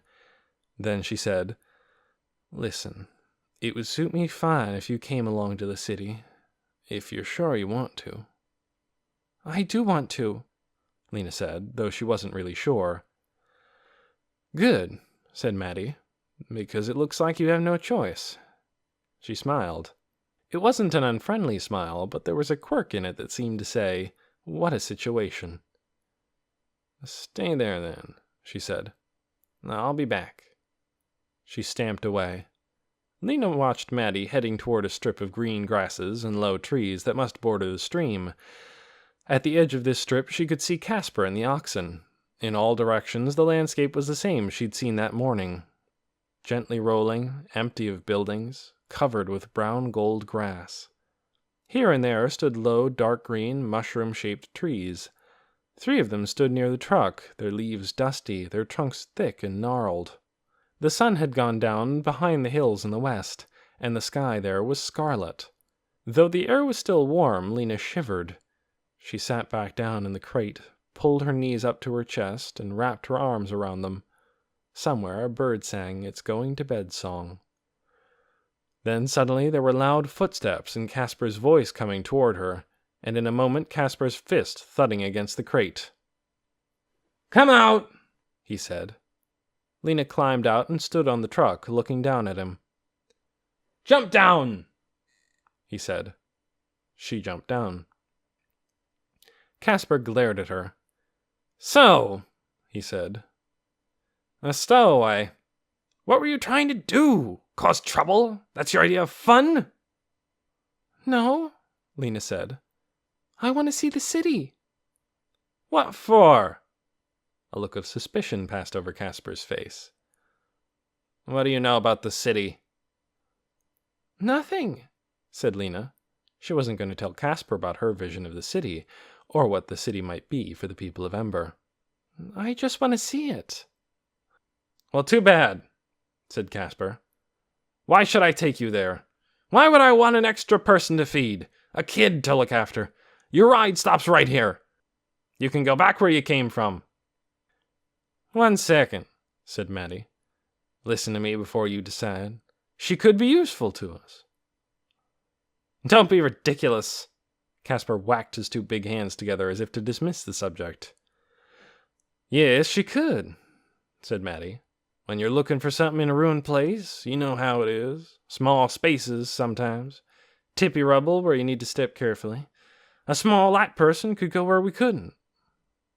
Casper took a step back and studied Lena, still glowering. Lena tried to look as small and light as she could. "As for food," said Maddie. She can share mine." "Ridiculous," said Casper again, but he kept his eyes on Lena. She could see he was thinking. "Come on, Casper," Maddie said. "Let's take her. We don't have much choice, after all. The only other thing we can do is leave her out here by herself." She turned to Lena. "If we let you come," she said, "you'll have to work for us. You'll have to do what we say." "All right," Lena said, though she wasn't sure it was all right at all. Maybe it would be better to give up seeing the city and try and get back to Sparks from here. But how would she do that? She'd never be able to find her way. And the empty lands frightened her. She didn't want to be alone in such a vast, wild place. "But how will I get back again? Will you take me?" "You should have thought of that when you climbed onto the truck," said Casper. "That's your problem, not ours." He turned to Maddie. "Right, partner?" "Certainly," Maddie said. "Now let's get settled for the night. The first thing we need is some kindling. Lena and I'll go gather it." Lena followed her out toward the trees. Once they were in among them, Maddie bent down and spoke to her in a low voice. "Don't worry. You were foolish to do this, but I won't let harm come to you. And I'll see you get home again, somehow." She straightened up again. "Now," she said, "gather up some dry twigs and sticks and a few tufts of dry grass." They carried the sticks and grass back to where the truck was parked. There, Maddie scraped out a shallow hole in the ground with the heel of her shoe. In the hole, she set the smallest splinters of wood, arranging them in a sort of square. Over these, she placed some sticks, and on top of those, she added larger branches. She tucked in some handfuls of dried grass at the bottom of this stick building. Until this point, Lena did not understand what she was doing. But when she pulled from her pocket a little cloth-wrapped package, unwrapped it, and took out a short blue-tipped stick, she knew. She took in a quick breath and stepped backward. Maddie held up one of the matches and said, "Have you ever seen one of these?" "Yes," said Lena. "You're lucky, then," said Maddie. "They're rare." She struck the match across a rock, and the blue tip burst into flame. She held it to the grass, and the grass sizzled and flared up. "Come and stand close," she said to Lena. "We need to shield this from the breeze until it gets going." But Lena stayed where she was, staring. The little flame at the heart of the stack of sticks flickered. It reached for the splintered end of a stick, caught it, set it aflame. The sizzling grew to a hissing, and then to a crackling. Flames jumped and jumped higher, and there again was the orange hand stretching upward with its pointed fingers, waving, leaning toward her. Lena stumbled backward. She didn't want to be afraid. Casper and Maddie weren't. Casper had come back now and was crouching right beside the fire, feeding it with sticks and grass. But for Lena, it was as if the flames were shrieking a message at her. "Run, run, run!" She stood 20 feet away, staring at the fire with a pounding heart. The wind blew a ribbon of smoke at her, and when she breathed, it stung the back of her throat. Maddie noticed, after a while, that she was out there. "Come closer, Lena," she called. "It won't hurt you." But Lena could not get her feet to walk toward that hissing, snapping of blaze. It might not hurt Maddie and Casper, but if she were to stand near it, she was sure it would reach for her with that orange hand, flick its fingers against the ends of her hair or the hem of her shirt, and she too would flare up. "I'm all right here," she said. "I don't want to be near it." Casper laughed. Maddie lumbered to her feet and came beside Lena. She put an arm around her. "You're shaking," she said. "Well, never mind. You don't have to be by the fire if you don't want to." From a box on the truck, she took what they called traveler's cakes, lumps a little smaller than a fist, made of Lena knew not what, and she and Casper stuck them on the end of long sticks and roasted them over the flames. "You have to get fond of these if you're a roamer," Casper said. "They keep well, that's their best quality. You need them for those long stretches where there's no other food to be found." They were dry and tasteless, but Lena was hungry, so she didn't mind much. She ate hers standing up, and she licked her fingers when she was through. She wondered where they were going to sleep. There was no room on the truck, so she supposed they'd have to lie on the ground. It was quite dark now. A breeze had come up. From somewhere far away she heard an animal noise. Yip, yip, yip. Then a long wail, then an eerie chorus of wails. "What's that?" she asked Maddie. "Wolves," Maddie said. "Out hunting. They're not very close. Don't worry." Lena shivered. The darkness here was so enormous and so full of terrible things. In Ember, except when there was a blackout, people were almost always safe in their beds when the darkness came. Lena wasn't used to being outside at night. She thought about Mrs. Murdo, who would be getting into bed in the doctor's attic room right now. Mrs. Murdo would be worried about her. Poppy would be saying, "Where am Ina?" No one would imagine that she was out in this great emptiness, with nothing between her and the sky. Maddie took some rolled-up blankets from the truck and spread them on the ground. She put 2 of them close to the fire. The third she offered to Lena. "Put this wherever you want to sleep," she said. Lena walked over to take the blanket, and as she did, Casper tossed a big branch onto the fire. Sparks sprayed up. Some flew sideways, caught by the wind. Lena jumped away, but a few sparks landed on her sock. She stamped her foot frantically, but this only made the sparks burn brighter. The threads of her sock glowed. On her ankle she felt a pain like a fierce bite. "No!" she cried. "Get it off me!" She shook her leg and clawed at her sock with her hand. Panic rose up in her, and she would have taken off running if Maddie had not blocked her path and grabbed her in strong arms. Once she'd stopped her, she bent down and put a hand over the burning place in Lena's sock, and when she took her hand away, the glow was out. But the pain was still there. Maddie took off Lena's shoe and sock and poured cold water on the burn, but it didn't help much. All night, Lena huddled on the ground under the thin blanket, gritting her teeth against the pain on her leg and wishing she had never come on this awful journey.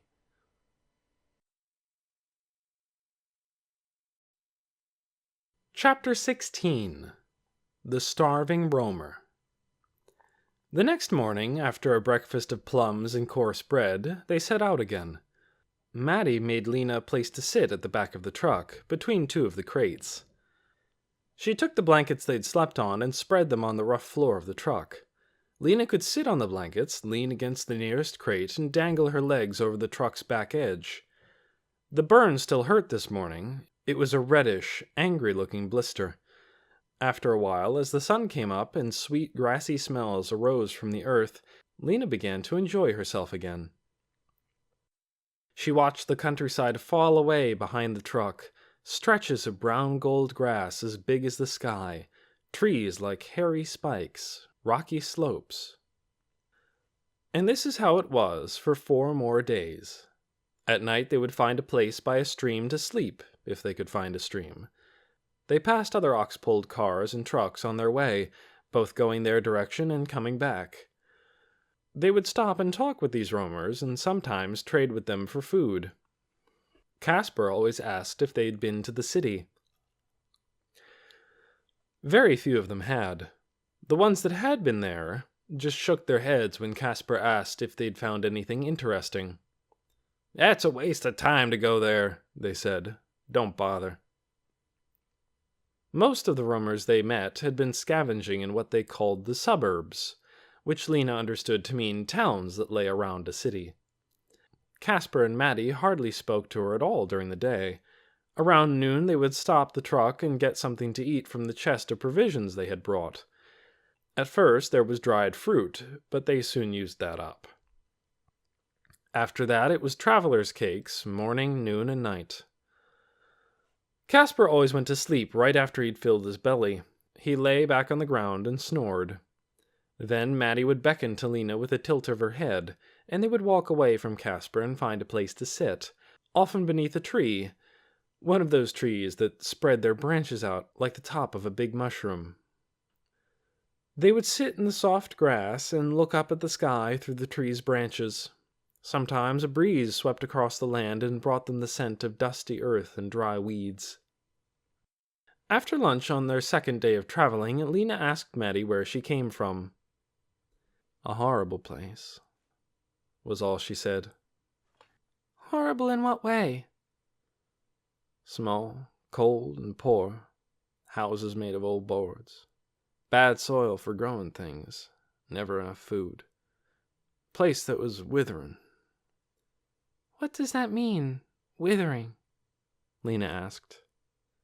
"Means shrinking and dying. Things were getting worse there.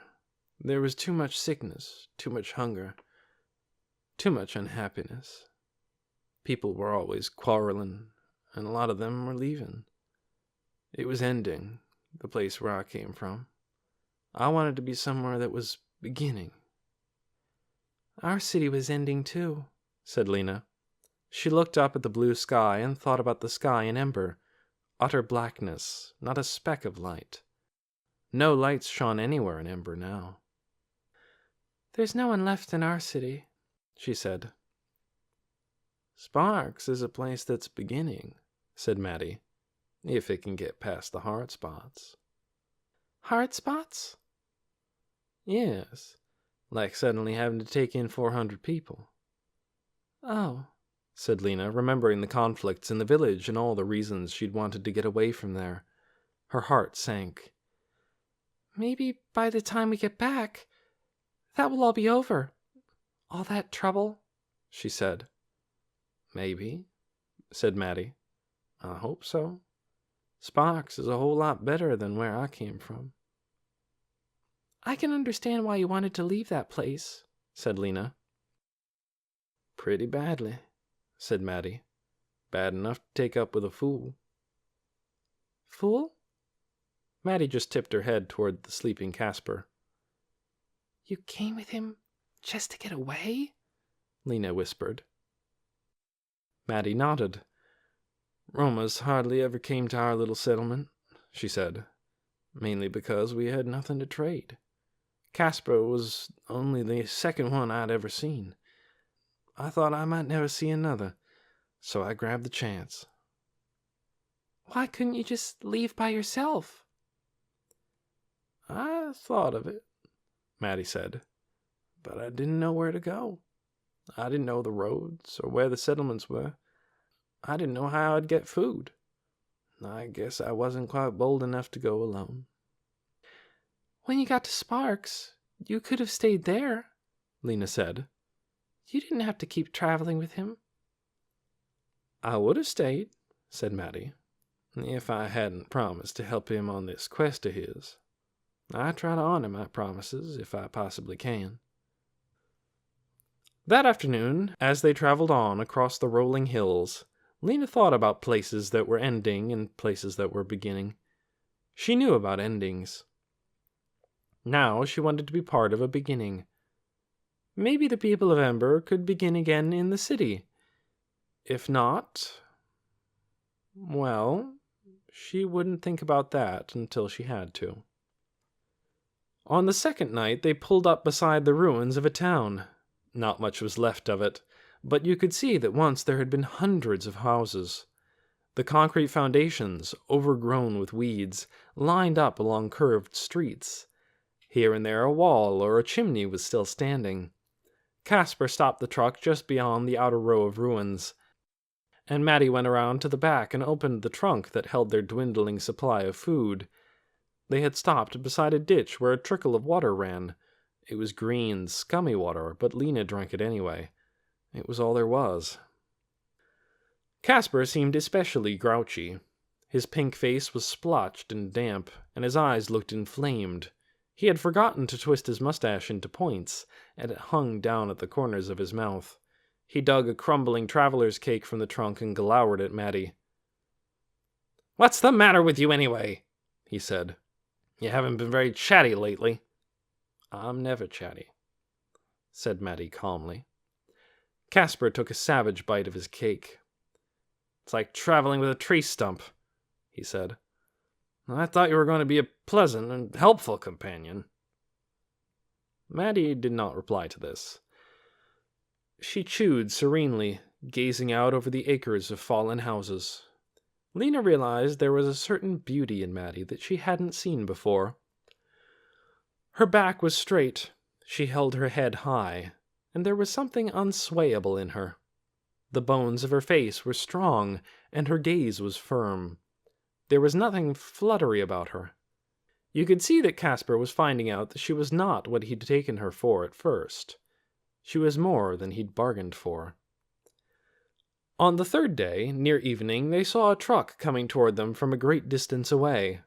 They were on a long, straight road with few trees or buildings to block their view, just the dry, brown grass and a few ancient fences leaning over and flocks of birds rising, swooping through the air and fluttering down again. Up ahead came this dark dot, toiling forward. In 20 minutes or so, the two trucks drew near. Lena stood behind Caspar and Maddie, looking forward. This roamer looked poor. He had only one ox, a shaggy, sway-backed animal, and on his truck there were only 2 crates, not 4 as on Caspar's. The man himself was almost as shaggy as his ox. His hair was long and his beard lay like a hairy brown bib against his chest. As he came closer, he stood up on his truck and shaded his eyes with his hand, peering at them. "Watch out for this one," Caspar said. "Could be a bandit. Looks bad and mean and dangerous." When the other truck was 20 or 30 feet away, its driver suddenly hauled on the traces. His ox veered, and the truck turned sideways so that it blocked the road.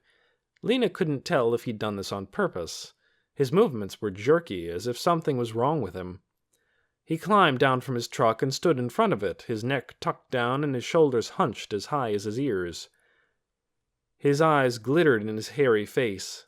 He stood like that, saying nothing, waiting for them. Caspar stopped the truck.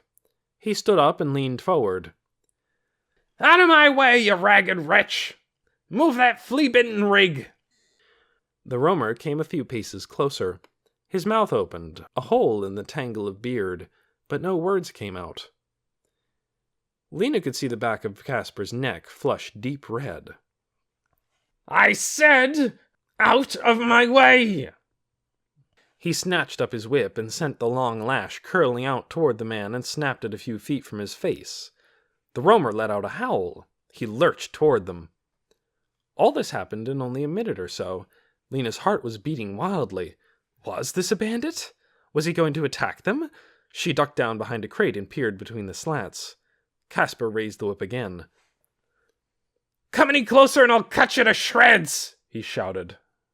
But before he could lash out, Maddie grabbed his arm. "Wait," she said. Caspar tried to shake her off, but she yanked at him so hard he lost his balance and sat down again. "Why not find out what the man wants before you attack him?" she said. Caspar struggled against her, but she was strong. She managed to wrench the whip out of his hand. Then she jumped down and confronted the other roamer, who had halted just in front of the truck. "What do you want from us?" she said to him, standing squarely in his path, her hands on her wide hips. "Why have you stopped us like this?" The roamer backed up a step. He looked at her with his mouth hanging open. He was grubby, Lena saw. His hands and his bare feet were nearly black with dirt. He mumbled something. Maddie bent closer to him. "What?" He mumbled again. She turned to Caspar, who had climbed down from the truck and was approaching with his fists clenched. "He says he's out of cakes." She turned back to the man. "How long since you've eaten?" The man stared at his hands. He had long, filthy fingernails. His fingers twitched. 3 days, he croaked. "Just crumbs. 3 days. "Well," said Caspar, "if you think we're going to supply you with food, you're very mistaken." "Surely we can spare a couple of cakes," Maddie said. Caspar's face was dark red. "We cannot," he said. "We are on a special mission. Extremely important. We need all that food for ourselves. All of it." Lena thought this was unreasonable. "He can have one of mine," she said. Caspar whirled around. "No!" he said. "You're going to need your strength." "You're being ridiculous," said Maddie, but Casper reached out and pushed her. "Back in the truck," he said. "And you," he said, turning back to the roamer. "Get your rattletrap out of my way if you want to stay alive." From the roamer came a sound Lena had never heard before from a human being. A hoarse hissing sound, as if he were spitting a stream of fire straight at Casper's face. He did this twice, and then he turned away and scuttled back to his truck. He pulled on the ox's traces, and it moved a few feet along, just far enough for Casper to drive his truck past it. Casper yelled at him one more time as he passed. "You shouldn't be a roamer if you can't feed yourself." He cracked his whip at the man and drove on. Lena climbed into a crate and sat with her head on her knees for a while after this. She was horrified by the starving, filthy roamer. How did he come to be in such a state? Was it his own fault? Was he a madman? But Casper could have given him something, couldn't he? Or were they so low on food that losing any of it really would harm them? Her stomach lurched. She felt queasy, but she didn't know if it was hunger or horror at what she'd just seen. That night, Lena woke up for a moment and heard the oxen making unsettled noises. She heard a creaking sound, too, but the sound stopped and she went back to sleep. In the morning, Maddie discovered they had been robbed.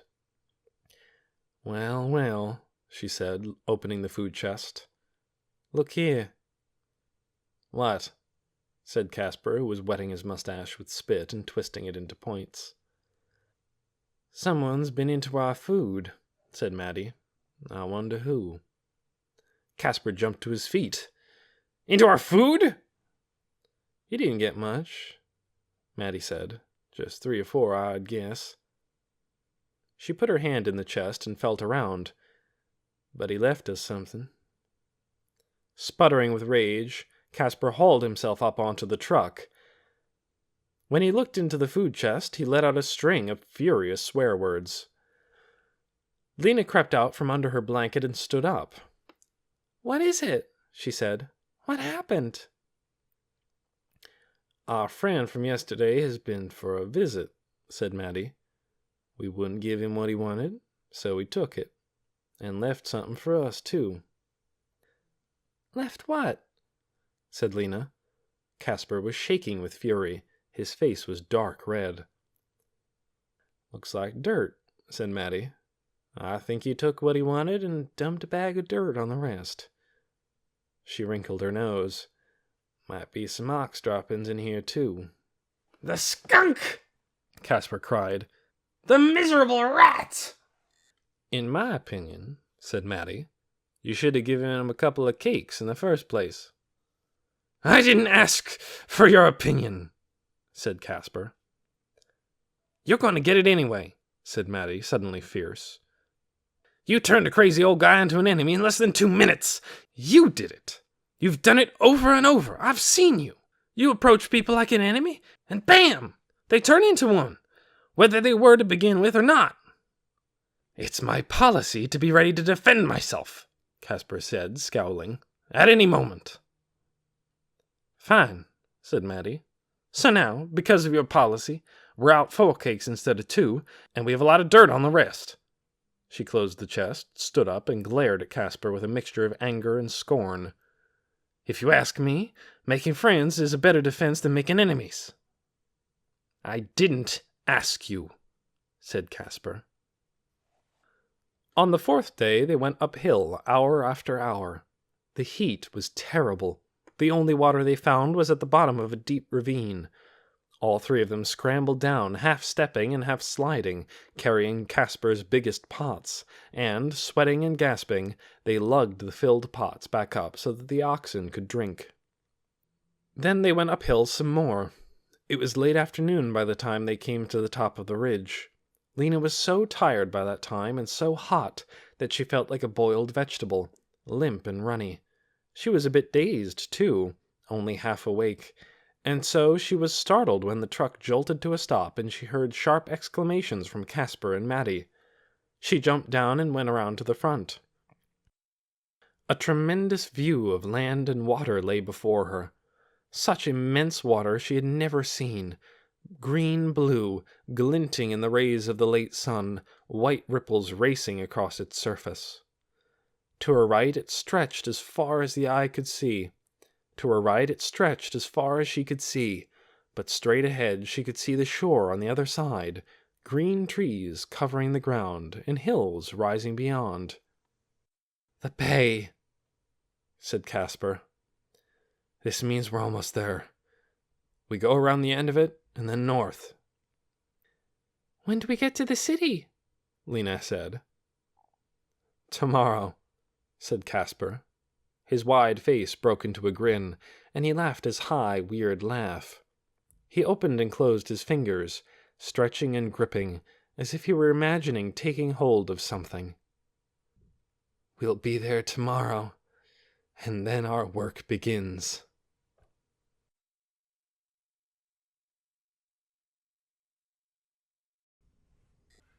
Chapter 17. Dune Accused. Word of the tomato throwing and Torrhen's accusation of Dune spread quickly through Sparks. Some people believed Torrhen, some didn't. But no one could prove who was telling the truth. Torrhen said he'd seen what he'd seen in the middle of the night, when he couldn't sleep and took a walk to the field to look at the stars. Dune said he'd been home all night, sleeping, and that his father and the others in his room knew it. But people said he could have slipped out quietly without anyone knowing, couldn't he? He could have gone down there and done his mischief and come back, and they all would have thought he'd been sleeping the whole night. At noon that day, when he and the others showed up at the Partons' house for their midday meal, no one spoke to them. Martha let them in, and they sat down at the table, where places had been set for them as usual. Dune's father said, "Good day." And Mrs. Polster said, "How are you?" And Miss Thorne and Edward Pocket looked around at the family's stony faces and tried to smile. Ordney put food on their plates, was it an even smaller amount than usual? And passed the plates to them. Kenny ate tiny mouthfuls. His eyes darted nervously from face to face, but no one spoke. Finally Dune's father said, "Excuse me, but perhaps there's been a mistake." Martha looked at him coldly. "I don't believe so," she said. "Perhaps you're thinking," Dune's father went on, "that my son Dune actually did what he has been accused of." "In this household," said Martha, "we do not approve of wasting food." "Neither do we!" cried Dune. "I would never do such a thing! I didn't do it!" All eyes turned toward Dune. He could feel a red flush rising in his face. "Really," he said, keeping his voice calm, "I didn't." "Who did, then?" said Ordney. "I don't know," said Dune. "No one knows," said Mrs. Polster in her firmest voice. "Certainly we aren't going to believe the word of one unhappy little boy against the word of this young man who has proved himself so outstanding." "Why not?" said Martha. "Torrhen Crane is a decent boy, as far as I know. I don't see why you call him unhappy." "All you have to do is look at him," Mrs. Polster said. Miss Thorne nodded. "I do think she's right," she murmured. "Well, one of you people must have done it," Martha said. "Certainly none of us would have." "Nothing has been proved one way or the other," said Dune's father. "It would be unfair to draw any conclusions." There was an uncomfortable silence. Everyone focused on eating. When it was time to leave, Kenny passed out the food parcels, and as he handed one to Dune, he silently mouthed 3 words. "I believe you." At least one person was on his side, Dune thought. It made him feel better, but only a little. In the end, because it was one person's word against another's, and there was no proof either way, nothing was done. Officially, the identity of the tomato thrower remained a mystery, but the effect of all this was to make the people of Sparks and the people of Ember even more resentful and suspicious of each other than they had been before. Doone felt unfriendly eyes following him wherever he went. At first he tried to explain when people glared at him that way. He spoke reasonably. "Why would I get up and walk all the way into a field in the middle of the night to throw tomatoes at a wall?" he said. "It doesn't make any sense." But people didn't seem interested in reason. He was one of them, and that meant he was strange and might do anything. So Doone stopped trying to explain. He kept his eyes on the ground and ignored the people who muttered darkly as he passed by. It wasn't just Doone who suffered from the tomato incident. It was all the refugees from Ember. Sometimes the villagers called them names right out loud in the street. It was as if those smashed tomatoes had brought all the quietly rumbling resentments out into the open. The town simmered like a pot about to boil over. One morning Doone found a crowd gathered in the plaza when he came into town for work. Both Sparks people and Ember people were clustered together, looking at something. He edged between them to see what it was. Across the pavement, someone had scrawled a message. It looked as if it had been written in mud. The sloppy, runny letters said, "They must go." The crowd stared at it silently. A few of the villagers seemed embarrassed. They looked sideways at the Emberites and shook their heads. "Mean," someone muttered. But others scowled. One man, noticing Doone, glared at him so angrily that Doone felt as if he'd been punched in the stomach. This message was here because of him. He knew it. He put his head down and hurried away. At the hotel that night, people were upset. They clustered around in buzzing groups out by the front steps, talking about the words painted on the plaza. Doone saw Tick striding among them, speaking with everyone, his face flushed and his eyes glittering. When he came toward Doone, he paused. "They've turned against us," he said. "I knew they would. We mustn't stand for it." And he plunged back into the crowd. A day passed, and then another. The sun blazed down, but Doone felt as if darkness had invaded him. Protests and questions raged through his mind. Why had Torrin pointed at him?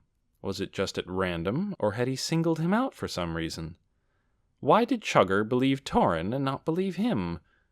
Who had written the muddy message on the bricks of the plaza? Lena did not return, and this added to Doone's glumness. According to the note she'd left Mrs. Murdo, she should have been back by now from wherever she'd gone. Doone's feelings about her were divided between worry and anger. He tried not to think about her, since there was nothing he could do. Whenever he had a free moment, he holed up with a book and tried to forget about what was happening in the village. Edward Pocket brought him a steady supply. Edward was obsessed with his job. Every now and then Doone would ask him how it was going, and Edward would get a feverish look in his eyes and say, "It goes by inches, young Doone. By millimeters. I've done this much." He held his thumb and forefinger at a tiny distance apart. "And this much remains to be done." He stretched his arms as far apart as they would go. "It's a gargantuan task. I press forward, but will I finish in my lifetime?" "It is doubtful." His fingers black with dust, he often came home in the evening later than the workers who went into the village, and he was so tired by then he usually went straight to bed right after dinner, even though it was still light.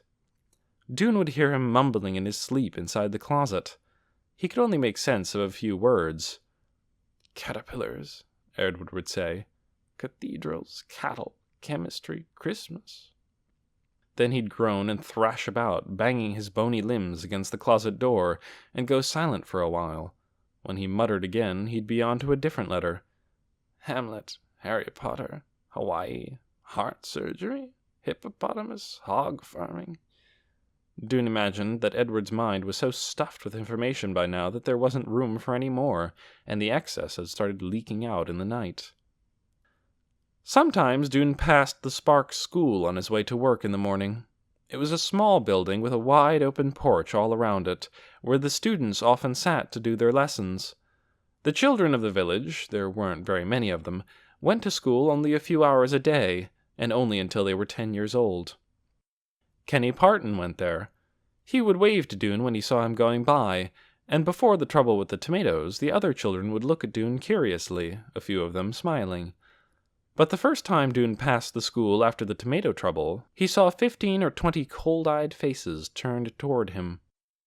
Someone shouted, "Get out of here!" And someone else threw a crumpled wad of paper over the porch railing at him. He walked faster, looking straight ahead. A moment later, he heard the teacher scolding the class for rudeness, but not very sternly. The next day, as Dune and the others arrived at the Partons for lunch, Kenny peeked out from behind a corner of the house and beckoned to Dune. His eyes wide, his voice even softer and more timid than usual, he said, "You know, at the school yesterday?" Dune nodded. "I was sorry they yelled at you," Kenny said. "They shouldn't. You didn't do it." "How do you know?" said Dune, who was feeling crabby just then at all residents of Sparks. "Maybe I did." Kenny shook his head. "No," he said. "I don't think so." "Why not?" said Dune. "I can just tell," said Kenny. "I can tell about people. You wouldn't." He gave Dune a quick, shy smile. Dune was touched. Kenny looked like a timid little wisp, but there was something strong inside him. "I wish you didn't have to leave," Kenny said. Dune smiled. "We'll be here for a few more months," he said. "Then what?" Kenny asked. "We go away and make our own town." "Where?" asked Kenny. Dune shrugged. "I don't know. Out in the empty places somewhere." Kenny looked down at his feet. He stood for a minute in silence. Then he said, "That will be really hard. How will you get food?" "Grow it, I guess. Just the way you do here." "But you'll be leaving in the month of chilling. That's the beginning of winter. You can't grow food in the winter," Kenny said, looking up at Dune with worried eyes. "Winter?" said Dune. "What's winter?" "You don't have winter where you come from?" Kenny's eyes grew very round. "You mean it's always summer there?" Dune was confused and slightly alarmed by Kenny's tone. "I don't know those words," he said. Kenny stared at Dune, his face blank with surprise. "Seasons," he said. "They're the seasons. In summer it's hot. In winter it's cold." "Well, that's all right then," said Dune, relieved. "We're used to cold." "But you can't grow food in the winter. It's really cold. And clouds come over the sun, and it rains." "Rains?" Kenny was so amazed that his mouth dropped open. He flung his arms up and wiggled his fingers like drops sprinkling down. "Rain! When water comes from the sky, and the river rises, and sometimes it floods, and the dirt turns to mud." Dune felt as if his mind had suddenly stopped. He stared at Kenny's wiggling fingers and tried to grasp what he was saying. Water dropped from the sky? But people's clothes would get wet. Everyone would have to stay inside. And if they couldn't grow food... "Wait," he said. "You mean the town leaders know it will be winter when we leave? They know it will be cold and wet?" "I guess so," Kenny said. He lowered his eyes, then looked up again. "Probably they mean to send food with you," he said, "to get you through the winter. That must be it." He gave a small, hopeful smile. "That must be it," he said again, and he darted away toward the front door and went into the house. Dune followed. His vision of the future, already shadowed by anxiety, had just grown several shades darker. One morning, a week or so later, as Dune came out the door of room 215, he nearly bumped into Tick Hassler, who was running at full speed down the hall. "Something's happened!" Tick called to him. "What?" said Dune, breaking into a run himself to keep up with Tick. "I don't know," Tick said, "but I heard people out in front shouting." Tick must have jumped out of bed and not taken time to do anything but throw on his clothes, Dune thought. He hadn't combed his hair, he hadn't tied his shoes, he hadn't even washed his face. There were gray smudges on his neck and below his ear. In the usually well-groomed Tick, these were signs of serious alarm. Dune's heart beat faster. He took the stairs 3 at a time, crossed the lobby, and, still following Tick, pushed through the front door. Outside, a crowd stood in the field, staring up at the hotel. Dune ran out to join them and turned to see what they were seeing. Someone had scrawled words on the walls of the Pioneer, tremendous black letters, rough and scratchy, as if written with burnt wood. "Go back to your cave," said the message, over and over. "Go back to your cave. Go back to your cave." The few ground-floor windows that hadn't already been broken were broken now. Dune stood staring for a minute, feeling sick, and then anger rose in him. This was the work of whoever had slopped that mud message onto the plaza, another ugly message, bolder this time. Around him the others were rushing forward, shouting, staring at the scrawled words. Some of them stood silent and glum, with arms folded or hands in pockets. Others shook their fists in the air and vowed revenge. Tick was more furious than anyone, but he didn't yell. Dune watched him weaving through the crowd, seizing one person after another by the arm, talking in a voice sharp as a blade but low and steady. His light blue eyes glinted like steel. "It's what I thought," Tick said. "This shows it. They've pretended to be kind, but their kindness isn't real. Here's what we can know from now on. They hate us." He narrowed his eyes, lowered his voice almost to a hiss, and said it again. "They hate us. They want to get rid of us. Well, I'll tell you what." People all around turned toward him. "They want us to leave, but I'm not leaving. Are you?" He scanned the crowd. "No," said someone. Dune thought about what Kenny had told him. Winter, cold, rain. Maybe Tick is right, he thought.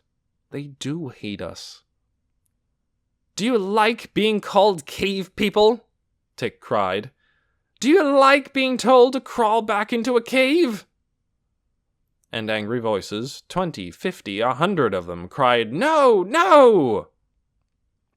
Dune went up close to the wall of the hotel and examined the words scratched there. He pictured the people who had done it, clutching their burnt chunks of wood, writing with big, angry strokes in the dark of the night. Yes, Tick was right. Hatred seethed in those jagged letters. He felt almost as if their strokes had scraped open his skin. The second town meeting. The 3 town leaders called a meeting after these unpleasant incidents, the tomato throwing and the graffiti on the plaza and on the hotel wall. They met in the tower room of the town hall to talk. "This is unfortunate," Mary said. "I'm afraid these spiteful deeds will cause bad feelings to get worse on both sides." Wilmer nodded. "Feelings are already bad," he said. "These cave people," said Ben, "are not as civilized as we are. People who will destroy 2 whole crates of tomatoes might do anything." "We don't know for sure that one of them did it," Mary said. "Come now, Mary," said Ben. "I think it's safe to assume." "And what about the people who wrote 'Go back to your cave' on the hotel walls?" said Mary. "The problem is," said Ben, "we don't know who did that. But I must say I think they were expressing an understandable frustration. These cave people have adversely impacted our way of life. The food we give them comes out of the mouths of our own people." We do have a bit of a surplus in the storehouse, said Mary. But why should we use it for them? It's our protection against hard times. Ben smoothed his beard and went on. I have a rule to suggest, he said. I think it would be best if the cave people didn't eat in the homes of families anymore. I think it's too hard on our families to have strangers eating with them every day. It would be better if the families simply handed them their food parcels when they arrive. They can eat somewhere else. Where? Asked Mary. Ben waved a hand in the direction of the river. On the riverbank, he said. Or at the edge of a field, or on the road.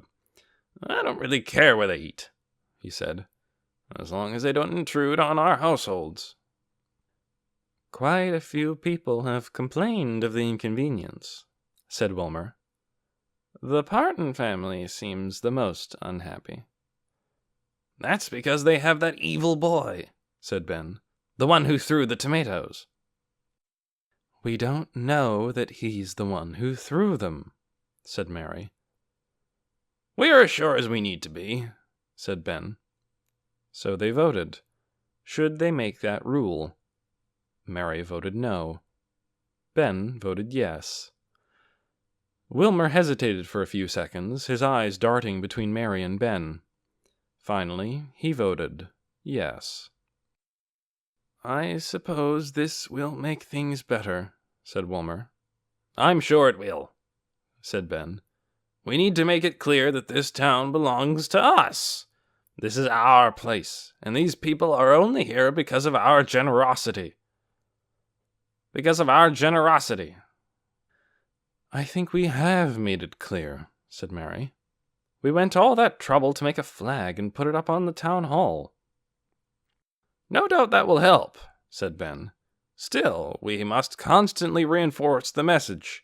If they don't behave themselves, they can't expect to stay here even as long as 6 months. They've just begun to get used to things, said Mary. They're not ready to leave. That, said Ben, is not our problem. Chapter 18. Casper's Quest. On the last night of their journey to the city, the travelers stayed in a real house. It was roofless, but most of its walls still stood, providing shelter from the wind that blew strongly off the water. There was no furniture in the house, of course. They sat on the bare floor. Casper was excited that night. He talked so much that he almost forgot to eat. His third traveler's cake sat on his knee, getting cold. At one point, he turned to face Lena. Now listen, he said. I'm going to tell you something, so you'll understand the importance of what we're doing. He paused. Then he spoke in a low, vibrating voice. I happen to know, he said, that there is a treasure in this city. There is? Said Lena. How do you know? Old rhymes and songs speak of it, said Casper. The trouble is, said Maddie, those old rhymes and songs don't make sense anymore, if they ever did. They make sense to me, Casper said, but that's because I've studied them carefully and have found out their deeper meaning. What do the old rhymes say? Lena asked. Various things, said Casper, depending on what version you hear, but they're always about a treasure in an ancient city. He looked into the air and sang tunelessly. There's buried treasure in the ancient city, remember, remember from times of old. One of them starts like that. Why hasn't anyone searched for the treasure before? Asked Lena. I'm sure many people have, Casper said, but no one has found it. How do you know? Lena asked. Because obviously, if someone had, we would have heard about it. Lena thought about this. She saw some holes in Casper's logic. Someone could have found the treasure, taken it away, and never said a word. Another problem, said Maddie, is that these rumors never say what city the treasure is in. It could be some city 1,000 miles away. Casper gave an exasperated sigh and set down his cup of water. He raised 2 fingers and pointed them at Maddie. Listen, he said. Be logical. It's here that the rumors are passed around. I've never heard them in the far north, where I was last year. I've never heard them in the far east, either. This talk of treasure in a city, I hear it here, and within 100 or so miles of here. Still, Maddie said, there are at least 3 ancient cities within 100 miles of here. But only one great ancient city, said Caspar. That's the one we're going to. A city is big, Lena said, remembering the myriad streets and buildings of Ember. How will you know where in the city to look for the treasure? A crafty look came over Caspar's face.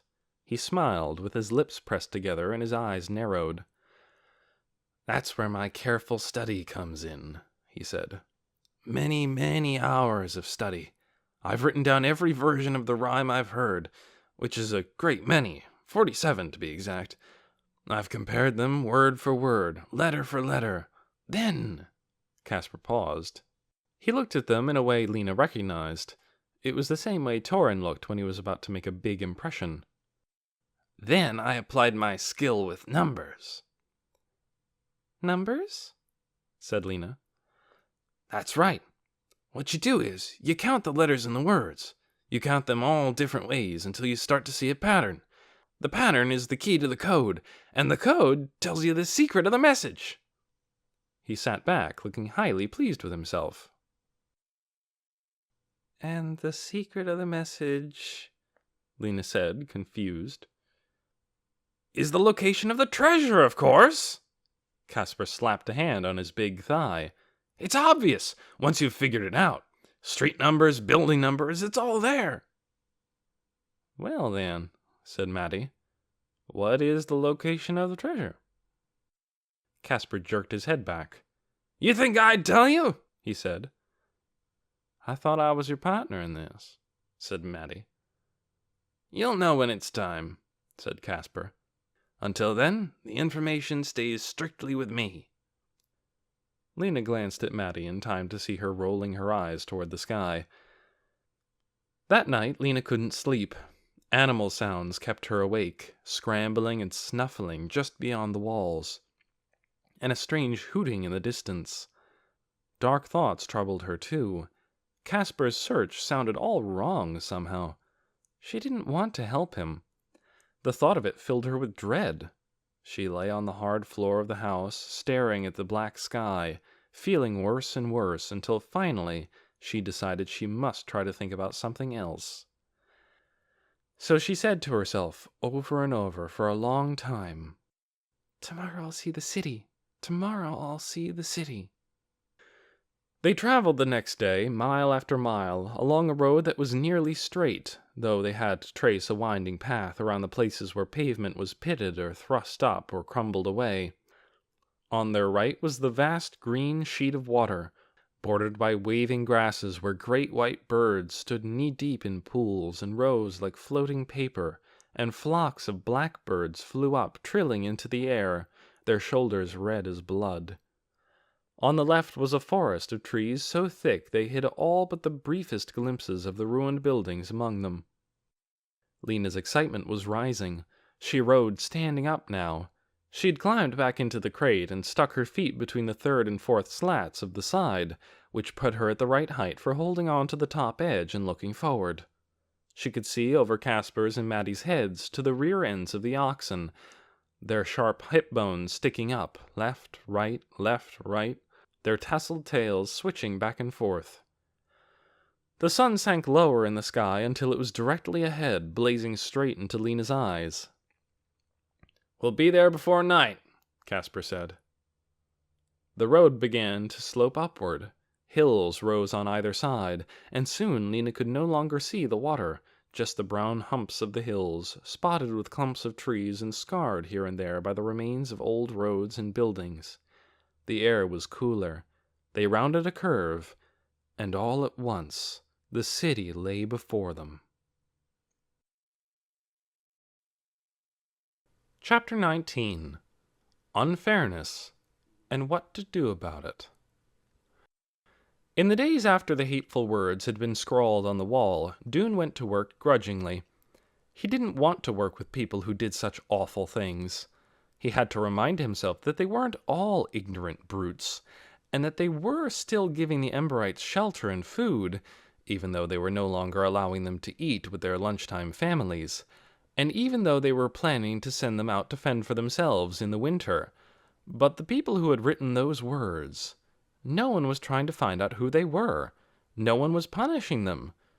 Who was the one getting the evil looks and being called bad names? He was.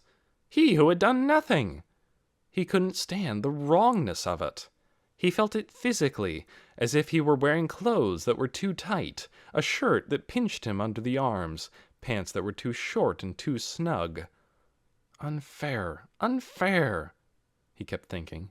He couldn't bear unfairness. One day he was assigned to clean the fountain in the center of the plaza. Chugger handed him his tools for the job: a bucket, a long stick with a metal scraper on one end, and a pile of rags. Chugger lifted up one of the bricks in the pavement near the fountain. Under it was a round handle. "You turn this off first," he said. "It shuts off the water coming in from the river." He gave it several turns, and the spouting water in the middle of the fountain dipped and vanished. "Now the water in the basin will drain through the outflow pipe," Chugger said. "It goes back into the river. When the basin is empty, you climb in there and scrub. I want this thing clean as a drinking glass when you're through."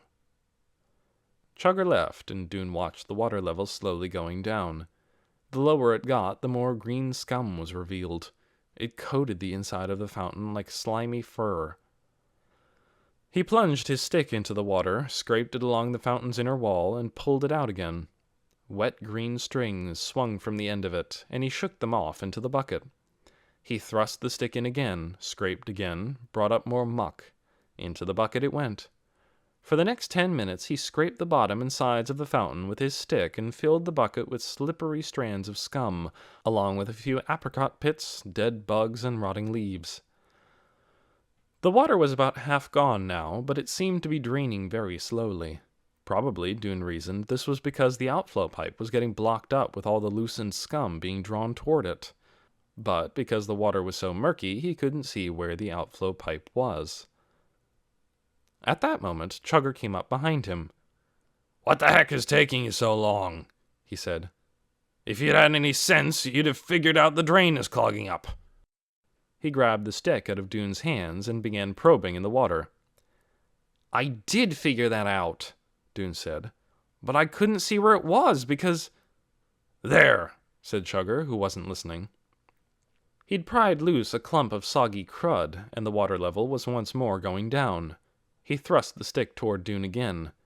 "Now get busy, and try using your brain once in a while, if you have one." He stalked off. Dune clamped his teeth together to hold in the rage that boiled up in him. He glared at the retreating back of Chugger and imagined throwing his stick so it hit him right between the shoulder blades. "I hate being talked to that way," he thought, "as if I'm a moron. Why does he get to talk to me like that?" When the water had all drained out of the fountain, Dune took his shoes off, grabbed a handful of rags, and climbed in. On his knees in the green slime that covered the bottom, he wiped and scrubbed. Now and then people came by and peered at him. "Ugh," they'd say as they passed, or "yuck." It felt as if they were saying ugh and yuck about him. Not surprising, since he was just now about as filthy as the rags he was using. No one said, "Good job," or said they were pleased the fountain was getting cleaned. When he finally finished, he opened the inflow valve and plugged the outflow valve, and once again the water leapt from the central pipe, and the fountain began to fill. Dune sat down on the rim and put his bare feet in the water to rinse them off. He stayed there for a minute, resting. The cool, clean water felt good. Chugger came around the corner. "What are you doing?" he yelled. He strode toward Dune. "I don't know how you do it where you're from," he said. "But here, when we work, we work. We don't sit around gazing at the sky." Dune started to say he was not gazing at the sky, he was taking a 1-minute rest. But when he opened his mouth to speak, the rush of anger that came up through his body was so volcanic that he closed his mouth again and sat there shaking, his face flushed and burning, afraid he would explode if he tried to say a word.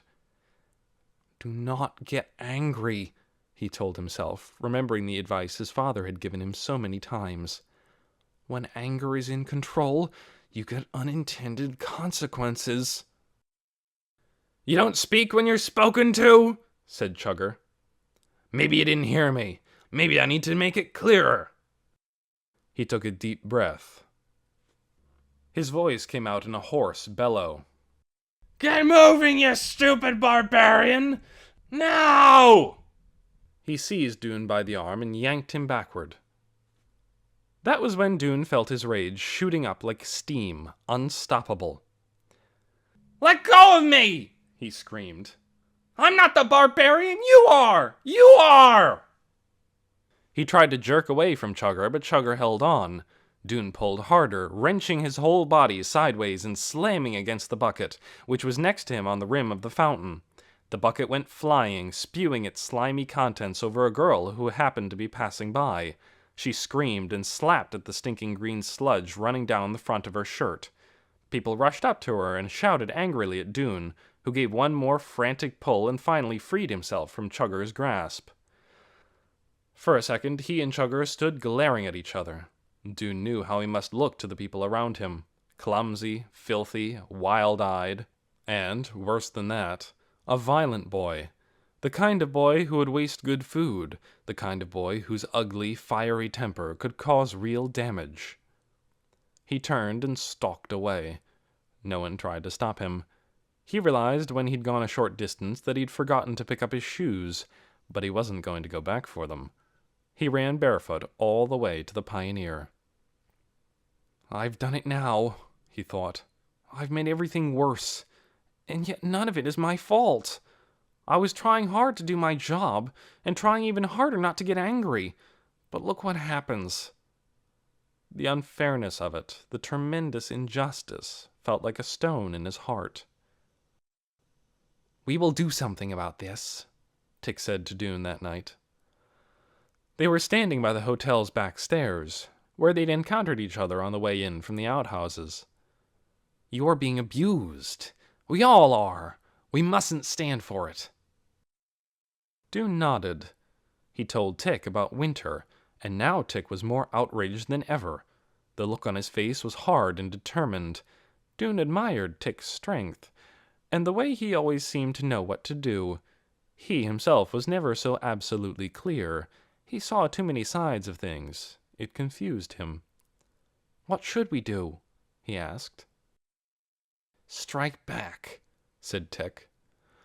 "They've attacked us more than once, in many ways. It's time for them to find out that if they hurt us, they'll get hurt too." They'll get hurt. Was this the right thing? But it didn't seem fair. After all, wrong should be punished. "How do we do it?" said Dune. "Many possibilities," said Tick.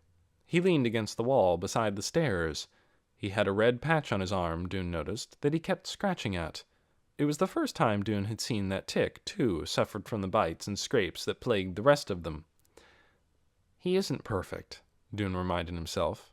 "He isn't always right about everything." "We could refuse to work," Tick went on.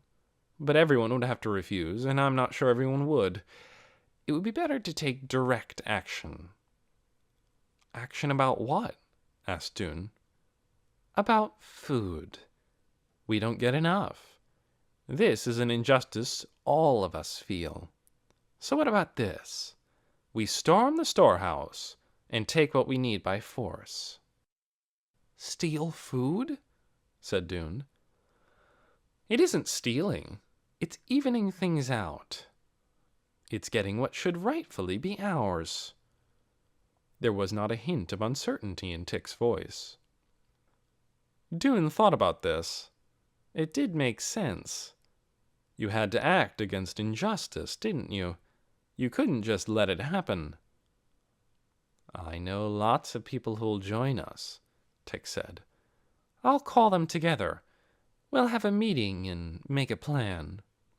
He started up the stairs and then turned around and looked down on Dune.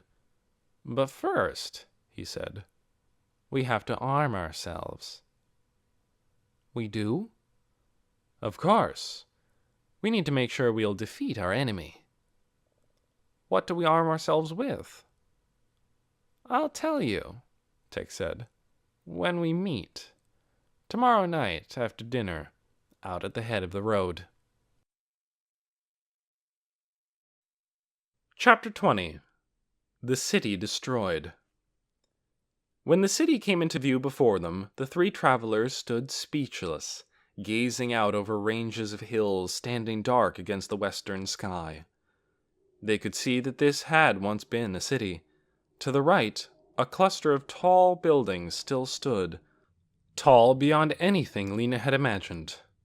But they were no more than shells of buildings, hollow and broken, their windows only holes.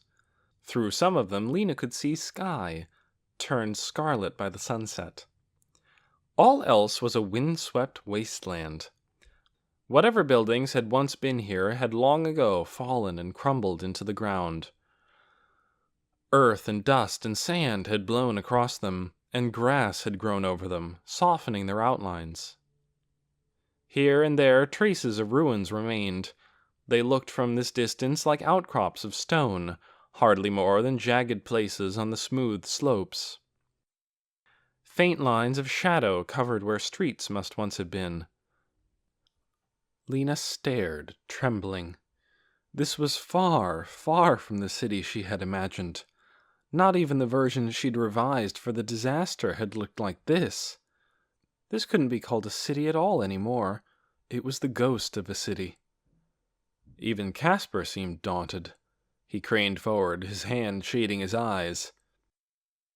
"It looks somewhat destroyed," he said. "It looks completely destroyed," said Maddie. They got down from the truck and stood beside the oxen. "A trick of the light," said Casper, squinting harder. He pulled his glasses from his pocket and put them on. "When we get closer, no doubt it will look different." "How do you plan to get closer?"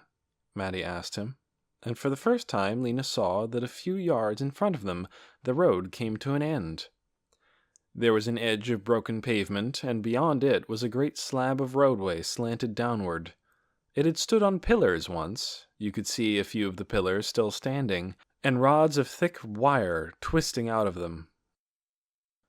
From here on, the road was a chaos of concrete, gigantic chunks leaning against each other. There was no way the truck could go on. The sun was nearly down now, and the brilliant red of the sky was fading. Between the ruined buildings drifted a gray mist, and the wind blew more sharply. Some white birds soared high above, screaming. "It used to be so beautiful," said Maddie. "I've seen pictures of it in books."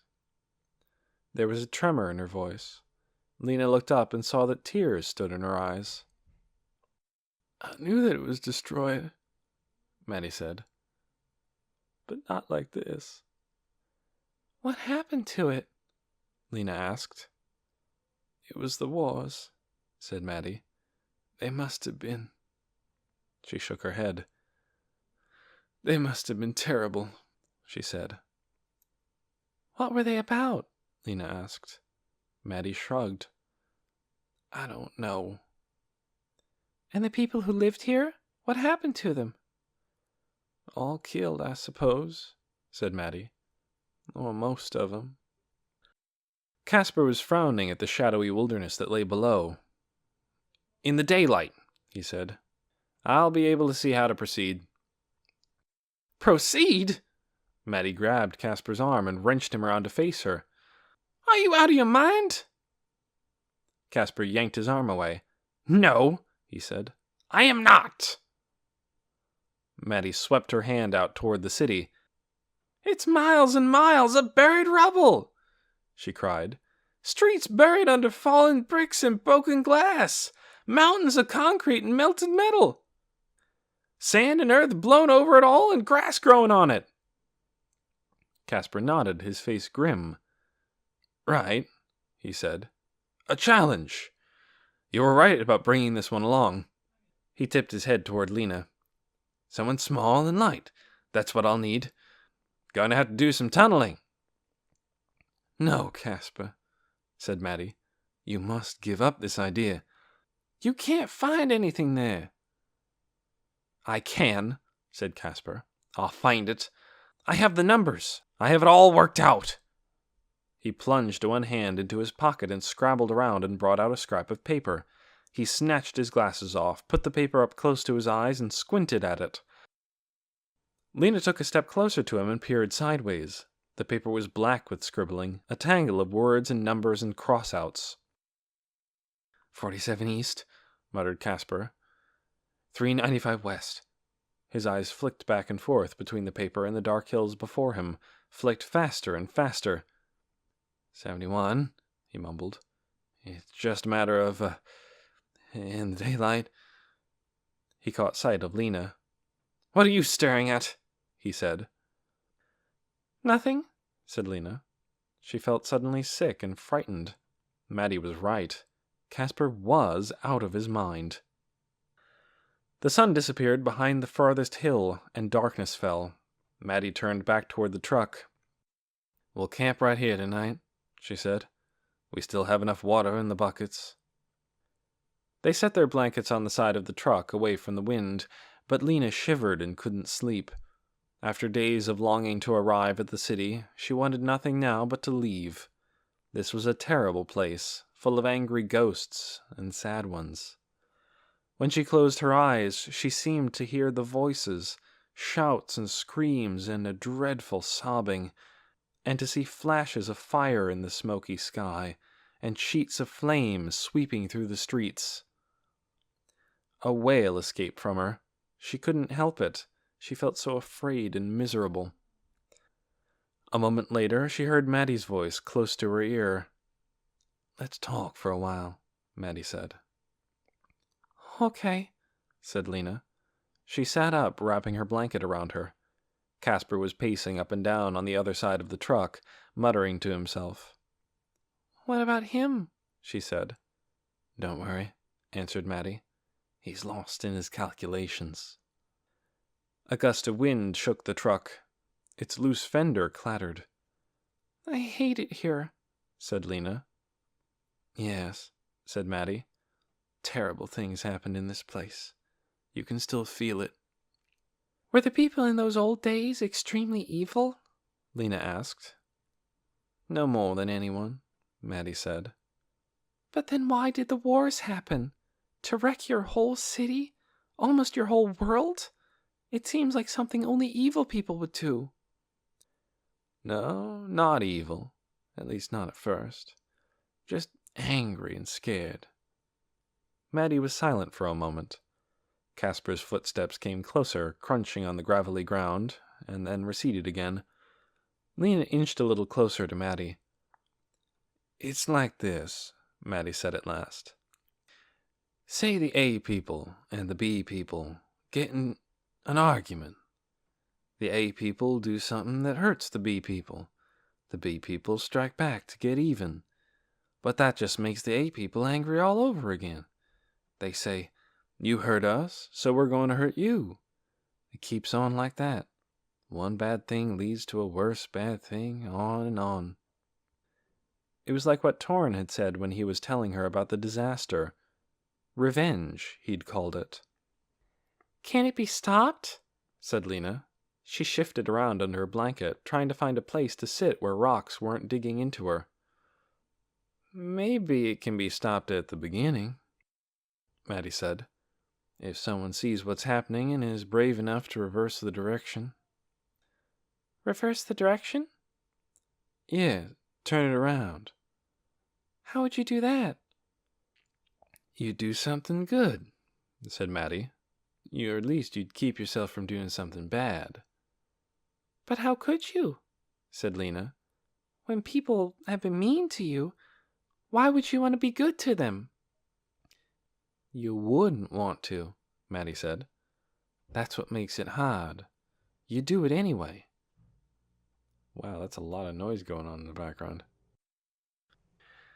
That's what makes it hard. You do it anyway. Being good is hard. Much harder than being bad. Lena wondered if she was strong enough to be good. She didn't feel strong at all right now. "Time to sleep," said Maddie. Lena pulled the blankets over her head, but still she could feel the wind and hear the oxen making low, uneasy sounds. She heard Casper still pacing, too, and muttering under his breath. "I want to go home," she thought. And for the first time, the picture that arose in her mind was not of the dark, familiar buildings of Ember, but of sparks under its bright sky.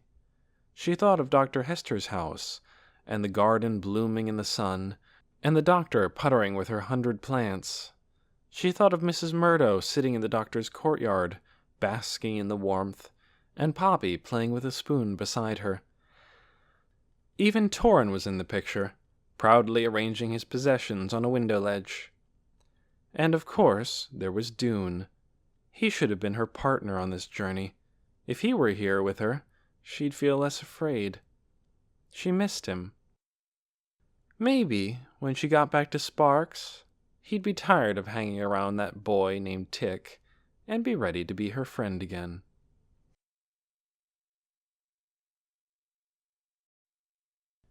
Chapter 21. Attack and Counterattack. The morning after the trouble at the fountain, Dune awoke to a clamor rising through his window from the front of the hotel. He looked out, but he could see only the tops of people's heads, all clustered around the front steps. He ran downstairs with his shirt still unbuttoned, flapping around him, to see what was happening. The doors of the hotel stood open. Through them he saw that a heap of trash had been dumped on the front steps. He went closer and looked. The pile seemed to consist of rotten vegetables and filthy rags, scattered all over with shiny green leaves and sharp twigs and long creepers pulled up by their dirty roots. Dune stared at it with the same sick feeling he'd had when he saw the black words on the hotel walls. It wasn't so much the pile itself that made him feel sick. It was that whoever did this hated the people of Ember, and hated Dune himself in particular. This was an act of revenge. He went outside, edging around the pile. Clary was standing on the step just below it, peering down at the leaves and branches. "Why would they bother to scatter leaves on everything?" she said. "And they're all the same kind, too." She picked up a sprig and looked closely at the bright green leaves, rubbing them between her fingers, sniffing them. "Strange," she said. But most people were too upset to pay attention to the contents of the pile. An angry buzz filled the air, and now and then one voice or another rose above the rest. "This is an outrage!" It was a clear, sharp voice. Tick's, Dune was sure. Then a high voice. "I hate them! I hate them!" That must be Lizzie, and sure enough, there she was, standing near Tick, dunking her shoes in a bucket of water to get the dirt stains off. After a while, Tick climbed the steps and clapped his hands. "All right, everyone," he called. "We've been attacked again. And this is worse than the first time. It's a disgusting insult, and it fills us with rage. But all we can do right now is get this mess off our doorstep. Let's get busy and clean it up." Everyone did. They picked up armloads of the leafy vines and carried them away. They shoved the garbage down onto the ground and kicked it into the bushes. They brought buckets of water up from the river and sloshed them over the steps until everything was more or less clean. Tick supervised all this, calling out directions, though he didn't do any of the actual work himself, Dune noticed. He doesn't want to get his clothes dirty, thought Dune rather grumpily. When the cleanup was done, people stood around and argued. Some were for marching down to the town that very minute, confronting the town leaders and demanding that the vandals be punished. Other people said no, it wasn't good to cause trouble. It would just make everything more unpleasant. And anyway, it wasn't the whole village that was against them, only some of them. "But which ones?" someone yelled. "And how do we stop them? They have to be stopped." "I'm tired of being blamed and punished," cried someone else. I'm tired of being starved. What about winter? Someone yelled. The word had spread, and people had added this to their list of grievances. Are we just going to sit here and take this treatment? No, no, no! Doon could see Tick moving through the crowd, bending to speak into the ear of one person and then another. As people listened, their eyes narrowed and their lips tightened, and they turned to Tick and nodded. The shouting died down after a while, because people couldn't agree on a course of action. If they didn't go to work, they wouldn't get any lunch. So most of them went back to their ordinary routines. They washed their hands and faces in the river, they ate what remained in their parcels for breakfast, and they headed up the road toward the village. Doon and his father went too, though Doon went reluctantly. "Father," he said, "this is the third time they've attacked us. Don't you think we have to do something?" "What do you propose to do?" his father said. "I don't know," said Doon. "But we have to do something. We can't just let ourselves be trampled, can we?" "Son," said Doon's father, "I don't know the answer. We're in a tough situation here."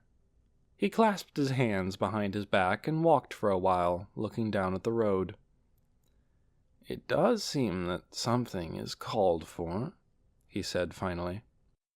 "The trouble is that violence just leads to more violence. So, I don't know." Doon's team was assigned to the cornfield that day. He and his father spent hours on their knees, yanking prickly weeds out of the ground. Doon's arm itched. He kept having to stop and scratch it. Was a mosquito biting him? He scratched and scratched again. It felt like 50 mosquito bites, not one. He had them on his other arm, too. Both arms itched like crazy. Finally, he stopped working and held his arms out in front of him. From wrist to elbow, they were carpeted with red lumps. "Look, Father!" he cried. "I have a rash! What is it?" "I don't know, son," his father said. "But I have it too." The itchy rash spread over the arms and hands and faces of all the Emberites who had helped with the cleanup that morning. "What is this?" people said as they worked in the bakery and the bike shop, the brickyard and the tomato fields. They itched, they scratched, and the rash spread and oozed and itched still more. The villagers knew what it was.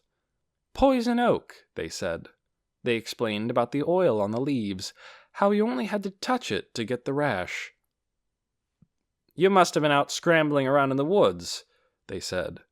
But the Emberites had not been scrambling in the woods. They knew how they'd been poisoned. Someone had done it to them on purpose. Fury spread among the Emberites like a fire. Those who'd heard about the poison oak raged about it to those who hadn't, and before long everyone knew. Diggers threw down their shovels. Fruit pickers pushed the ladders to the ground and stalked out of the orchard. Someone in the bakery flung a great clump of dough at the supervisor, and someone in the egg shop hurled 3 eggs at the wall. The terrible itching aggravated everyone's anger, and before long the people of Ember began to gather in the streets and in the plaza, and the gathering became a crowd, and the crowd became a mob. Doon ran into the village with the other field workers, and he found himself in the middle of this mob. He heard Tick's voice from somewhere nearby. "They gave us poison! What shall we give them?" When there was no response but a confused babble, the question came again, louder. "What shall we give them?" This time an answer came, a crash, and a tinkling of shattered glass. Someone had thrown a rock through the window of the town hall. Cheers arose, and all around him Doon saw people suddenly bending over, looking for rocks to throw. More crashes, more yells. People started snatching things from the stalls. A jar of jam came sailing overhead. Arms reached up to catch it, but it fell past them and landed a few feet from Doon, smashing open and splattering his legs with sticky red goo and splinters of glass. He saw people stuffing muffins into their pockets, and he saw Tick with his arm stretched backward, ready to throw a rock at the windows of the tower. He saw Miss Thorne running with her hands shielding her head, and the Hoover sisters backing up into the egg shop, trying to get away. He was frightened, suddenly. At that moment, the doors of the town hall opened, and Ben Barlow strode out. His face was twisted with rage. "Stop them!" he shouted. "Stop these thieves and vandals!" "You poisoned us!" shouted someone in the crowd. "We've had enough!" shouted someone else, and threw a potato right at Ben. It hit him in the stomach, and he bent over, his mouth dropping open. A roar came from the crowd. Tick's voice rose above the others. "Fill your pockets!" he screamed. "Fill your pockets and run!" There was a mad scramble, and then the Emberites pushed their way out of the plaza and raced down the streets to the river road. Dune ran too. He saw Tick up ahead of him, sprinting fast, his shirt-tails flying. "Now we really are thieves and vandals," Dune thought. Was this a bad thing? Or was it exactly what the people of Sparks deserved? That night, Tick went up and down the corridors of the hotel, knocking on doors and urging people to come to his meeting. They did come, at least 100 of them, by Dune's count.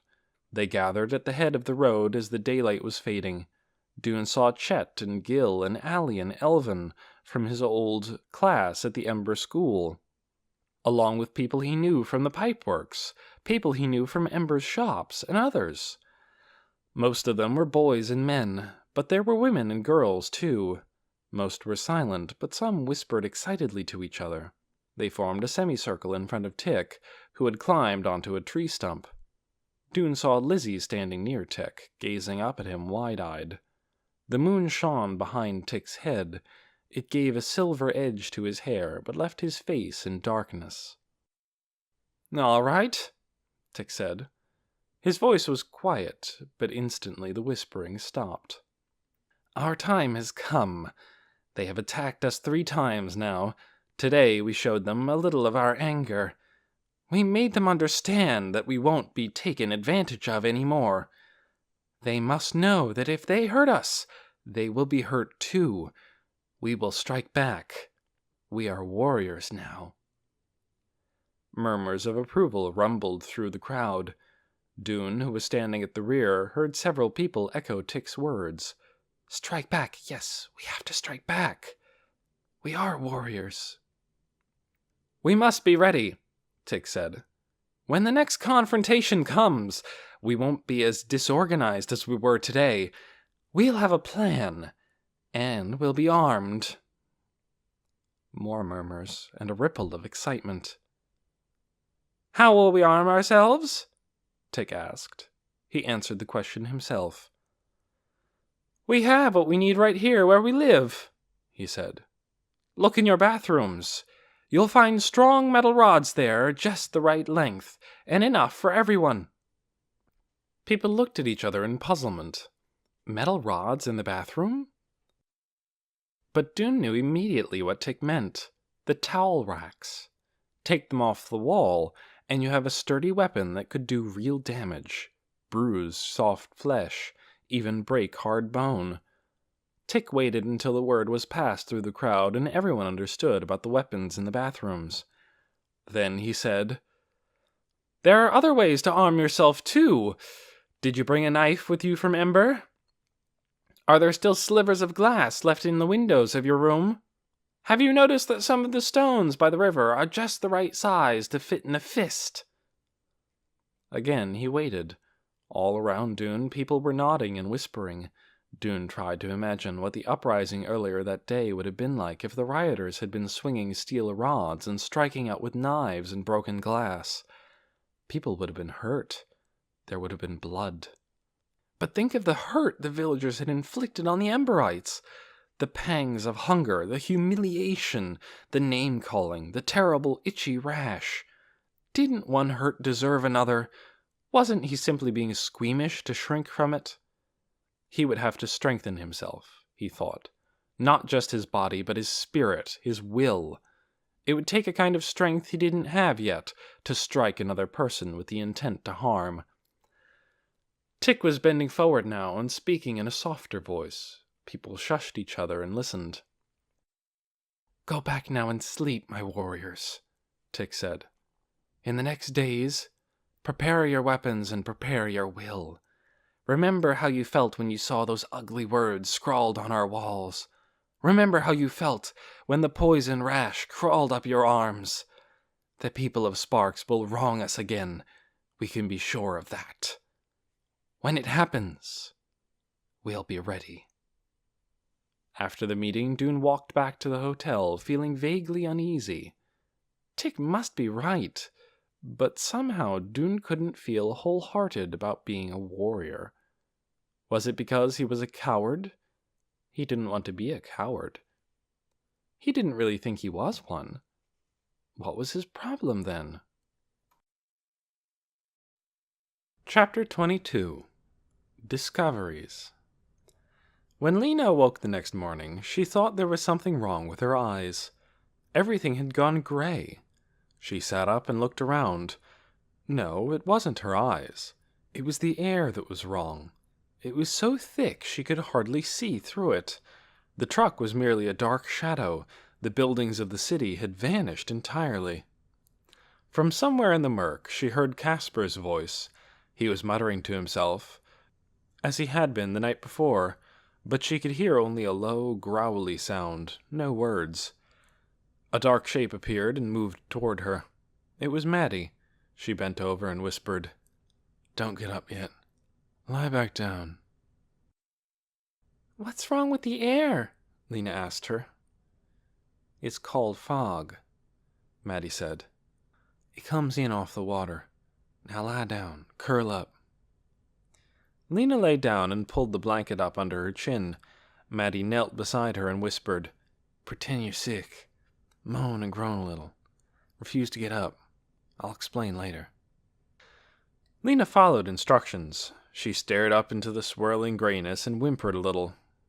It wasn't hard to pretend she didn't feel good. She'd rarely felt so cold and miserable in her life. She saw Maddie and Casper huddling together, two shadowy humps in the fog. They were talking, and their voices rose, but she couldn't make out what they were saying. She must have gone to sleep again. When she opened her eyes, the fog was thinner. A pale sun, like a circle of paper, shone through it. Without sitting up, she looked around for Maddie and saw her sitting on the back of the truck, eating. She didn't see Casper anywhere. "Maddie?" she whispered. Maddie jumped down and came over to her. "You can get up now," she said. "He's gone." Lena sat up. "Gone?" Maddie nodded. "Into the ruins. He won't give up this notion of finding treasure. Something in his mind has slipped, I think. He wasn't all that steady to begin with, and now he's lost his balance." She took Lena's hand and pulled her to her feet, and together they folded the blanket. "He wants you to help him with his search, go into the small spaces where he can't go. I told him you'd help tomorrow, but today you weren't well, so he went off to look around by himself. Preliminary exploration, he called it." "I don't want to help him," Lena said. "You aren't going to," said Maddie. "We're leaving." "We are? When? How?" Lena asked. "Now," said Maddie. "Come and help me." Maddie climbed up onto the truck, unstrapped the two bicycles, and handed them down to Lena. She opened the food chest and took out some of the remaining traveler's cakes, along with 2 water bottles, and she wrapped these in blankets and tied them with rope. "Here," she said to Lena. "This pack is yours, and this back." "You mean we're going to ride all the way back to Sparks?" Lena thought with horror of the vast empty distance and the blazing heat. "We won't have to ride all the way," Maddie said. "There are lots of roamers. Someone will help us." "And we just leave Casper here by himself?" Lena wasn't sure that even someone as unlikable as Casper should be abandoned in this terrible place. "He'll be fine," said Maddie. "He has his truck and all his supplies. He doesn't need us." So they tied the packs onto their backs. They walked the bikes across the rubbly part of the road until they came to the place where it opened out into the long downhill curve. Just then the fog lifted and the air came clear. Lena turned around to take a last look at the city she'd had such hopes for, the city she thought might be a home for the people of Ember. In the sunlight, it looked more sad than terrible. Over the rolling, grass-covered mounds, the skeletons of old towers stood like watchmen. The trees bent their backs before the wind, and the wind swept ripples across the surface of the green water that wrapped around the city's edges. Maybe, thought Lena, the sparkling city she'd seen in her mind was a vision from the distant future, not the distant past. Maybe someday the people of Ember, or the great-great-grandchildren of today's people of Ember, would come back here and build the city again. "All right," said Maddie. "Let's ride." Lena flung her leg over the bike and settled herself on the seat. It was a bigger bike than the one she was used to. She gripped the handlebars, gave a push with her foot, and she was off. From the start, the bike moved so fast she hardly had to pedal. She zoomed forward, going far faster than even her fastest running. The wind in her face swept her hair out behind her, shot through her clothes, nearly peeled back her eyelids. The bumps in the road made the handlebars buck like something alive. She held on with a steel grip. It was absolutely terrifying and absolutely joyful. Down the long hill they went, she and Maddie alone on the wide, empty highway. No need to pedal at all, only steer around broken places or bits of debris. The fast air came into Lena's mouth and buffeted down into her lungs, and she laughed out loud. It was such a glorious freedom. When the slope leveled out a little, she steered the bike in big curves, back and forth, and Maddie did too. They whooped and laughed and raced each other, and alongside them the white birds swooped too, screeching in their shrill voices. Then came a long stretch of flat road and hard pedaling. With many stops for rest and eating and drinking water, they rode all day. Lena's seat was sore, and her legs grew tired. Blisters rose on her hands from holding so tight to the handlebars. But Maddie said, "Just a little farther, and then we'll stop." And Lena kept going, finding strength when she thought it was gone, until at last, at the end of the day, they came to the place where the water ended, and they could begin to turn eastward toward the hills. Here they stopped for the night. They found a creek with a trickle of clear water running along the bottom. Maddie said the round green leaves that grew on the creek's banks were good to eat, so they had those with their traveler's cakes, along with some wild onions and a few blackberries they found deep in a thicket of bramble. There was no cold wind here, as there had been near the city. The evening was warm and still, except for the chirping of frogs in the creek. They spread their blankets on the ground. Somewhere in the dark, an owl hooted softly, and another answered. Maddie was lying on her back with her hands clasped over her wide stomach. To Lena, gazing at her profile against the sky, she looked like a small range of hills, solid and comforting. So Lena dared to ask a question that had been troubling her. "Maddie," she said, "could there ever be another disaster like the one that came before? Or even worse? What if every single person and every single animal was killed?" "Don't worry," said Maddie. "People didn't make life, so they can't destroy it." "Even if we were to wipe out every bit of life in the world, we can't touch the place life comes from. Whatever made plants and animals and people spring up in the first place will always be there, and life will spring up again." Maddie turned over and tugged her blanket around her neck. "Time to sleep now," she said. "More hard riding tomorrow." In the morning, they were on their way as soon as the sun rose. Lena groaned as she got on her bike again. Her muscles were sore from yesterday, but she soon warmed up, and for a long time the road was flat and the riding was easy. After an hour or so, Lena spotted something moving up ahead of them, a dot in the distance. "Look!" she called to Maddie, who was a little way behind her, and she pointed. "I think it's a truck! Maybe a roamer!"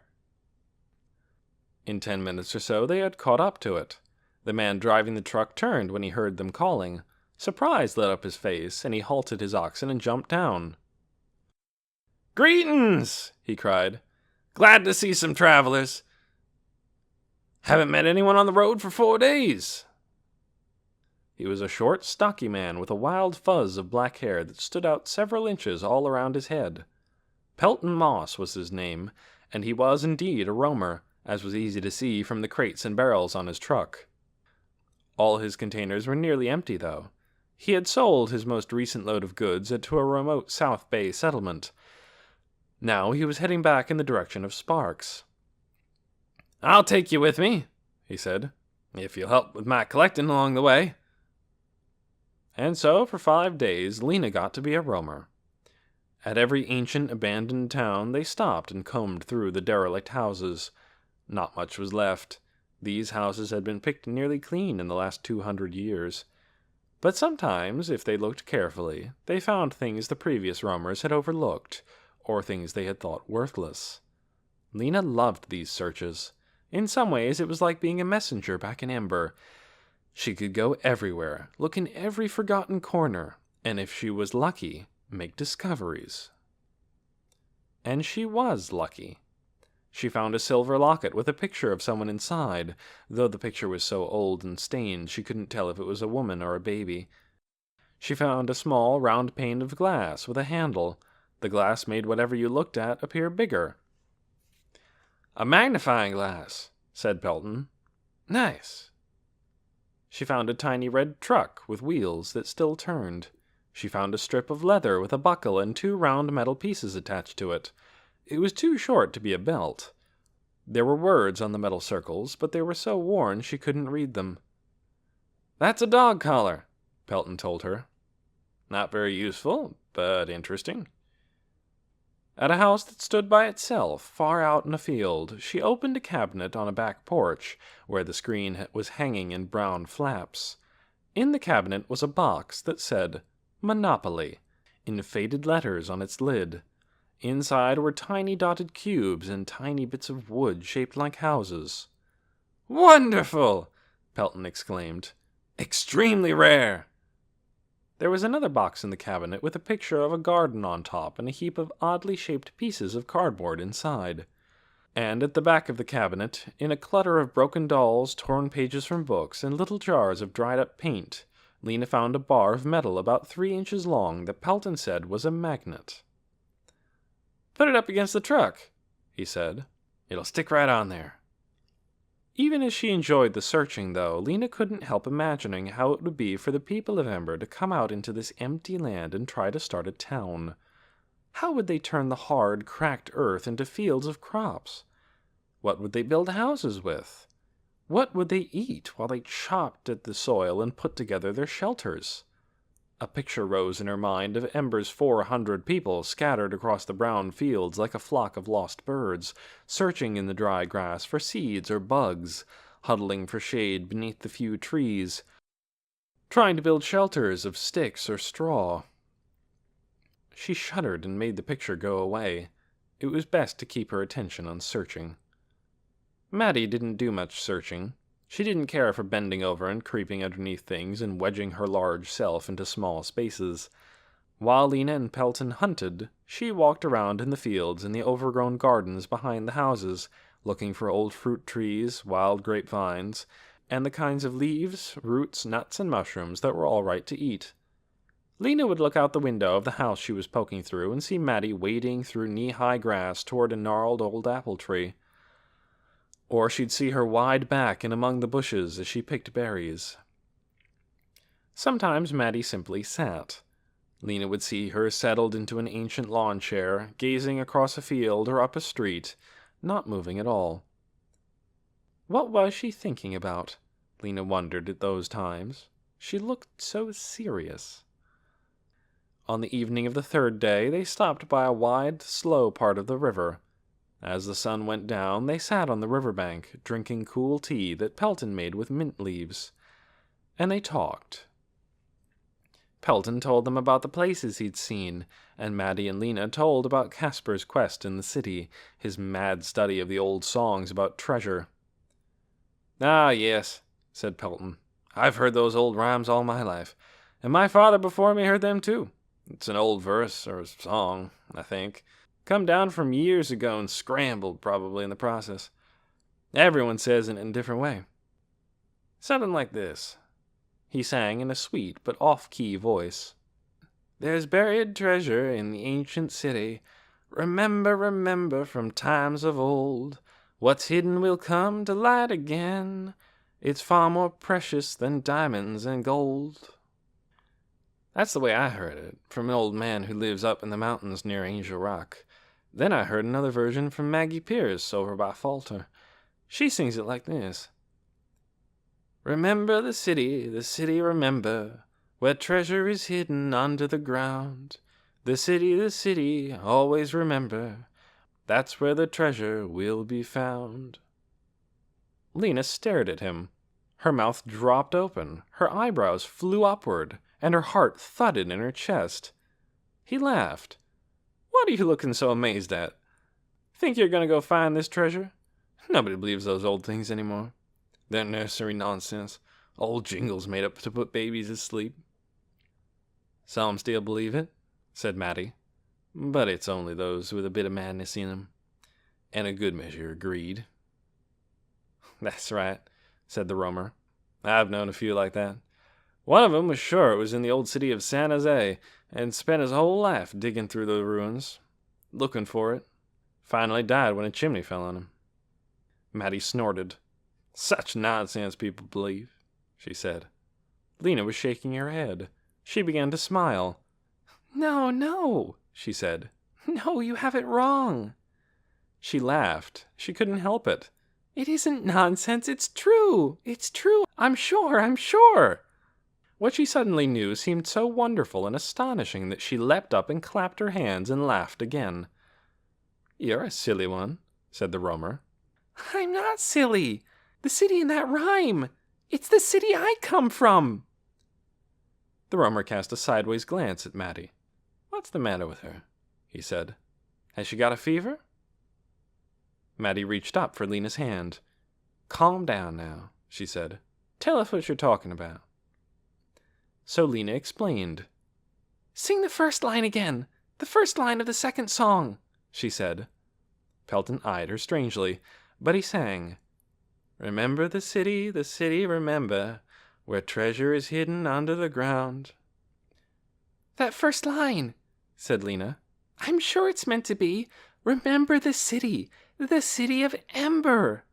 That's the name of my home. It was under the ground. Not sure I believe that, said Pelton. I think it's true, said Mattie. They all say it, all the ones who came from there. And what about the treasure, then? Pelton asked. It was us, cried Lena. We were the treasure, the people of Ember. She felt a swell of love all of a sudden for her old city. Sing that first song again, the last lines of it. Pelton sang. What's hidden will come to light again. It's far more precious than diamonds and gold. You see, said Lena. Come to light. We came up into the light. And we were more precious than diamonds and gold because they thought we might be the last people, the only ones left. The three of them gazed at each other in wonder. I believe she's right, said Mattie at last. Maybe so, said Pelton. He stared curiously at Lena. You lived underground? So then, for the rest of the evening, Lena told about the City of Ember, and how she had been a messenger there, and how she and Dune had found the way out. It was late when they finally lay down for the night. Lena couldn't sleep at first, thinking of the old songs and what they meant. Someone, long ago, had hoped that at least a few people would survive, and had wanted them to remember her city and the treasure it held, the treasure that was most valuable of all, herself, her family, and all the generations of people who had lived in that secret place. Their purpose, though they didn't know it, to make sure that human beings did not vanish from the world, no matter what happened above. The third town meeting. After the rampage in the plaza, the 3 town leaders went up to the tower room for an urgent meeting. They flopped into their chairs and sat without speaking for a few moments, staring down at the mess below. "What will we do now?" said Wilmer. Ben curled both hands into fists and set them on the table in front of him. "The cave people," he said, "must leave." "Leave?" said Mary. "Leave," said Ben. "They must go away from here." "But they haven't been here 6 months yet," said Wilmer. "They must go now," said Ben. "It's better for them anyhow, to leave before winter really sets in." "They won't want to leave," said Wilmer, tugging anxiously at a strand of his hair. "I think they understand now that there's nowhere for them to go." "They must go," said Ben. "We can never feel safe while they are here. If they refuse to go, we will force them to." "We have the means to do it." There was a long silence. Ben and Mary glared at each other. Wilmer's eyes darted anxiously between them. At last, Mary set the palms of her hands on the table and took a long breath. "You are speaking of the weapon," she said. "That's right," said Ben. "We have it for situations of dire emergency. I think we have an emergency now." "We've never used it before," said Wilmer. "We don't even know how to work it." "I think it is unwise to use it," said Mary. "We have always tried our best not to repeat the mistakes of our ancestors. Using the weapon would be the first step down the path they took." "We may not actually have to use the weapon," said Ben. "All we have to do is threaten them with it. Just the sight of it will make them do what we say. That is, leave." "What you are proposing," said Mary, "is sending 400 people to their deaths." "Not necessarily," said Ben. "The village of Sparks started with almost nothing. Why shouldn't they?" "It's not true that we started with nothing. The founders of Sparks came here from the old cities in a truck loaded with enough food and supplies to keep them going for months. These people have nothing at all." "We will send a truck with them then," said Ben, "with barrels of water, some food, and some basic supplies." "That would last them about a week," said Mary. "Besides, they have no skills. They haven't had time to learn them." Ben sighed impatiently. "Are we supposed to subject our own people to hardship and danger because of a bunch of refugees from a cave? Isn't it our job to protect our own people?" "But if they rebel against this order," said Wilmer, "then what?" "I thought I had made that clear," said Ben. "We use force. It is our only option." He pondered for a moment, frowning into the air above Wilmer's head. "We'll put the weapon on a truck and take it to the hotel. If they put up any resistance, it'll be right there, ready to use." He thumped a fist on the table. "I say we give them a day to prepare. The day after tomorrow, they will leave Sparks. All of them, for good. Shall we vote on it?" They nodded. "I vote yes," said Ben. "They must leave." "I vote no," said Mary. Wilmer stared down at his hands. He swallowed. He took a shaky breath. "I," he said, "I vote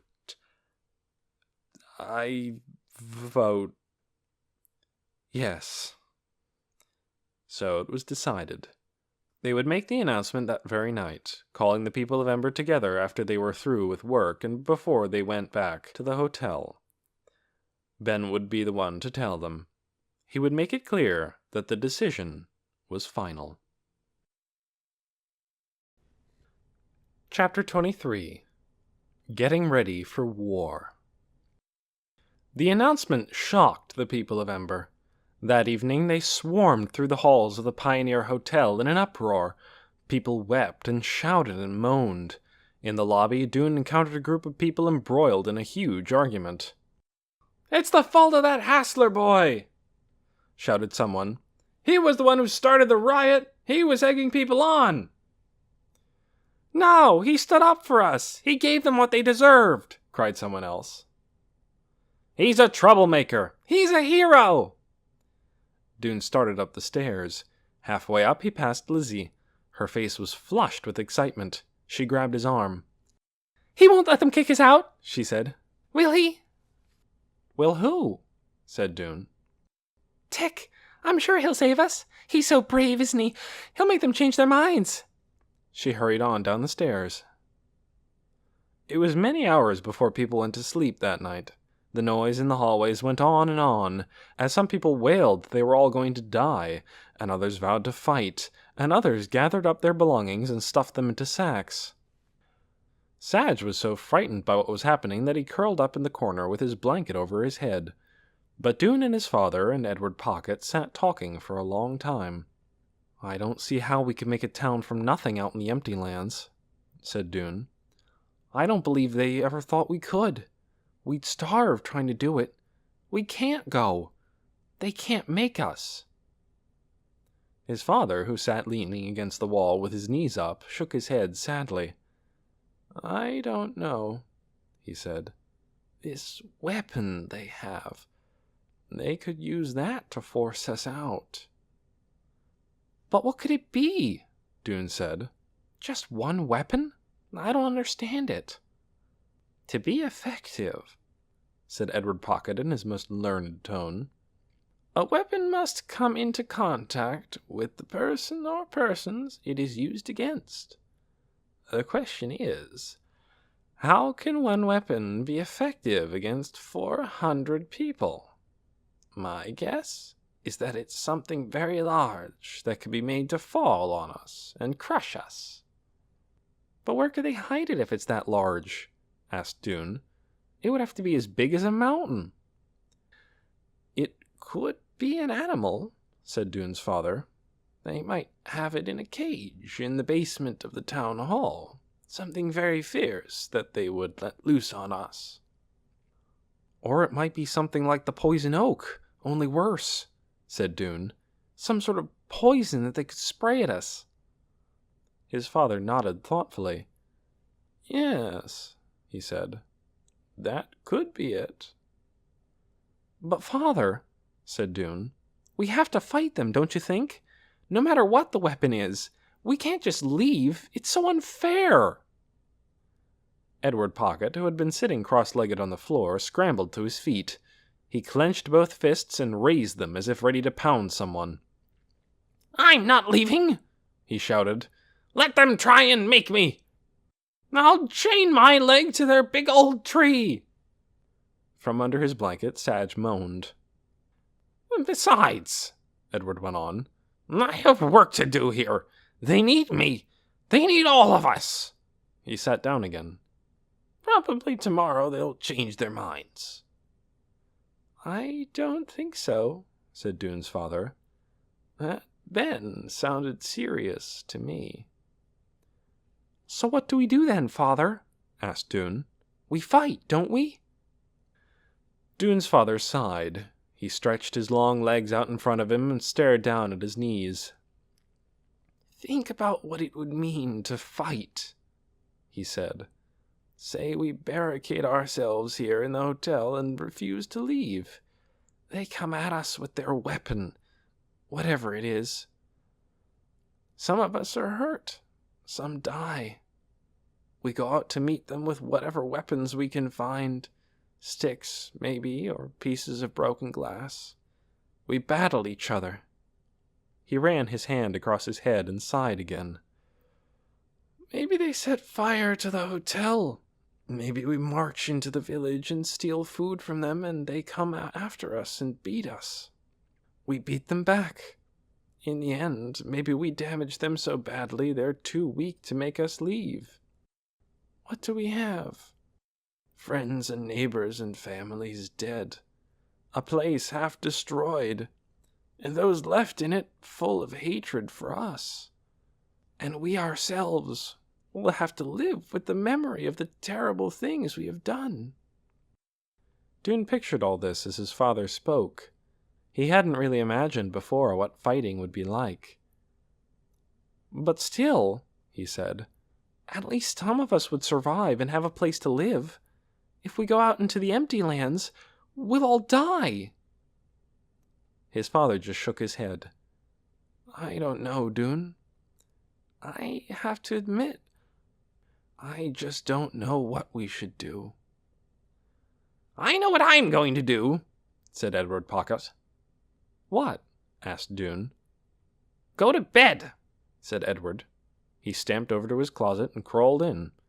Wake me up, he said, when you've got all this figured out. An hour or so later, the noise of marching sounded in the hallway, and the thump-thump of knocks on doors, one after the other. Tick's voice rang out. Calling all fighters, he shouted. All fighters, all those who refuse to be banished. Meet at the head of the road. We must make our plan.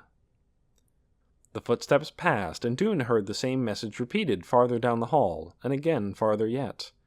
He put his clothes and shoes back on. In spite of what his father had said, he still didn't think the people of Ember should agree to go quietly out into the wilderness. Somehow they must resist, and Tick was the only one with a plan. The hall was full of people, a few of them murmuring quietly to each other, most of them silent. All were heading for the stairs. Outside the night was warm, but a restless wind stirred in the trees and scraps of cloud flew across the stars. With the others, Dune headed for the meeting place. Tick stood in a patch of moonlight, the dense shrubbery behind him. When people had gathered around, he held up his rod, and all whispering died away. Listen carefully, Tick said. He spoke in a level voice, not loudly, but every word was sharp and clear. The day we've been ordered to leave, the day after tomorrow, we assemble at dawn, at the front of the hotel. Have your weapons with you. There are still many people who haven't made up their minds to fight, and a few who are ready to go meekly into the empty lands, following orders. We want to change their minds. Flash your weapons. Shout out our battle cry. We will not go. Remind them of the black words of hatred scrawled in mud on the plaza and on the walls of our hotel, and the poison leaves on our doorstep. We will make those cowards ashamed of their weakness. We will make them understand that obedience to evil commands is a disgrace. Most of them, maybe all of them, will join us. And once they have, we will march into the village, loud and defiant and strong. And in the plaza, we will confront the town leaders and make our demands. A few people raised their fists and shouted approval. What are our demands? Dune asked. He was standing at the front of the crowd, just a few feet from Tick. They are these, said Tick. We demand to be made full citizens of this town, not cast out into the wilderness. We demand to be properly fed. We demand decent places to stay. We demand the end to unfair rules and insults. These seemed reasonable things to ask for, Dune thought. And if they refuse to agree to our demands? He asked. Then, of course, we fight. But they have this terrible weapon they talk about, said Dune. What about that? Others echoed his question. Yes, what about it? Tick smiled. His teeth showed white in the moonlight. They have one weapon, he said. We have many, and each weapon, in the right hands, is an engine of power. His voice grew louder. We will attack them, he cried. Like this! He raised his steel rod and brought it slashing down so the air whistled around it. The end cut into the ground. He raised it again and whipped it back and forth, striking tree trunks so hard he gashed their bark. He whirled around and battered the bushes behind him. You cannot defeat us, he cried to an imaginary enemy. Right is on our side. We will have your blood. We will break your bones. He went into a frenzy of stabbing and slicing, thrashing wildly among the bushes. Leaves flew, twigs snapped. Something fluttered and fell. Dune saw it. So did Tick. He stopped for a moment and glanced down. At his feet was a half-grown baby bird that must have been huddled deep within the bushes. It flopped onto its side, its beak gaping. "You see?" Tick cried. "The enemy falls at my feet!" He raised his rod. "With one blow, I—" Dune stepped forward and grabbed Tick's arm. "Don't!" he said. Tick tried to pull away. Then he relaxed and lowered his weapon. He grinned. "Okay," he said. "I think it's dead, anyhow." He stuck the toe of his shoe beneath the bird and flipped it away into the grass. "But you get the idea," he said, turning back to his warriors.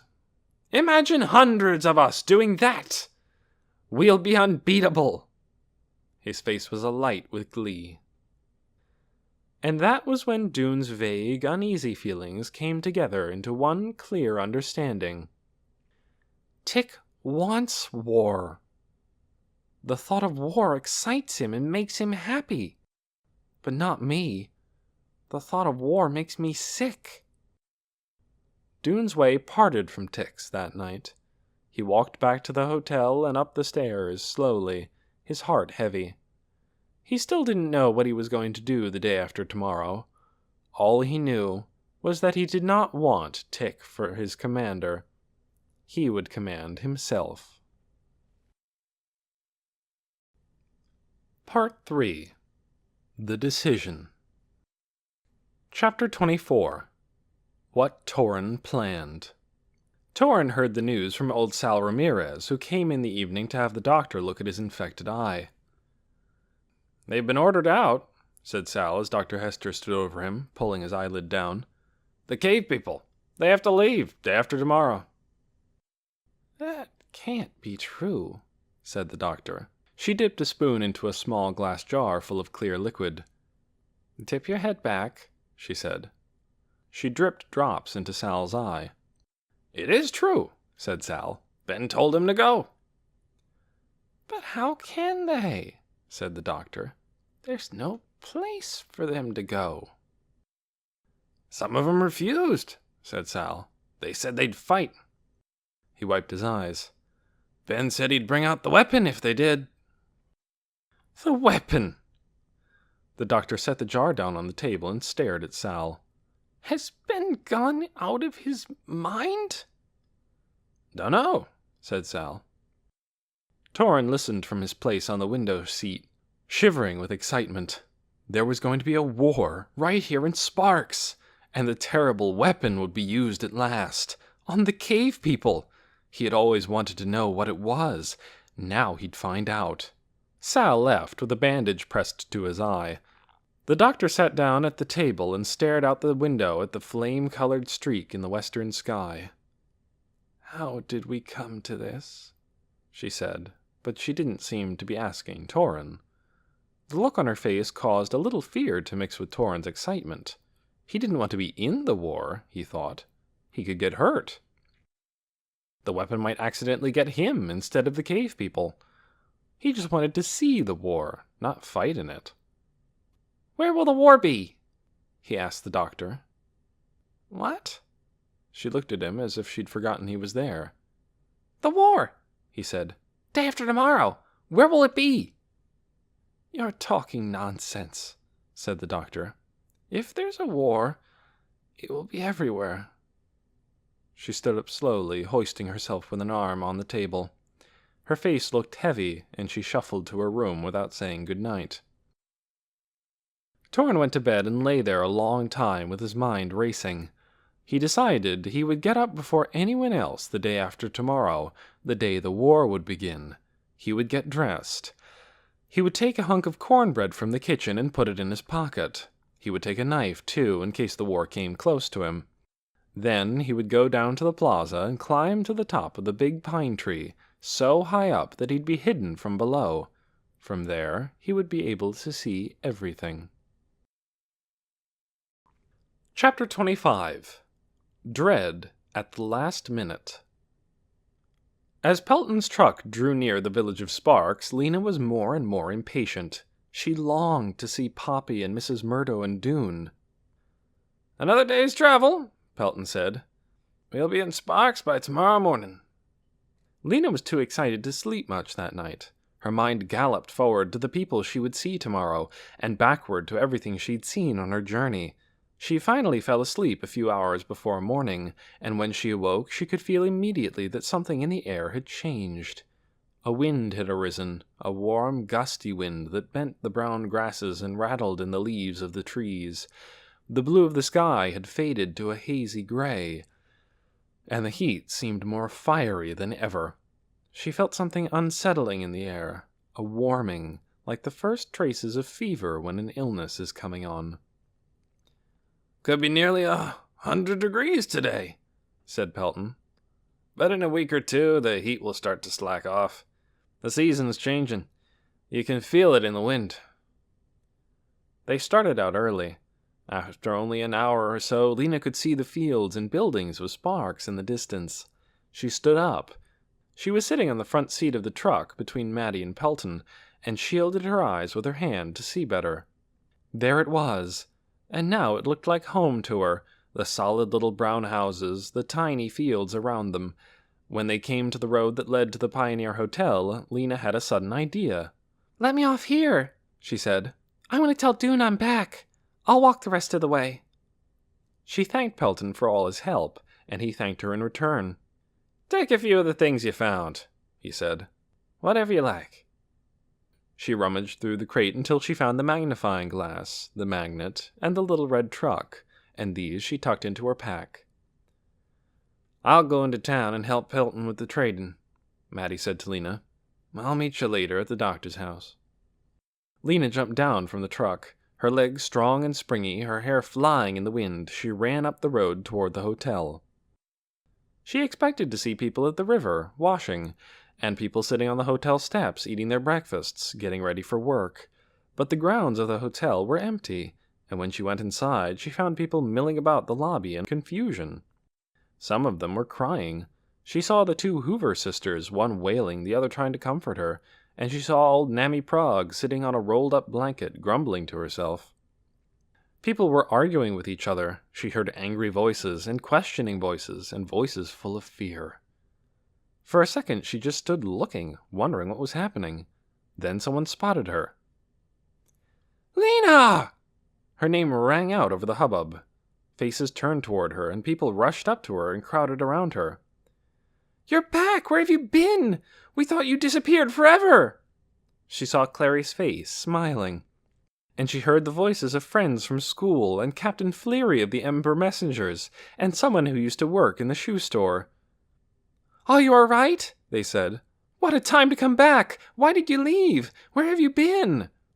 Hands reached for her, arms wrapped her in hugs. She saw a red head bouncing up and down as Lizzie jumped in the air, trying to see over the crowd, and she saw Mrs. Polster beaming at her and Miss Thorne at her side.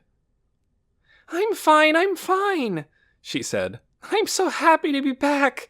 But what's going on here? And where's Dune?" "I'm here." It was Dune's voice. There he was, just coming down the stairs. She broke away from the welcoming crowd and ran over to him. He didn't speak, just reached out an arm and grabbed her hand. The look on his face startled her. Was he angry? "Come outside," he said. She followed him down a passage and out a door in the back of the hotel. There was a small concrete terrace there, bordered by a low wall. Behind the wall, the drooping branches of a dusty tree stirred in the wind. Dune sat down on the wall and pulled her down next to him. For a moment he said nothing. When he spoke, his voice came out in a rough shout. "Where have you been?" he said. "Don't you know how everyone is worried about you? Don't you know everyone has thought you were dead?" Lena shrank back. "I didn't mean to be gone so long," she said. "It was a mistake. I thought... Nearly a month you've been gone," Dune said. "It was because of the city, Dune. I thought the city would be like those drawings I made. I thought maybe we could go there, all of us, and live there, and be happy." she finished weakly. You could have told me you were going, Dune said. I might have wanted to go too. Did you think of that? I didn't really think at all, Lena said. I just saw the chance and went. But if I had thought about it, she frowned, remembering, I'd probably have figured you wouldn't want to come, because you were too busy with that tick. Dune's face fell. Oh, he said. Well, you're right. I guess I thought tick might be... Dune stopped, looking flustered. I'm sorry, he said. I'm sorry too, said Lena. They were silent for a moment. Then Lena said, Shall we forgive each other?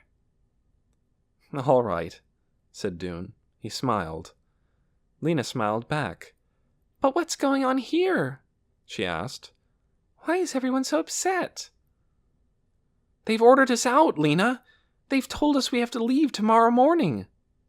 What? Lena could not take this in. Who has to leave? All of us. All the people of Ember.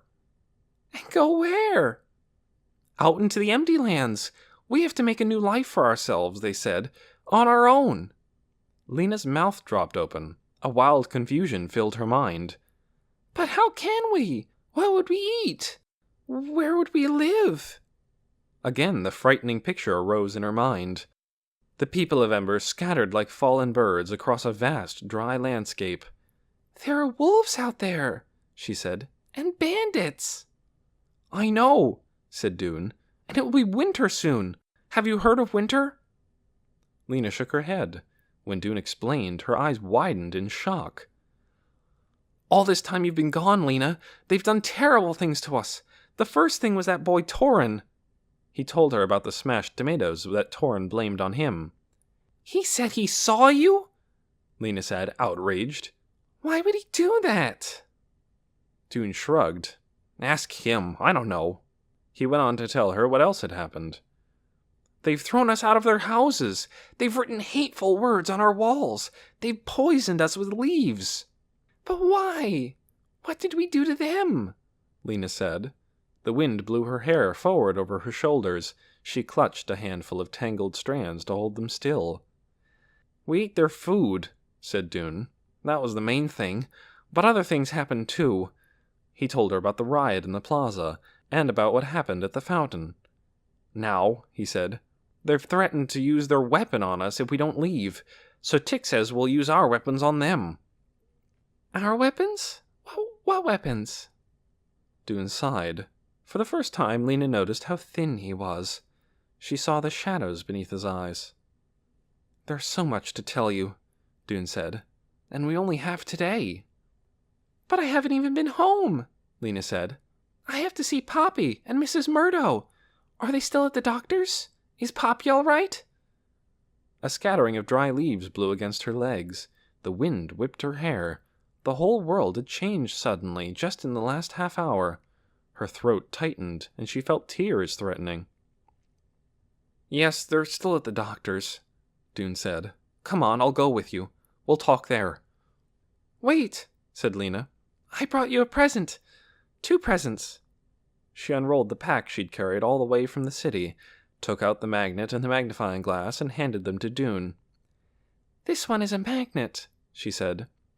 If you put it against metal, it sticks there. I guess it isn't very useful, but it's interesting. The other one is for making things bigger. Making them look bigger. Thank you, Dune said. He examined his presents curiously. He held the glass up and peered through it at the back of the hotel. Look at something small, Lena said, like a leaf or a bug. Dune riffled among the leaves on the ground and found an ant, which he set on the palm of his hand. Holding the glass above the ant, he looked through it. Oh, he said, look, you can see its knee joints, and even... He trailed off, absorbed in looking. Then he raised his eyes to Lena. It's like a miracle, he said. He blew the ant from his palm and looked around until he found a beetle. Look at this, he cried. You can see it chewing. He tried a feather and a bit of mothwing and a blade of grass.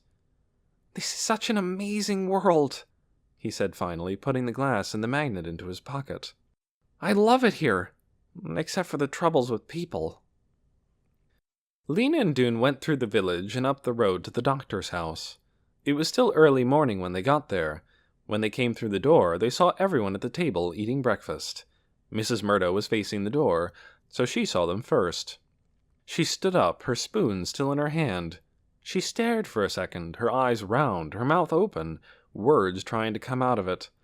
Then she rushed toward Lena and wrapped her in a hug. At the same time, Poppy jumped down from the bench, dashed toward Lena, and hugged her knees. The doctor stood up and watched this reunion wide-eyed. Torin leapt up too, but not to hug Lena. He ran to the door and looked out, and then he cried, "Where's Casper? Isn't he here too? Where is he?" But no one paid attention to him. They were all too busy fussing over Lena, asking questions and not giving her a chance to answer. Where have you been? Are you all right? Why didn't you tell us? Do you know what's happening here? Poppy yelled, Why, pick me up! Pick me up! And the doctor, thrown into a state of even more confusion than usual, murmured, "Some tea? Or, let's see, why don't we all, so glad you're—" And around the edges was Torin, pulling at Lena's sleeve, saying, "But why isn't he here? Where is he? When is he coming?" and getting no answers.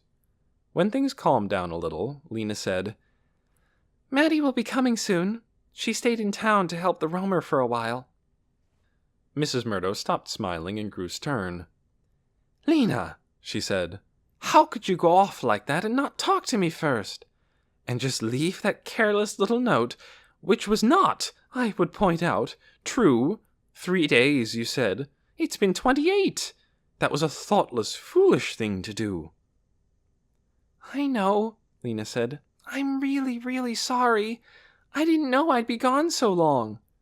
She explained how, when she overheard Casper, she'd thought he'd said a day's journey, when really he'd said 5 days' journey.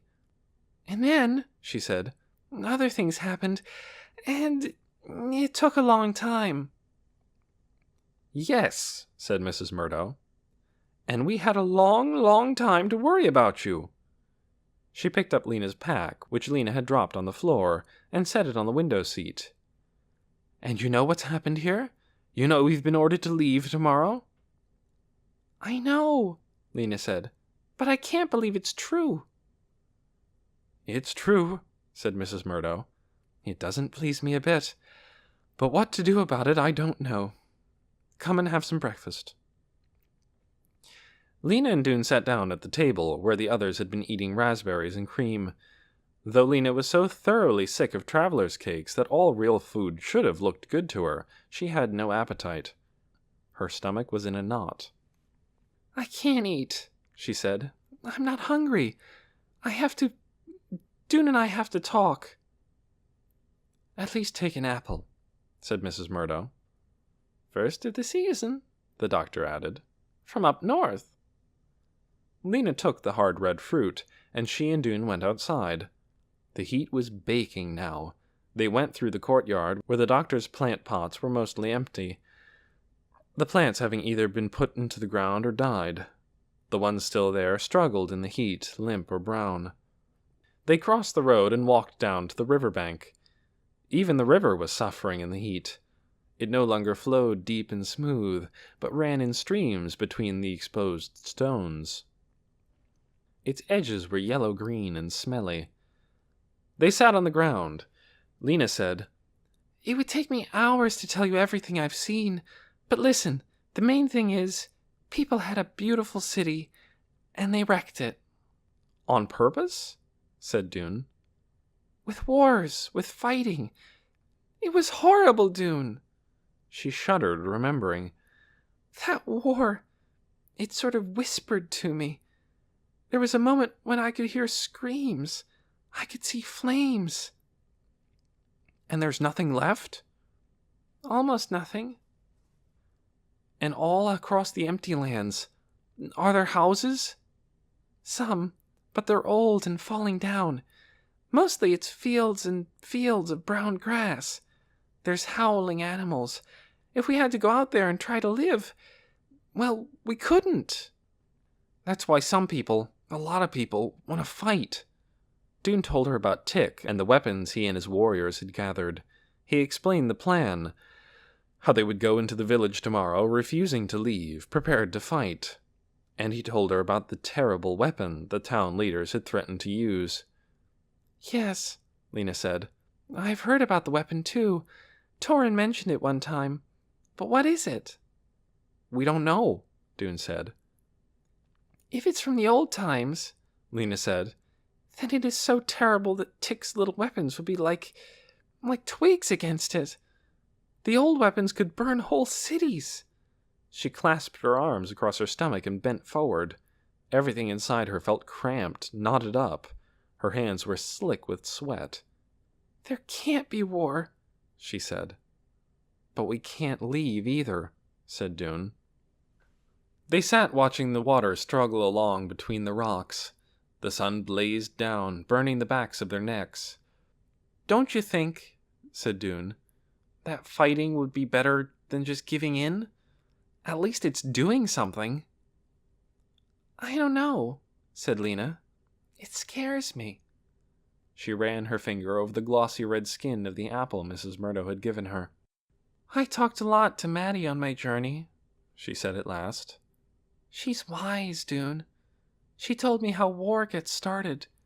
It's when people say, you hurt me, so I'll hurt you back. But that's just how people are, said Dune. Of course when people hurt you, you want to get back at them. And then they want to get back at you. And then you want to get back at them again, only worse. It goes on, unless someone stops it. Stops it how? You have to catch it soon, Maddie said. As soon as you see it starting, you have to stop it. Otherwise, it can be too late. But how do you stop it? You have to reverse the direction, said Lena. That's what Maddie told me. She said that if someone had been brave enough, the wars might not have started in the first place. But Lena! Dune slapped his hand down on the ground next to him. What does that mean? How do you do it? Lena wasn't entirely clear about this. She took a bite of the red fruit the doctor had handed her. It looked as hard as a polished stone, but the juice that burst into her mouth was sweet. I think it's this, she said. She chewed and swallowed. Instead of getting back at the other side with something just as bad as they did to you, or something worse, you do something good. Or at least you keep yourself from doing something bad. She took another bite of the apple. I think that's it. One bad thing after another leads to worse things. So you do a good thing, and that turns it around. Dune sighed. That's not very helpful, he said. How are we supposed to do something good for these people who have done so many bad things to us? Why would we even want to? Well, that's it, said Lena, wiping apple juice off her chin. You don't want to, but you do anyway. That's what makes it hard. Maddie said it was very hard. It's much harder to be good than bad, she said. So what do we do then? Said Dune. His tone was bitter. Say we'll be happy to work without food? Say we'll always be nice no matter what they do to us? No, said Lena. That can't be right.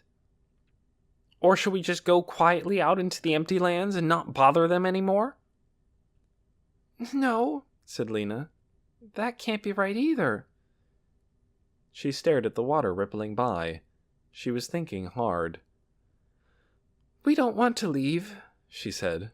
And we don't want to fight. Do you think those are the only two choices? What else could there be? If we don't fight, they'll make us leave. If we don't leave, we'll have to fight. Lena discovered a tough part in the center of the apple, surrounding some brown seeds. She picked at the seeds with her fingernail. There must be some other way, she said. What if we all just sit down in front of the hotel and refuse to move? We don't leave, but we don't fight. They wouldn't use their weapon on us if we weren't fighting, would they? I don't know, said Dune. They might. I don't think they would, Lena said. They're not bad people. But we couldn't sit there forever, Dune said.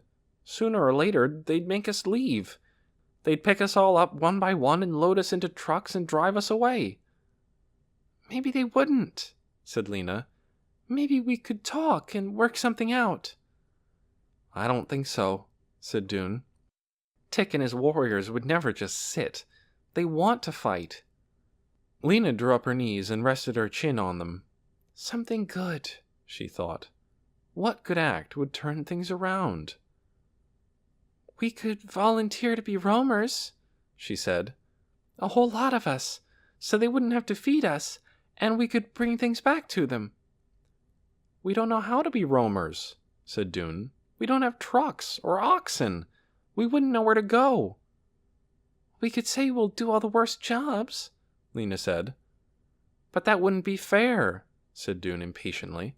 Why should we? That's no good. He stood up, slapping the dry grass from his pants. I think it's too late for any of that. None of it's going to work. Lena stayed where she was, still thinking. She desperately wanted to find an answer, but no answer came to her. Her spirits sank, and she suddenly felt tired. Well then, we just have to be on the lookout, she said. Some chance might turn up. We have to watch for it. I don't know what else to do. She knew how weak and silly this sounded. But to her surprise, Dune smiled a little. That's like what my father told me when I was working in the pipeworks. Pay attention, he said. It was a good idea then. I suppose it still is. Anyway, I guess it's the best we can do.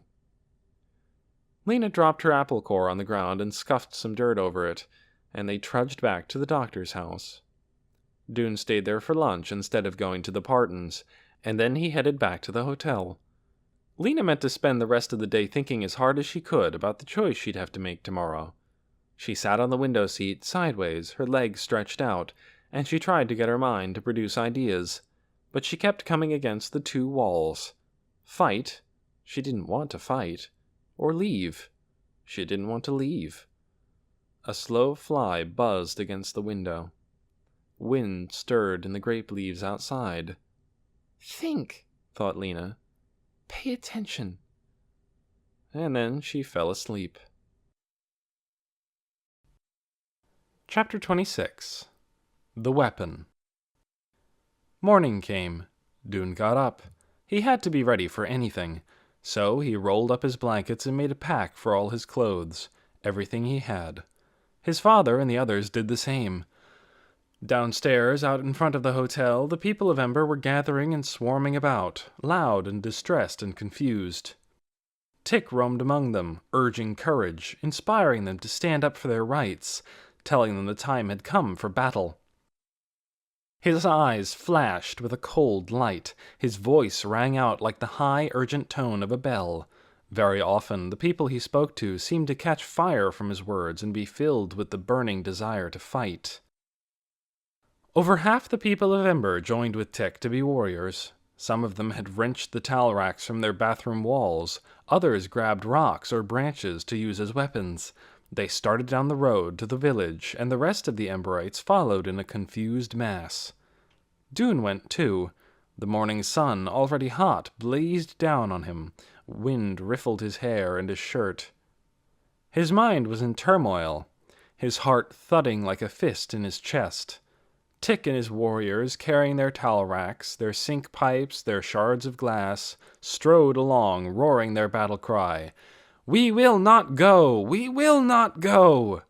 More and more people picked up the chant as they came into the streets of the village, and at doors and windows faces appeared, shocked faces, and people still in their nightgowns. They shouted to each other, "Look, the cave people are coming! They're coming into town!" Other windows flew open, and doors, and people stepped out into the streets, unsure whether to be angry or afraid. All the people of Ember had come. No one stayed behind to wait for the trucks that would take them out into the empty lands. All of them had to know what was going to happen. They had to be there, whatever it was. They poured into the plaza and stood packed together, the warriors roaring and the others nervous, some of them hiding in doorways or behind trees, afraid of what was going to happen, not sure if they wanted to be part of it or not. Tick roared out his challenge. "People of Sparks, we refuse to leave. We are here to make our demands, and if you will not meet them, we will fight." "We will fight!" roared the warriors. Others looked at each other fearfully. "Will we?" From a side street, Ben Barlow appeared, running. He bounded up onto the steps of the town hall, faced the crowd, and yelled back. "What are you doing here? This is an outrage! This is unacceptable! You're leaving today! Leaving here for good!" "We will not go!" screamed the crowd. "Wilmer! Mary!" shouted Ben. The other two leaders followed him up onto the steps. "Clear out, now!" they shouted. "Back to the hotel! Move back! Move back!" They stood in front of the crowd and tried to press them backward, but it was no use. There were simply too many Emberites. Ben darted at Tick and tried to grab him, but Tick struck him with his rod, and he lurched sideways, clutching his arm. No one had expected the Emberites to have weapons. Dune was standing on the riverside of the plaza, slightly apart from the main crowd. He had the feeling things were right on the edge of chaos, right on the edge between being in control and being out of control. It was frightening. The yelling, the waving of weapons, the people of Ember filling the plaza, and the people of Sparks crowding in around the edges, their faces full of rage and fear. "Maybe," thought Dune, "the leaders will be willing to discuss our demands. Maybe we can talk, and everything will be all right." It was the only ray of hope he could see. "These are our demands!" cried Tick. "Listen carefully!" But Ben just screamed back. "We've had enough from you! We're finished talking to you! No more talking! No more demands!" When he heard that, Dune felt a jolt of fury. It launched him into action. He sprang up onto the bench next to him and shouted at the top of his lungs at Ben. "At least listen!" That drew the attention of Chugger, who was standing near him. He lunged at Dune, but Dune leapt away. He heard Ben's voice shout, "Catch that boy!" Angry faces turned toward him. Arms reached to grab him. He ducked and swerved and wove his way along the edge of the crowd, and as soon as he was in the clear, he ran. But he didn't go far. He had to stay close to the plaza. He had to know what was going to happen. He ran up the river road and darted behind the town hall, where a few garbage barrels stood by the back door. He paused for a moment. Was anyone following him? From the plaza came a roar, and then a voice shouting. What was happening? Dune had to know. He pushed against the town hall's back door. It opened easily, and he slipped inside. A hallway led toward the front of the building. On his right was a flight of stairs. Surely, he thought, no one was in here. They were all outside, dealing with the army of Emberites. He ran up the stairs, and at the top he found himself in the tower room. It was a square room with windows on all sides. A table stood in the middle with straight-backed chairs around it. Down below was the plaza, swarming with people. The noise was like the roar of water. Tick was at the front of the crowd. Dune could see the top of his head like a shiny black stone, and his steel rod glinting in the sun. Straight below were the steps of the town hall, and the tops of the heads of the three leaders. To his right, the windows were partially blocked by the branches of the great pine tree that stood next to the town hall. When he looked out the windows toward the rear of the building, he saw the town hall roof below. This was perfect. He could see what was going to happen. He could hear, too, because the windows were open. And, he realized, if he stayed here, he wouldn't have to decide whether he was going to fight or not. This seemed a bit like cheating, but it was a relief, too. The thought of taking part in a bloody brawl had filled him with dread. Standing to the side of the front window, Dune looked down. Right below him was Ben Barlow. He could see the wiry gray hair on top of his head, and his hands waving furiously in the air. Mary Waters and Wilmer Dent had stepped up behind Ben. Mary tried to take him by the arm, but he shook her off. He made his hands into a megaphone for his mouth. "We will not be threatened!" he shouted. "We are in charge of this town! It is our place! We built it! We own it!" He yelled so loudly that his voice rasped and cracked. You're destroying our way of life! You must go! The crowd rumbled. They pressed forward. Clouds came over the sun, and a vast shadow swept across the plaza. You may try to make us leave, shouted Tick, but we are here to stay! The air seemed to quiver with rage. Or was it just the wind? Everything was moving. The clouds raced overhead, the branches of the trees thrashed, the Emberites raised their motley weapons.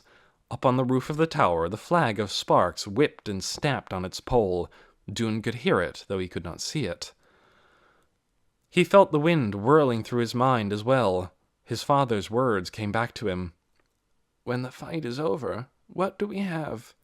A place destroyed, people who hate each other. Standing above it all in the tower, he had the strange feeling of being separate, belonging neither to one side of the fight nor the other. Whose side was he on? Not on Ben's, certainly, but not on Tick's either, with his warriors calling out threats, eager for a fight. Ben held up his hands and shouted again. We warned you, and we're ready for you! His voice was hoarse. I'll give you one last chance! Will you leave or not? With his head thrust forward and his hands tightened into fists, he waited for an answer. No! Screamed Tick. His army bellowed it out with him. No! Never! No, no! Ben dashed to the door of the town hall. Wilmer went with him, and together they darted inside. Dune froze, afraid they might climb up to the tower, but they came out onto the steps again right away, pulling a thing of black metal that ran on wheels. For a moment the clamor of the crowd ceased as they craned their necks, trying to see over each other's heads. Dune had a good view from where he stood, but he still had no idea what the thing was. He knew it must be the weapon, but it looked almost like a great black insect. It stood on black iron legs. It had a complicated black iron body, nearly as long as a truck, studded with hooks and boxes and points. A narrow scarf of ridged metal hung across it. It was ugly, Dune thought, like the skeleton of a monster. Ben turned the thing so that it pointed out over the crowd. He stood behind it, his feet planted wide apart. This is your last chance! He shouted at the crowd. Disperse, or take the consequences! Mary Waters dashed toward him. No, Ben! She cried. We can't do this! Ben pushed her away. We agreed! He cried. Stand back, Mary!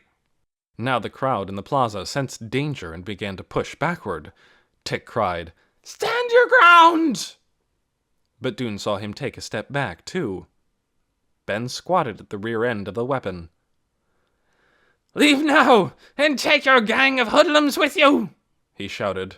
Or I fire! Fire? Thought Dune. What does he mean? It was clear that Tick didn't know either. You have one weapon, he shouted. But we have many!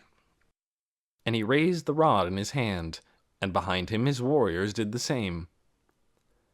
Ben gave a furious shout. He was crouched over the weapon.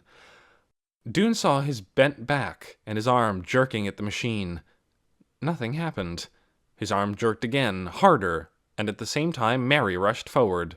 She aimed a powerful kick at the nose of the weapon, bumping it upward, and the weapon, in a harsh machine voice, began to chatter. It went, turning its snout back and forth. People in the crowd began to scream. Dune couldn't see at first what the weapon was doing. What was the point of its loud, furious shuddering? The noise was horrible, but the weapon was staying in one place, not flying out into the crowd. Was it shooting something out of its... Yes! Across the plaza, over the heads of the people, Dune saw a line of holes punching into a wall, splintering a window. But the weapon suddenly stopped its chattering. Dune looked down and saw Ben give it a furious shake, and shake it again, pounding on its nose to aim it lower, as the crowd yelled in panic and scrambled backward, and Mary shouted and tried to rush toward Ben, but Wilmer grabbed her arm, and then the weapon exploded. No chattering this time, just a spurt of fire that shot from the weapon's rear end, knocked Ben flat on his back, and toppled the weapon forward so that it stood on its nose. This made the fire shoot straight upward, a column of bright orange, scattering sparks and reaching toward the branch of the pine tree that hung over the town hall steps. From his place in the tower, Dune watched, horrified. Where was his father in that frenzied crowd? Where was Lena? Below him, the pine tree was on fire. The building would be on fire too in a minute, because the tree stood right up against it. Smoke was already curling through the windows. He had to get out. And that was when he heard a scream. Not from the plaza below, but from somewhere above him. A bird? An animal in the pine tree? A second later, an echoing scream arose from the crowd.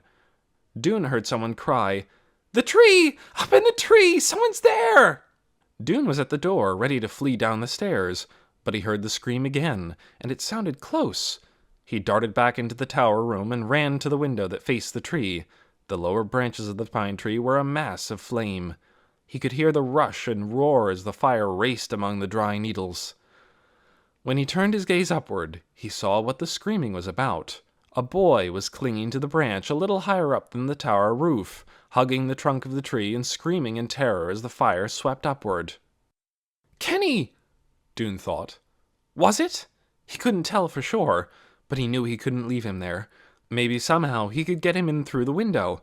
He opened it as far as he could. It was the kind of window that swung outward on hinges, and then he grabbed one of the chairs from around the table. Holding it by its back, he thrust it out of the window as far as he could. "Climb down!" he shouted to the boy in the tree. "Climb down, quick!" The boy saw him, and with a start, Dune realized who he was. It wasn't Kenny at all. It was Torin, the one who had started so much trouble, the one who had pointed a lying finger at Dune. For one furious second, Dune felt the urge to leave Torin to his fate and get himself out of the tower as fast as he could. But he pushed that thought away and shouted louder, "Hurry! Get down here!" Torin clambered down through the branches, down toward the flames beneath him. When he was opposite the tower window, he was still too far away to reach the legs of the chair. He edged out along a branch, but it was a slender branch and bent under his weight. "Jump!" Dune yelled. "Jump and catch the chair legs! I'll pull you in!" Torin crawled backward to where the branch was sturdier. He stood up. Then he froze. He stood clutching the tree trunk, staring down at the flames, his mouth a dark O. "Jump!" screamed Dune again. Smoke was pouring into the tower room now. "Hurry! You can do it!" A gust of wind. The flames leapt. Now the branches just below Torin's feet were blazing, and suddenly he made up his mind. Dune could see the moment of decision on his face. He clamped his lips tight. He fastened his gaze to the chair dangling out the window, and then he pushed himself away from the trunk with his hands and flung himself toward the tower. His hands caught the rung between the chair legs, and Dune's whole body was yanked forward. He almost lost his grip on the chair, but not quite. "Hang on!" he yelled. With all his strength, he hauled the chair upward, and when Torin's hands were within reach, he grabbed one of them, and then both of them, letting the chair topple back into the room. One last heave, and Torin was in the tower room, shaking so violently he could hardly stand. "Now," said Dune, "let's go!" He headed for the door. Over the sill of the window Torin had just come through crept a row of flames like sharp orange claws. Chapter 27. Firefight. Lena was on the side of the plaza farthest from the river when Tick called out his demands, and Dune yelled, "At least listen!" When she heard his voice, she tried to make her way toward him, but the crowd was so dense and turbulent that she couldn't get through. Tick's warriors were everywhere. The sun flashed off their steel rods and pipes and jagged pieces of glass. She was worming her way through the dozens of shoving and shouting people when Ben fired the weapon. She heard the sound, a chain of loud pops, and the people in front of her screamed and scrambled backward. Lena ducked and put her hands over her head. She stayed that way as people pressed past her and stumbled over her, and in a moment the popping noise stopped. Then there was a bang and more shouts, and when she dared to stand up and look, she saw that the pine tree was on fire. The flames were small at first, creeping along just one branch, with sudden flashes as dry bunches of pine needles caught fire. But in seconds the flames grew bigger. They leapt and crackled. Black smoke rose in a pillar into the air. The crowd pressed backward, crashing against each other. The people of Ember, for whom fire was a rare and terrible danger, stared upward with their eyes wide and their mouths gaping. Some of them screamed. Some were too frightened to make a sound. Such a terror came over Lena that she couldn't move, except to stagger a few feet back along with the crowd. Her eyes were fixed on the flames, the terrible orange hands reaching up into the branches of the tree. A voice in her mind screamed, "Run, run!" But she couldn't run. Her legs wouldn't work. It was all they could do just to hold her up. A voice cried out, "Someone's in the tree!" And Lena looked up through the smoke just long enough to see the upper branches thrashing and get a glimpse of something white moving among them. Then she was surrounded again by struggling people. She tripped over a piece of pipe rolling on the pavement and fell to her knees. When she managed to get to her feet again, the mass of people had pressed back behind her, and she found herself near the front of the crowd. On the steps of the town hall, she saw Ben lying motionless, sprawled on his back. Wilmer bent over him, and Mary Waters shouted, "Fire truck! Fire truck!" The fire had leapt from the pine tree to the town hall tower. Flames licked up its wall. That was when Lena heard a wild laugh from behind her. "Let it burn!" someone cried. "Let it burn! It's their punishment! They deserve it!" She recognized the voice. It was Tick. Others took up the cry. "Let it burn!" they shouted. And a chorus of voices raised a harsh, triumphant cheer. The people of Ember were packed together at the far south end of the plaza now, as far from the town hall and the fire as they could get. A few ran into the streets to get away, but most of them waited to see what was going to happen. They stayed at a safe distance, hovering between terror and fascination, and watched as the flames streaked up the sides of the tower. The people of Sparks were running in all directions. Shopkeepers grabbed buckets and ran to the river and filled them with water, but most of the fire was high above their heads, impossible to reach. They flung the water into the air and then stood with empty buckets, watching the tower burn. The 2 fire trucks arrived, their drivers standing up and lashing the oxen to make them trot. Water sloshed from the big barrels on the trucks' beds. As soon as the trucks stopped, people jumped up onto them, grabbed buckets, and began dipping buckets in the water. "Fire line! Fire line!" The cry went up, and the villagers, who must have practiced this many times, formed straggling lines stretching out to the fire from the truck at the edge of the plaza. Burning twigs broke from the pine tree and blew in the wind, and new fires started up here and there. People in the fire lines flung water in all directions, but for the few flames each bucket of water doused, it seemed 10 new ones sprang up. Lena's heart was beating so hard it drowned out all her thoughts. She wanted to run, to get away from here, but something paralyzed her. Part of it was fear of the fire. Part was fear of something else. Fear of an idea that was trying to come to the surface of her mind. She didn't want to hear it. "Pay attention," a voice whispered to her. She tried to push it away. Faster and faster, the people on the truck dipped the buckets into the barrels, dipped, filled, and handed the buckets to those in the line, who passed them along from hand to hand. The last person in line, the one standing nearest the flames, flung the water, which hissed and steamed and put out a few flames. Tick and his warriors, along with the rest of the people of Ember, watched all this as if it were a frightening but fascinating show. Tick and a few others cheered, but most people just gazed, goggle-eyed, as the flames blackened the town hall. When the wind blew sparks toward them, they shrieked and pressed back farther. Lena scanned the crowd. Where was June? Where was Mrs. Murdo? She didn't see either of them. She could hardly see anything. Smoke filled the air. All she could see was a shadowy tumult of people. Only the flames were bright. The pine tree was a column of fire. Within it, Lena could see the tree's black skeleton. When a great branch broke off and fell, crashing into the shrubbery below and setting it alight, a terrified clamor arose from the people of Ember. And now, instead of pressing backward, many of them turned and ran. Lena stayed where she was. She felt as if she were being gripped by two huge hands. One pulled her backward, away from the fire, back toward the streets of the town, through which she could run to safety. The other pulled her forward into danger, urging her to do what she suddenly knew was right. It was the good thing. It was what she'd been waiting for. But she didn't want to do it. "I can't," she thought. "I don't want to. I'm too afraid. Someone else will do it. Not me. I can't." At that moment, the tower collapsed. Its walls crumpled, the roof caved in, and flames shot up from the hole. The flagpole came hurtling down like a spear. The blackened walls leaned and toppled. And then the fire was everywhere. Flaming branches and tufts of needles blown by the wind landed in the dry grass at the edge of the plaza, and in the trees by the river, and on the thatched roofs of the market stalls. "There!" called the people in the bucket line, pointing.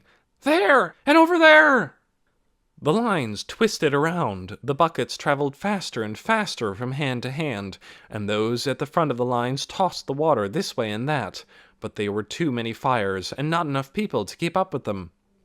"It's now," thought Lena. "I have to do it. I will do it." Quickly then, before she could change her mind, she ran.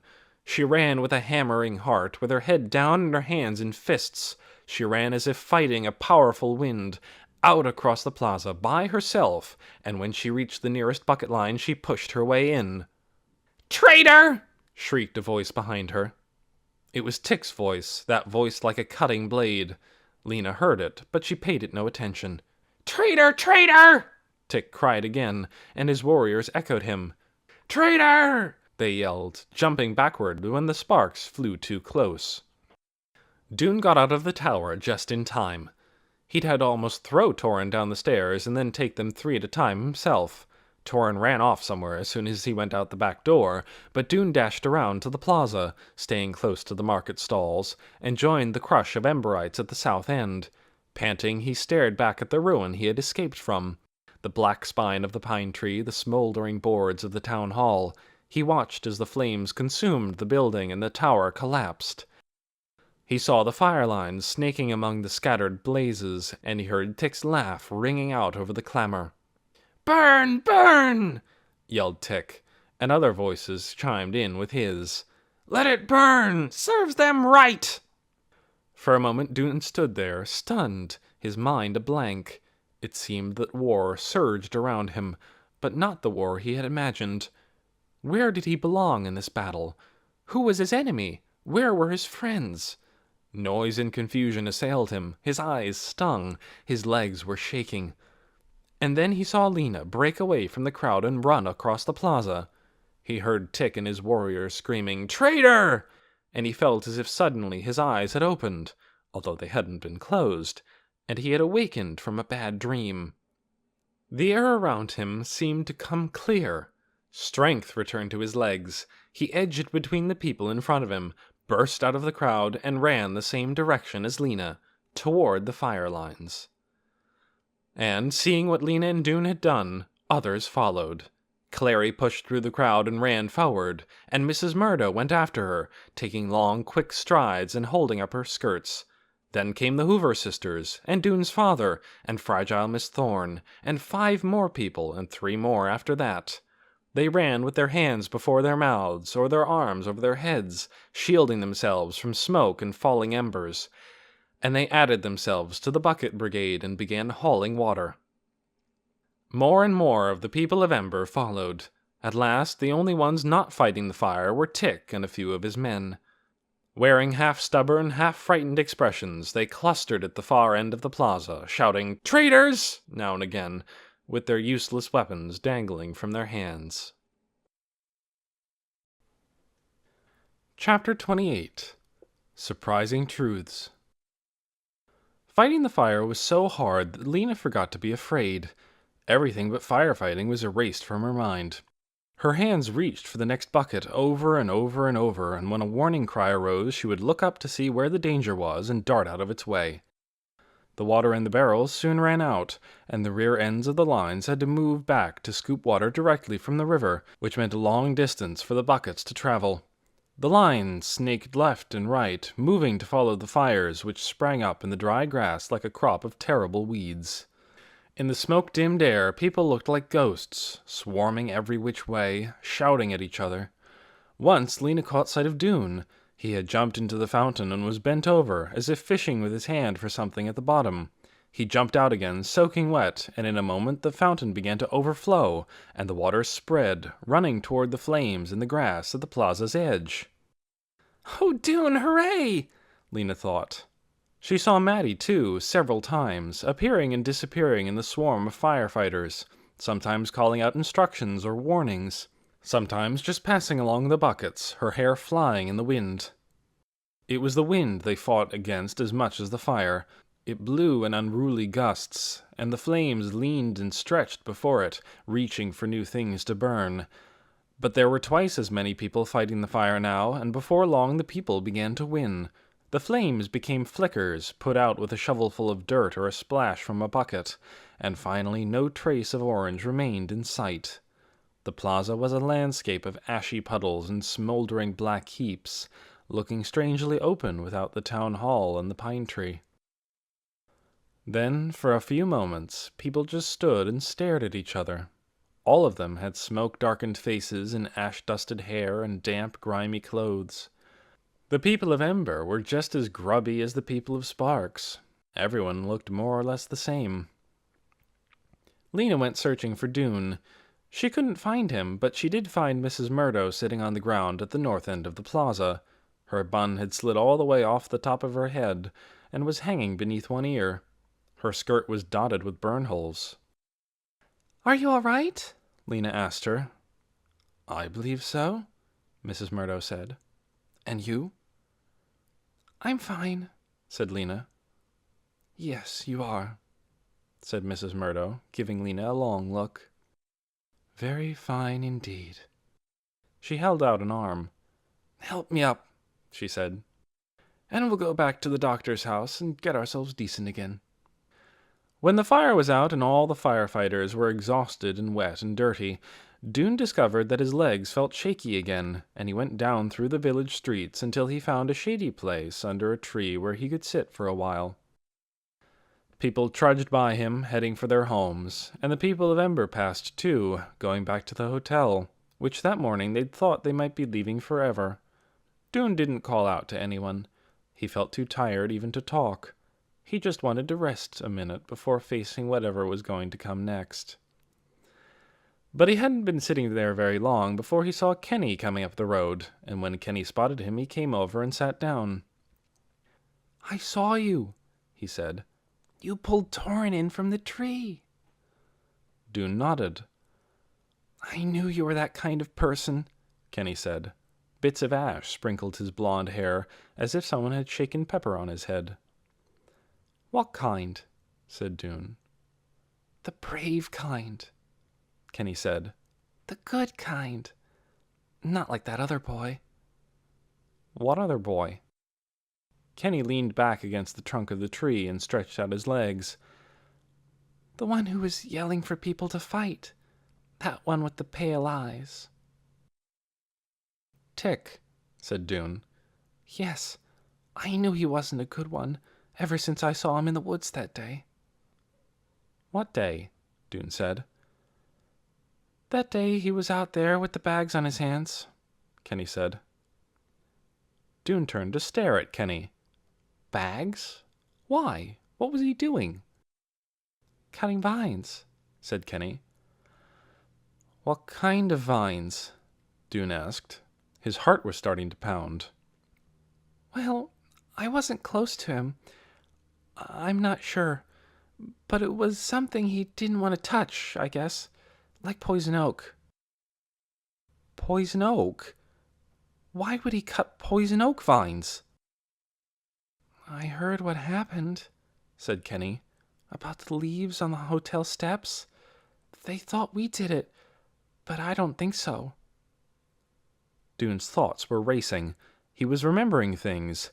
How Tick had an itchy patch on his arm days before the stuff appeared on the hotel steps. How he led the cleanup but didn't participate himself. How he had smudges on his neck the morning that "Go back to your cave" was written on the hotel walls. How he stirred everyone up, fed their anger, by reminding them of those 2 attacks over and over again. As if his mind had been full of clouds, but now was clear, he understood. Tick needed all that anger and outrage. The more upset people were, the more of them would want to fight. And the more fighters there were, the more people for Tick to lead. Tick wanted power. He wanted glory. He wanted war, with himself in command. He had raised an army by attacking his own people. Dune was breathing fast. His hands were cold and shaky. He knew suddenly that this changed everything. It meant that the people of Sparks had not attacked the people of Ember after all. Their fears and suspicions had made them unkind and selfish, but, except maybe for the muddy words in the plaza, they had not attacked. And if there hadn't been the writing on the wall and the poison oak, there probably wouldn't have been a riot in the plaza. And if there hadn't been the riot, the town leaders might not have decided that the Emberites had to leave. Dune jumped to his feet. Startled, Kenny said, "What's the matter?" "You've told me something important," Dune said. He held out a hand and pulled Kenny up. I have to... What did he have to do? He had to talk to someone. He had to explain. "I have to get going," he said to Kenny, and he headed back up the road toward the village center again, thinking about whom he should talk to and what he should say. The doctor was standing out in front of her house with Poppy at her side when Lena and Mrs. Murdo arrived. Poppy came galloping toward them. "Fire!" she yelled. "I saw fire! I saw fire!" "Are you hurt?" Dr. Hester asked. "Just tired," said Lena. "And dirty," said Mrs. Murdo. "Dirty, dirty," said Poppy, tugging at Lena's shirt and trotting along beside her. Torrin was sitting on the sofa with his feet in a tub of water. "What happened to you?" asked Lena. "I got burns on my feet," Torrin said. "On your feet? How did you do that?" "You didn't see?" said Mrs. Murdo. "See what?" said Lena. So Mrs. Murdo told her. "I don't know why Dune was up in that tower to begin with," she said, "but it was a lucky thing for Torrin that he was." Lena raised her eyebrows at Torrin. "Dune told me what you said about him. Aren't you ashamed, now that he's saved your life?" Torrin didn't answer. He stared down at his feet. "You lied," Lena said. "You blamed Dune for something he didn't do." Torrin slumped down in the sofa pillows. "You lied." "He didn't throw those tomatoes," said Lena. "He would never do such a thing. Why did you say he did?" "It was a mistake," Torrin said in a muffled voice. "Well, who did it then?" "Someone else." "Who?" "Just someone. I'm not telling." "You are telling something, though," said Lena. "Maybe you won't tell who did it, but you have to tell that Dune didn't." She shuffled through the clutter on the table and found a scrap of paper. "Here," she said, handing it to Torrin with a pencil. "Write on here that you told a lie about Dune. Sign your name." Scowling, Torrin wrote. He handed the note to Lena, who headed for the door. "I'm going back to the village," she said. "Just for a little while. I'll be home by dinner time."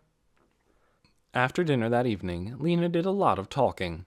Mrs. Murdo and the doctor wanted to know what was out there in the empty lands, and how it was to be a roamer, and what the city was like. Maddie, sitting on the window seat with a cup of tea, put in a word now and then, but mainly she let Lena tell the story. Torrin sat on the couch with his feet stretched out. The doctor had wrapped them in rag bandages, and pretended not to listen. But every now and then he couldn't help asking a question. Usually his questions had to do with Casper. "I don't understand," he said, "why you two came back and not Casper." "He hadn't finished what he wanted to do," said Lena. "His mission." "What was his mission?" cried Torin. You must have found out.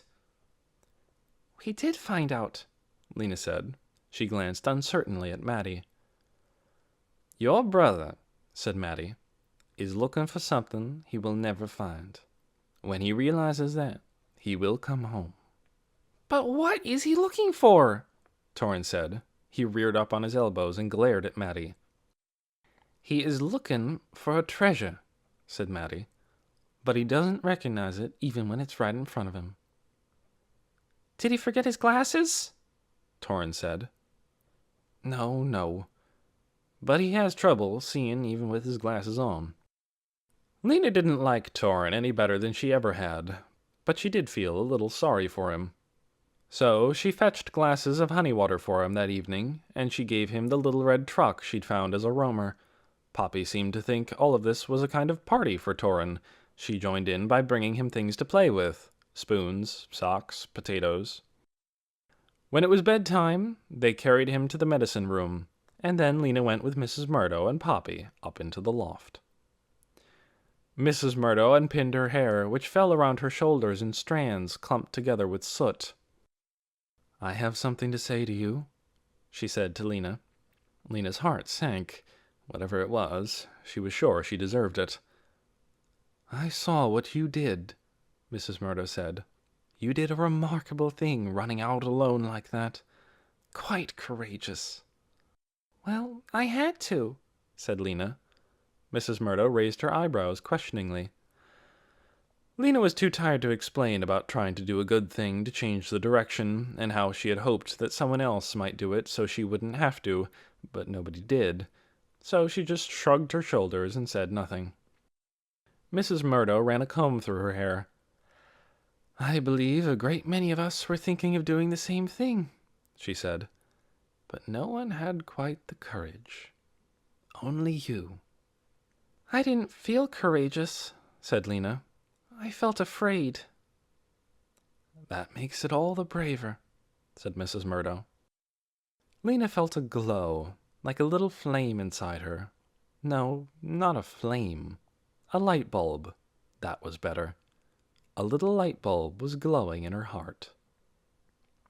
I believe I'm more tired than I've ever been in my life, said Mrs. Murdo. And tomorrow there's more to face. Tomorrow? For a moment, Lena couldn't remember what had to be faced tomorrow. Well, yes, said Mrs. Murdo. I suppose tomorrow we'll find out if they're still planning to make us all leave.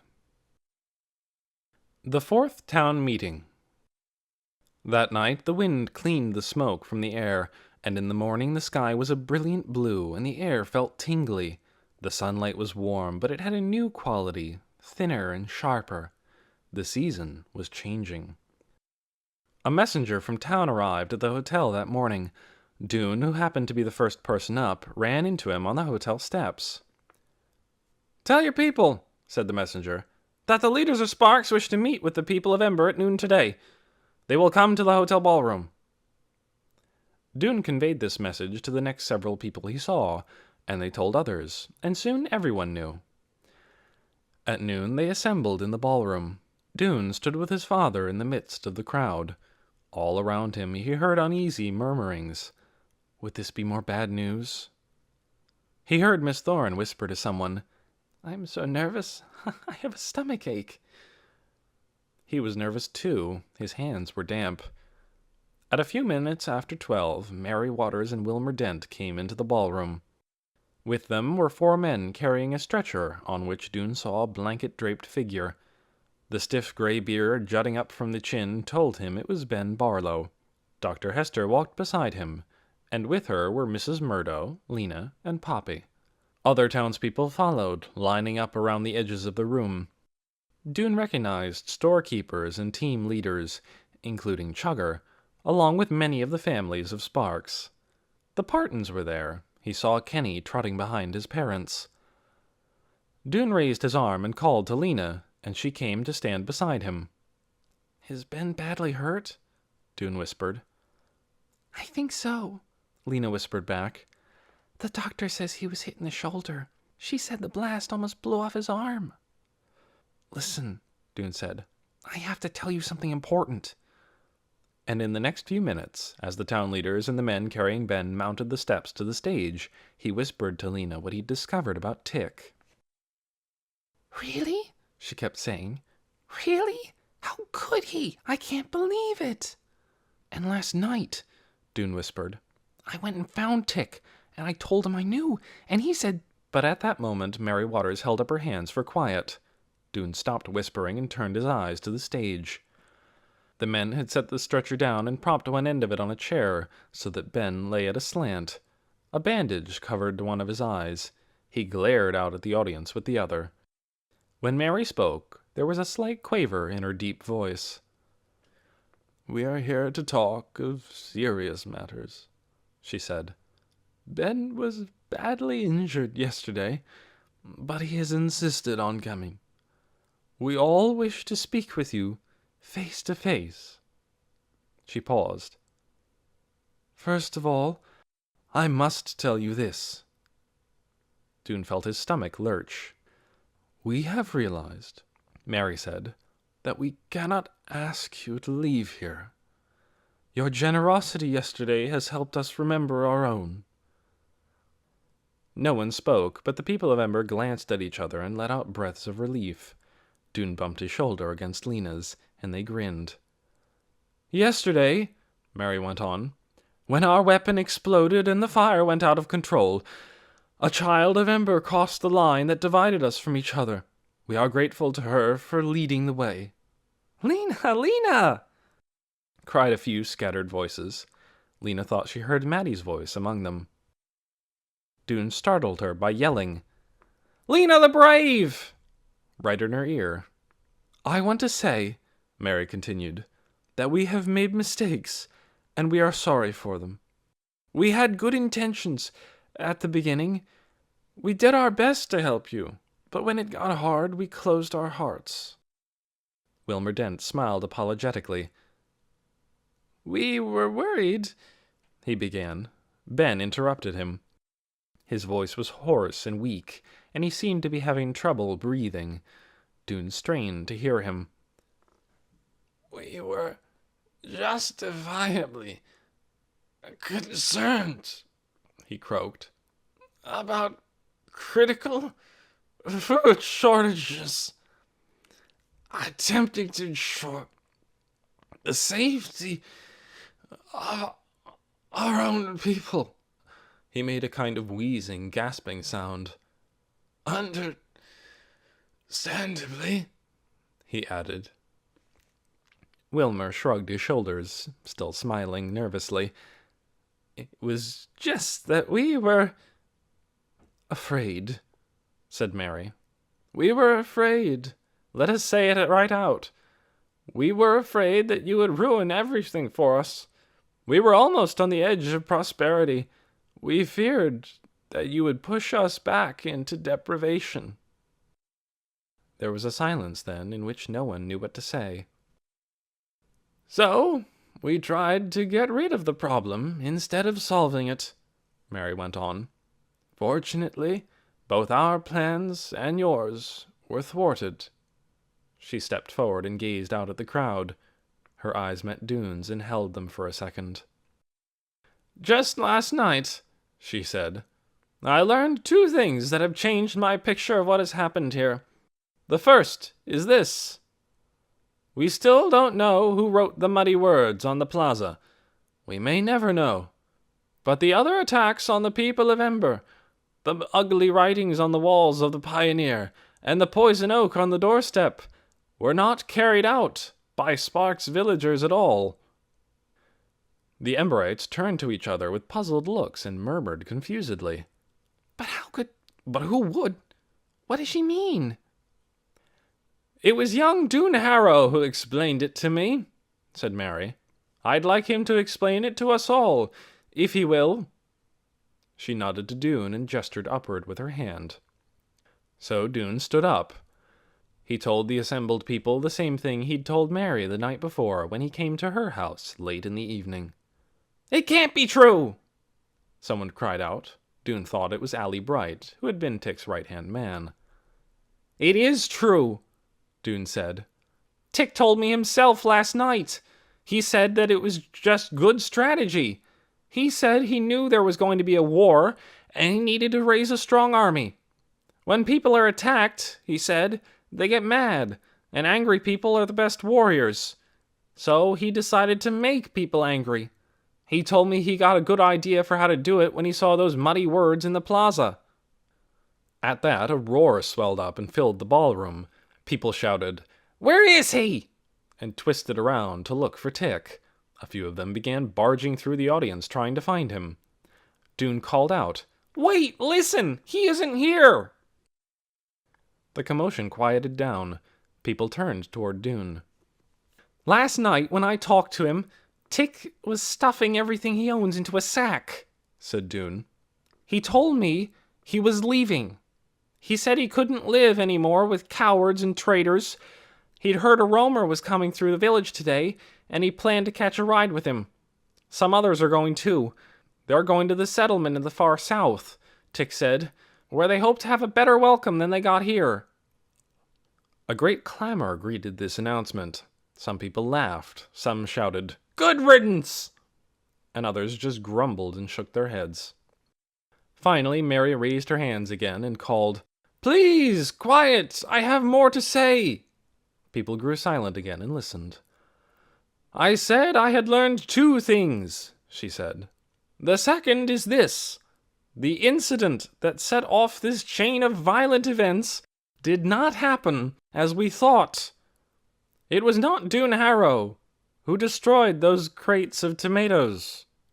This came as no surprise to the people of Ember, who had never believed Dune guilty in the first place. But the villagers at the meeting looked startled. Dune saw Martha Parton flick her eyes toward him, her eyebrows flying upward, and he saw Ordney give him a quizzical look. Behind them, Kenny smiled a sunny smile. "Torrin Crane has taken back the statement he made," Mary said. "He did not, after all, see Dune Harrow throw those tomatoes. He still refuses to say who did throw them. We must make up our own minds about that, but I believe we can be sure that it was not a person from Ember." At that, a cheer arose from the crowd, a loud, disorderly cheer, and Dune was so astonished that he nearly fell over. Lena grabbed his arm. "I made him write it down on paper," she yelled into his ear. "I took the paper to Mary last night." When the cheering subsided, Mary continued. "We should take note," she said, "of how easy it is to bring out the worst in us. The actions of a few troubled individuals fanned resentments into violence. Only an accident kept us from murdering each other." She turned around to face Ben, whose head was lolling sideways, his eyes drooping. "Ben has something to say now. Ben, are you able?" The doctor, standing next to Ben, nudged his shoulder gently, and Ben opened his eyes. "Can you make your statement, Ben?" asked Mary. Ben frowned at the ceiling. The audience waited. Finally, he spoke. "I have been told," he said, "that Dune Harrow—" He stopped, frowned again. "I wish to thank a young man named Dune Harrow," he took a shaky breath, "for rescuing foolish nephew." "What?" thought Dune. "What's he talking about?" Ben scowled. He appeared to be gathering his strength. "Foolish nephew, Torrin Crane," he rasped, "in the pine tree, who could have been killed." Ben's voice sank to a whisper, and the audience strained to hear. "By my foolish actions." Dune stood stunned. Torrin was Ben's nephew? That was a surprise, but it was even more of a surprise to hear Ben almost apologizing for what he'd done. Lena was thumping Dune on the back. Someone behind him cried out, "3 cheers for Dune!" And 3 cheers rang out in the ballroom. Dune just stood there, with what he thought was probably a silly smile on his face. Then Mary stepped forward and called for quiet again. Her voice grew steady and businesslike. "Now," she said, "we must look to our future. You will not get everything you want, neither will we. All of us will suffer, perhaps even be in danger. There will be more mouths to feed, but more hands to do the work, too. And though we may have a shortage of food, we have no shortage of work." She paused. She smiled a little. Her eyes passed over the people in the room, and Dune felt her gaze almost like a reassuring touch. "The main thing," she said, "is this.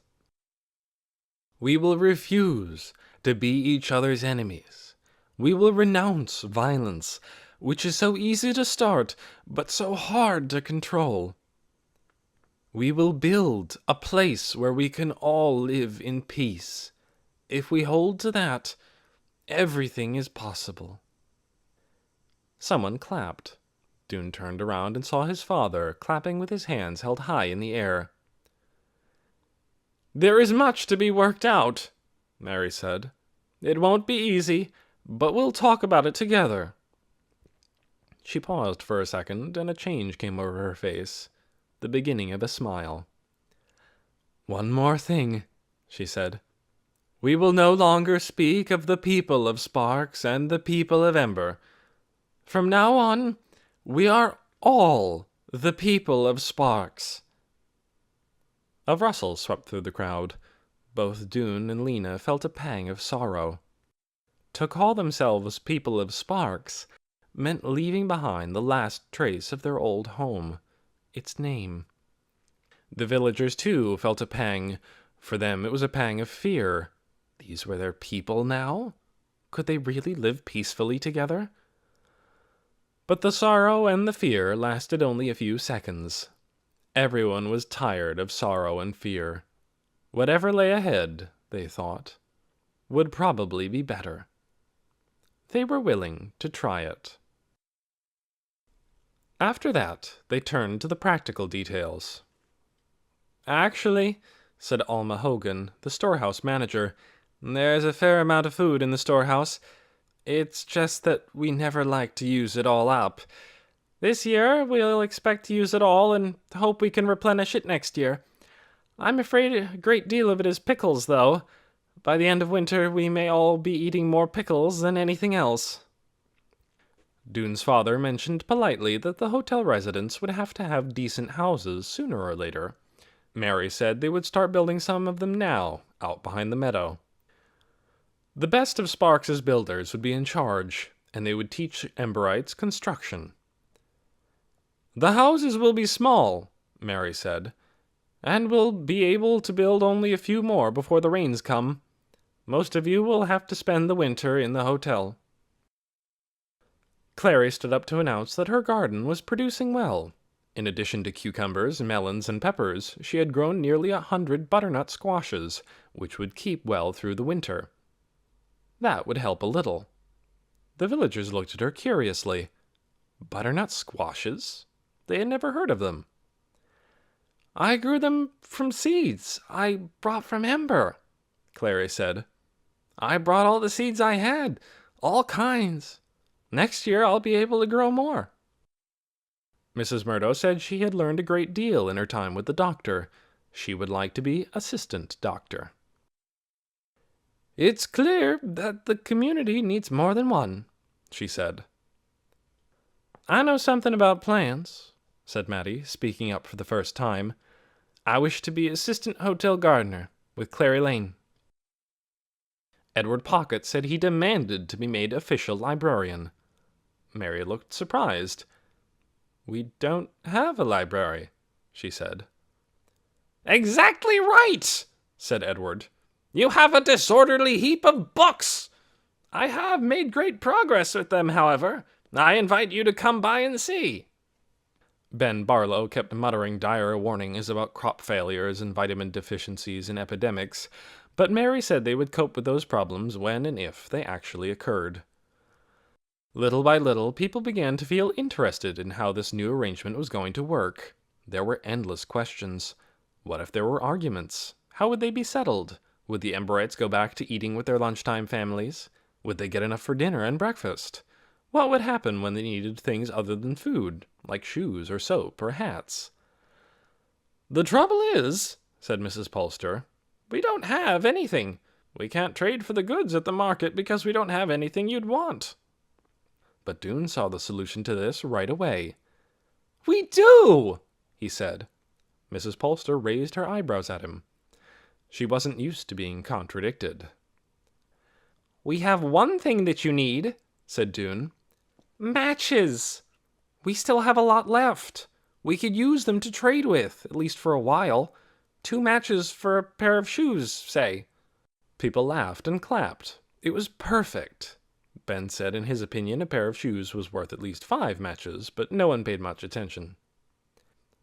"All of this has to be worked out," Mary said. "It's going to involve disagreement, and it's going to involve hardship. But we have endured hardship before.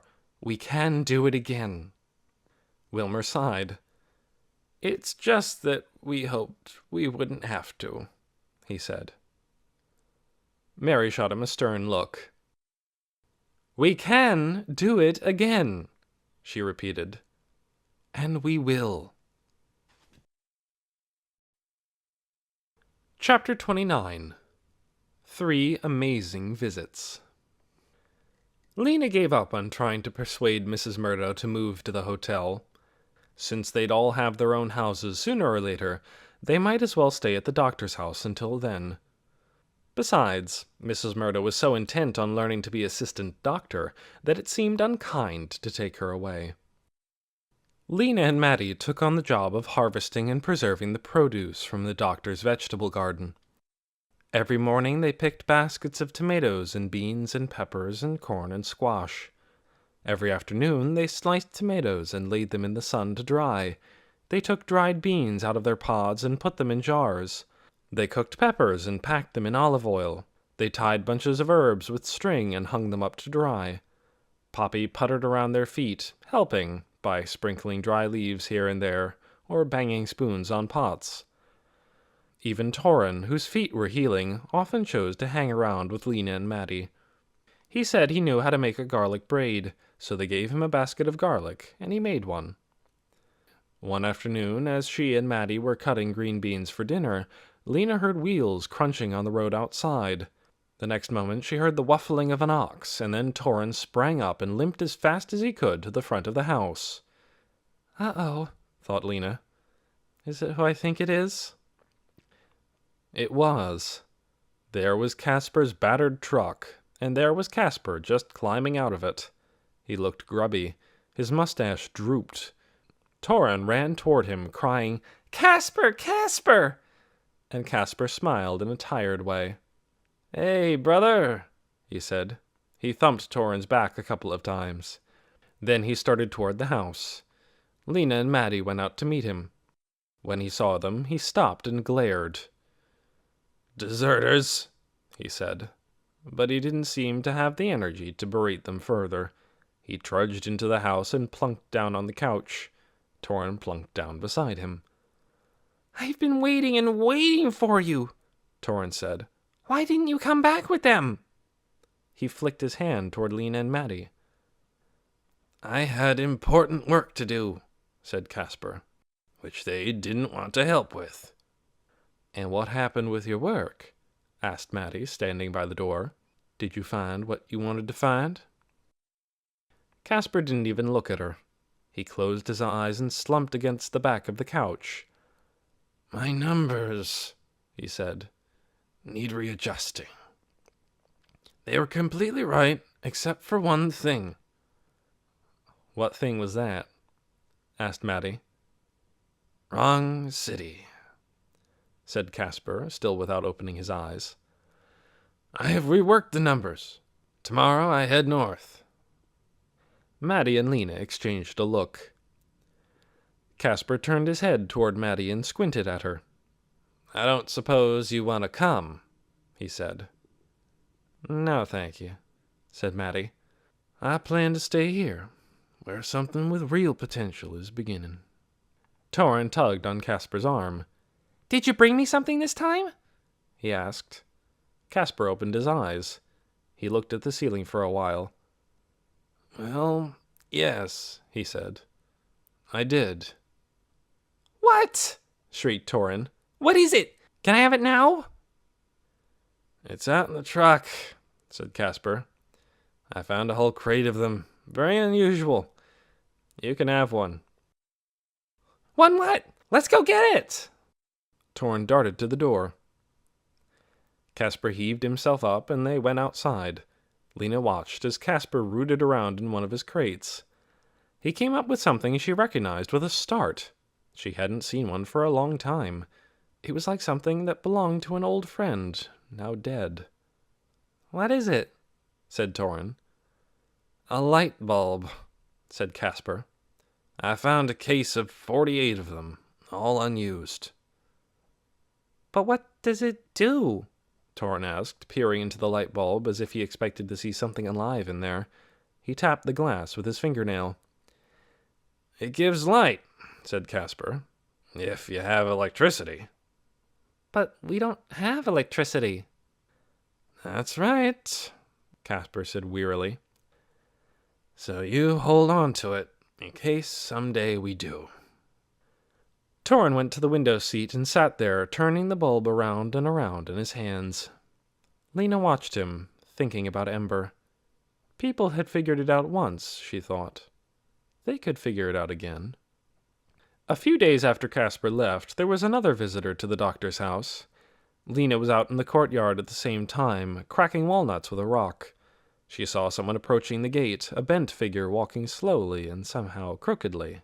She stood up. The person seemed to be having trouble with the gate latch, so she went to help. And that was when she realized it was Ben Barlow. His injured arm was bandaged and strapped to his side, and the jacket he wore was draped over it with the sleeve hanging empty. That was why he looked lopsided. Good afternoon, said Ben. I wonder if Torin is here. He is, said Lena. I'll get him. She found Torin out in back of the house, sitting under a tree, eating a hunk of bread. Your uncle has come to see you, she said. Torin stared at her. My uncle? He sounded both excited and scared. He jumped up, shoving the bread into his pocket. When Ben saw Torin coming toward him, he frowned. Then, as if catching himself, he changed his expression to a smile. Hello, nephew, he said. How are you getting on? Torin looked wary. Fine, he said. Good, said Ben. He stroked his beard. Lena wondered if that was all he had to say. Torin filled the silence. Is your arm still attached to you? He said. Yes, said Ben. Just barely. He started to frown into the air again, and then thought better of it. He sat down on a bench.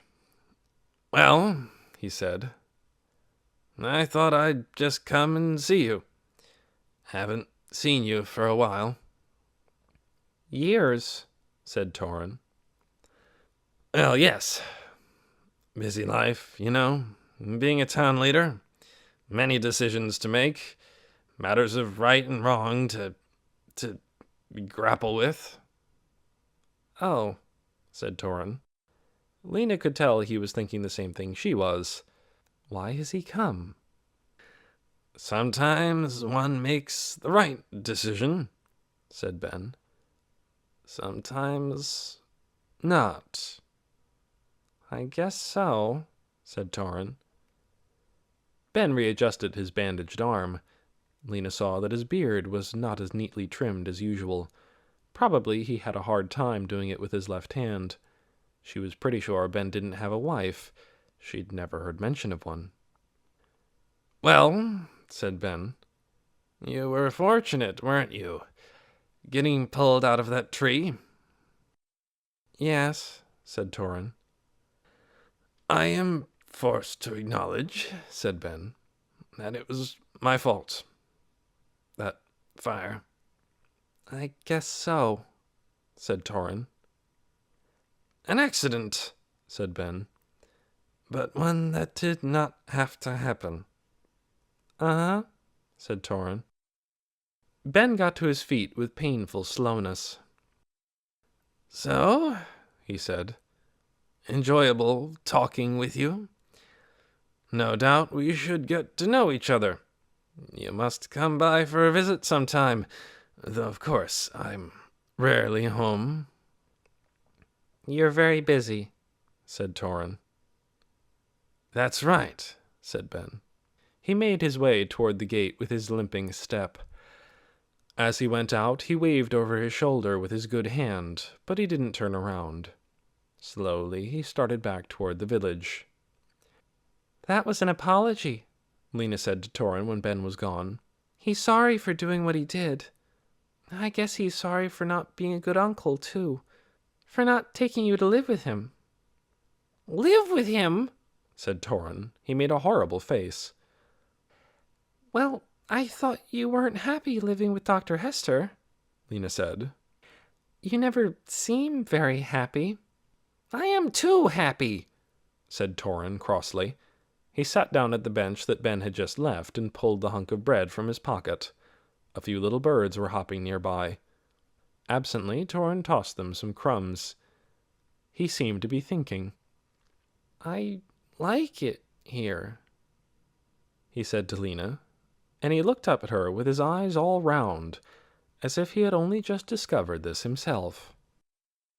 The next day, Dune came to the door of the doctor's house carrying a sack.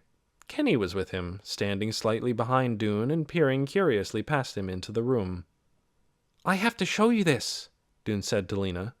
I made it with the present you brought me. He's kind of a genius, Kenny said. He already showed me.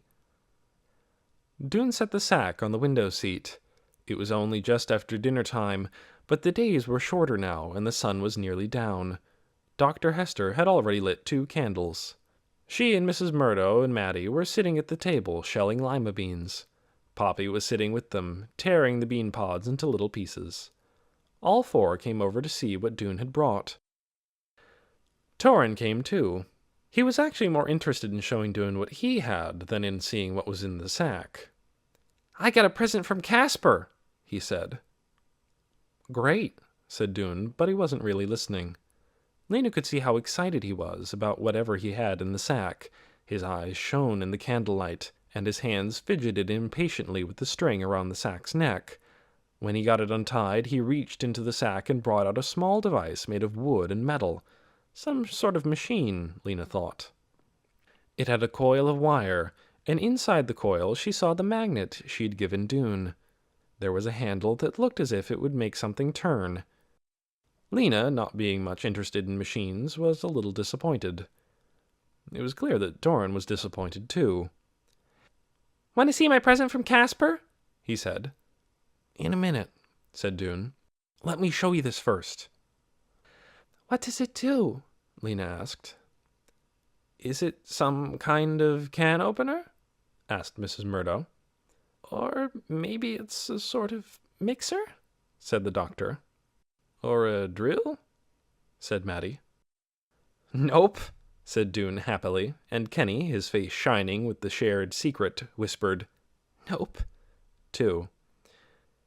You won't believe it, Dune went on, but it makes electricity. I found the directions for it in a book called Science Projects, but I couldn't try it out before because I didn't have a magnet. I didn't even know what a magnet was. But then you brought me one, Lena. And just the other day, I remembered about this project. He took the machine over to the table and set it down. What you do is, you turn this crank, and that turns the magnet, and that generates the electricity, and runs it down these wires. It's supposed to be enough to light a light bulb. The trouble is, I can't test it, because I couldn't find any light bulbs that weren't broken. Torin started jumping up and down. He pounded on Dune's arm. My present from Casper! My present from Casper! He yelled. He bolted into the medicine room. What's the matter with... said Dune, but Lena broke in. Dune, she said. His present from Casper was a light bulb, unused.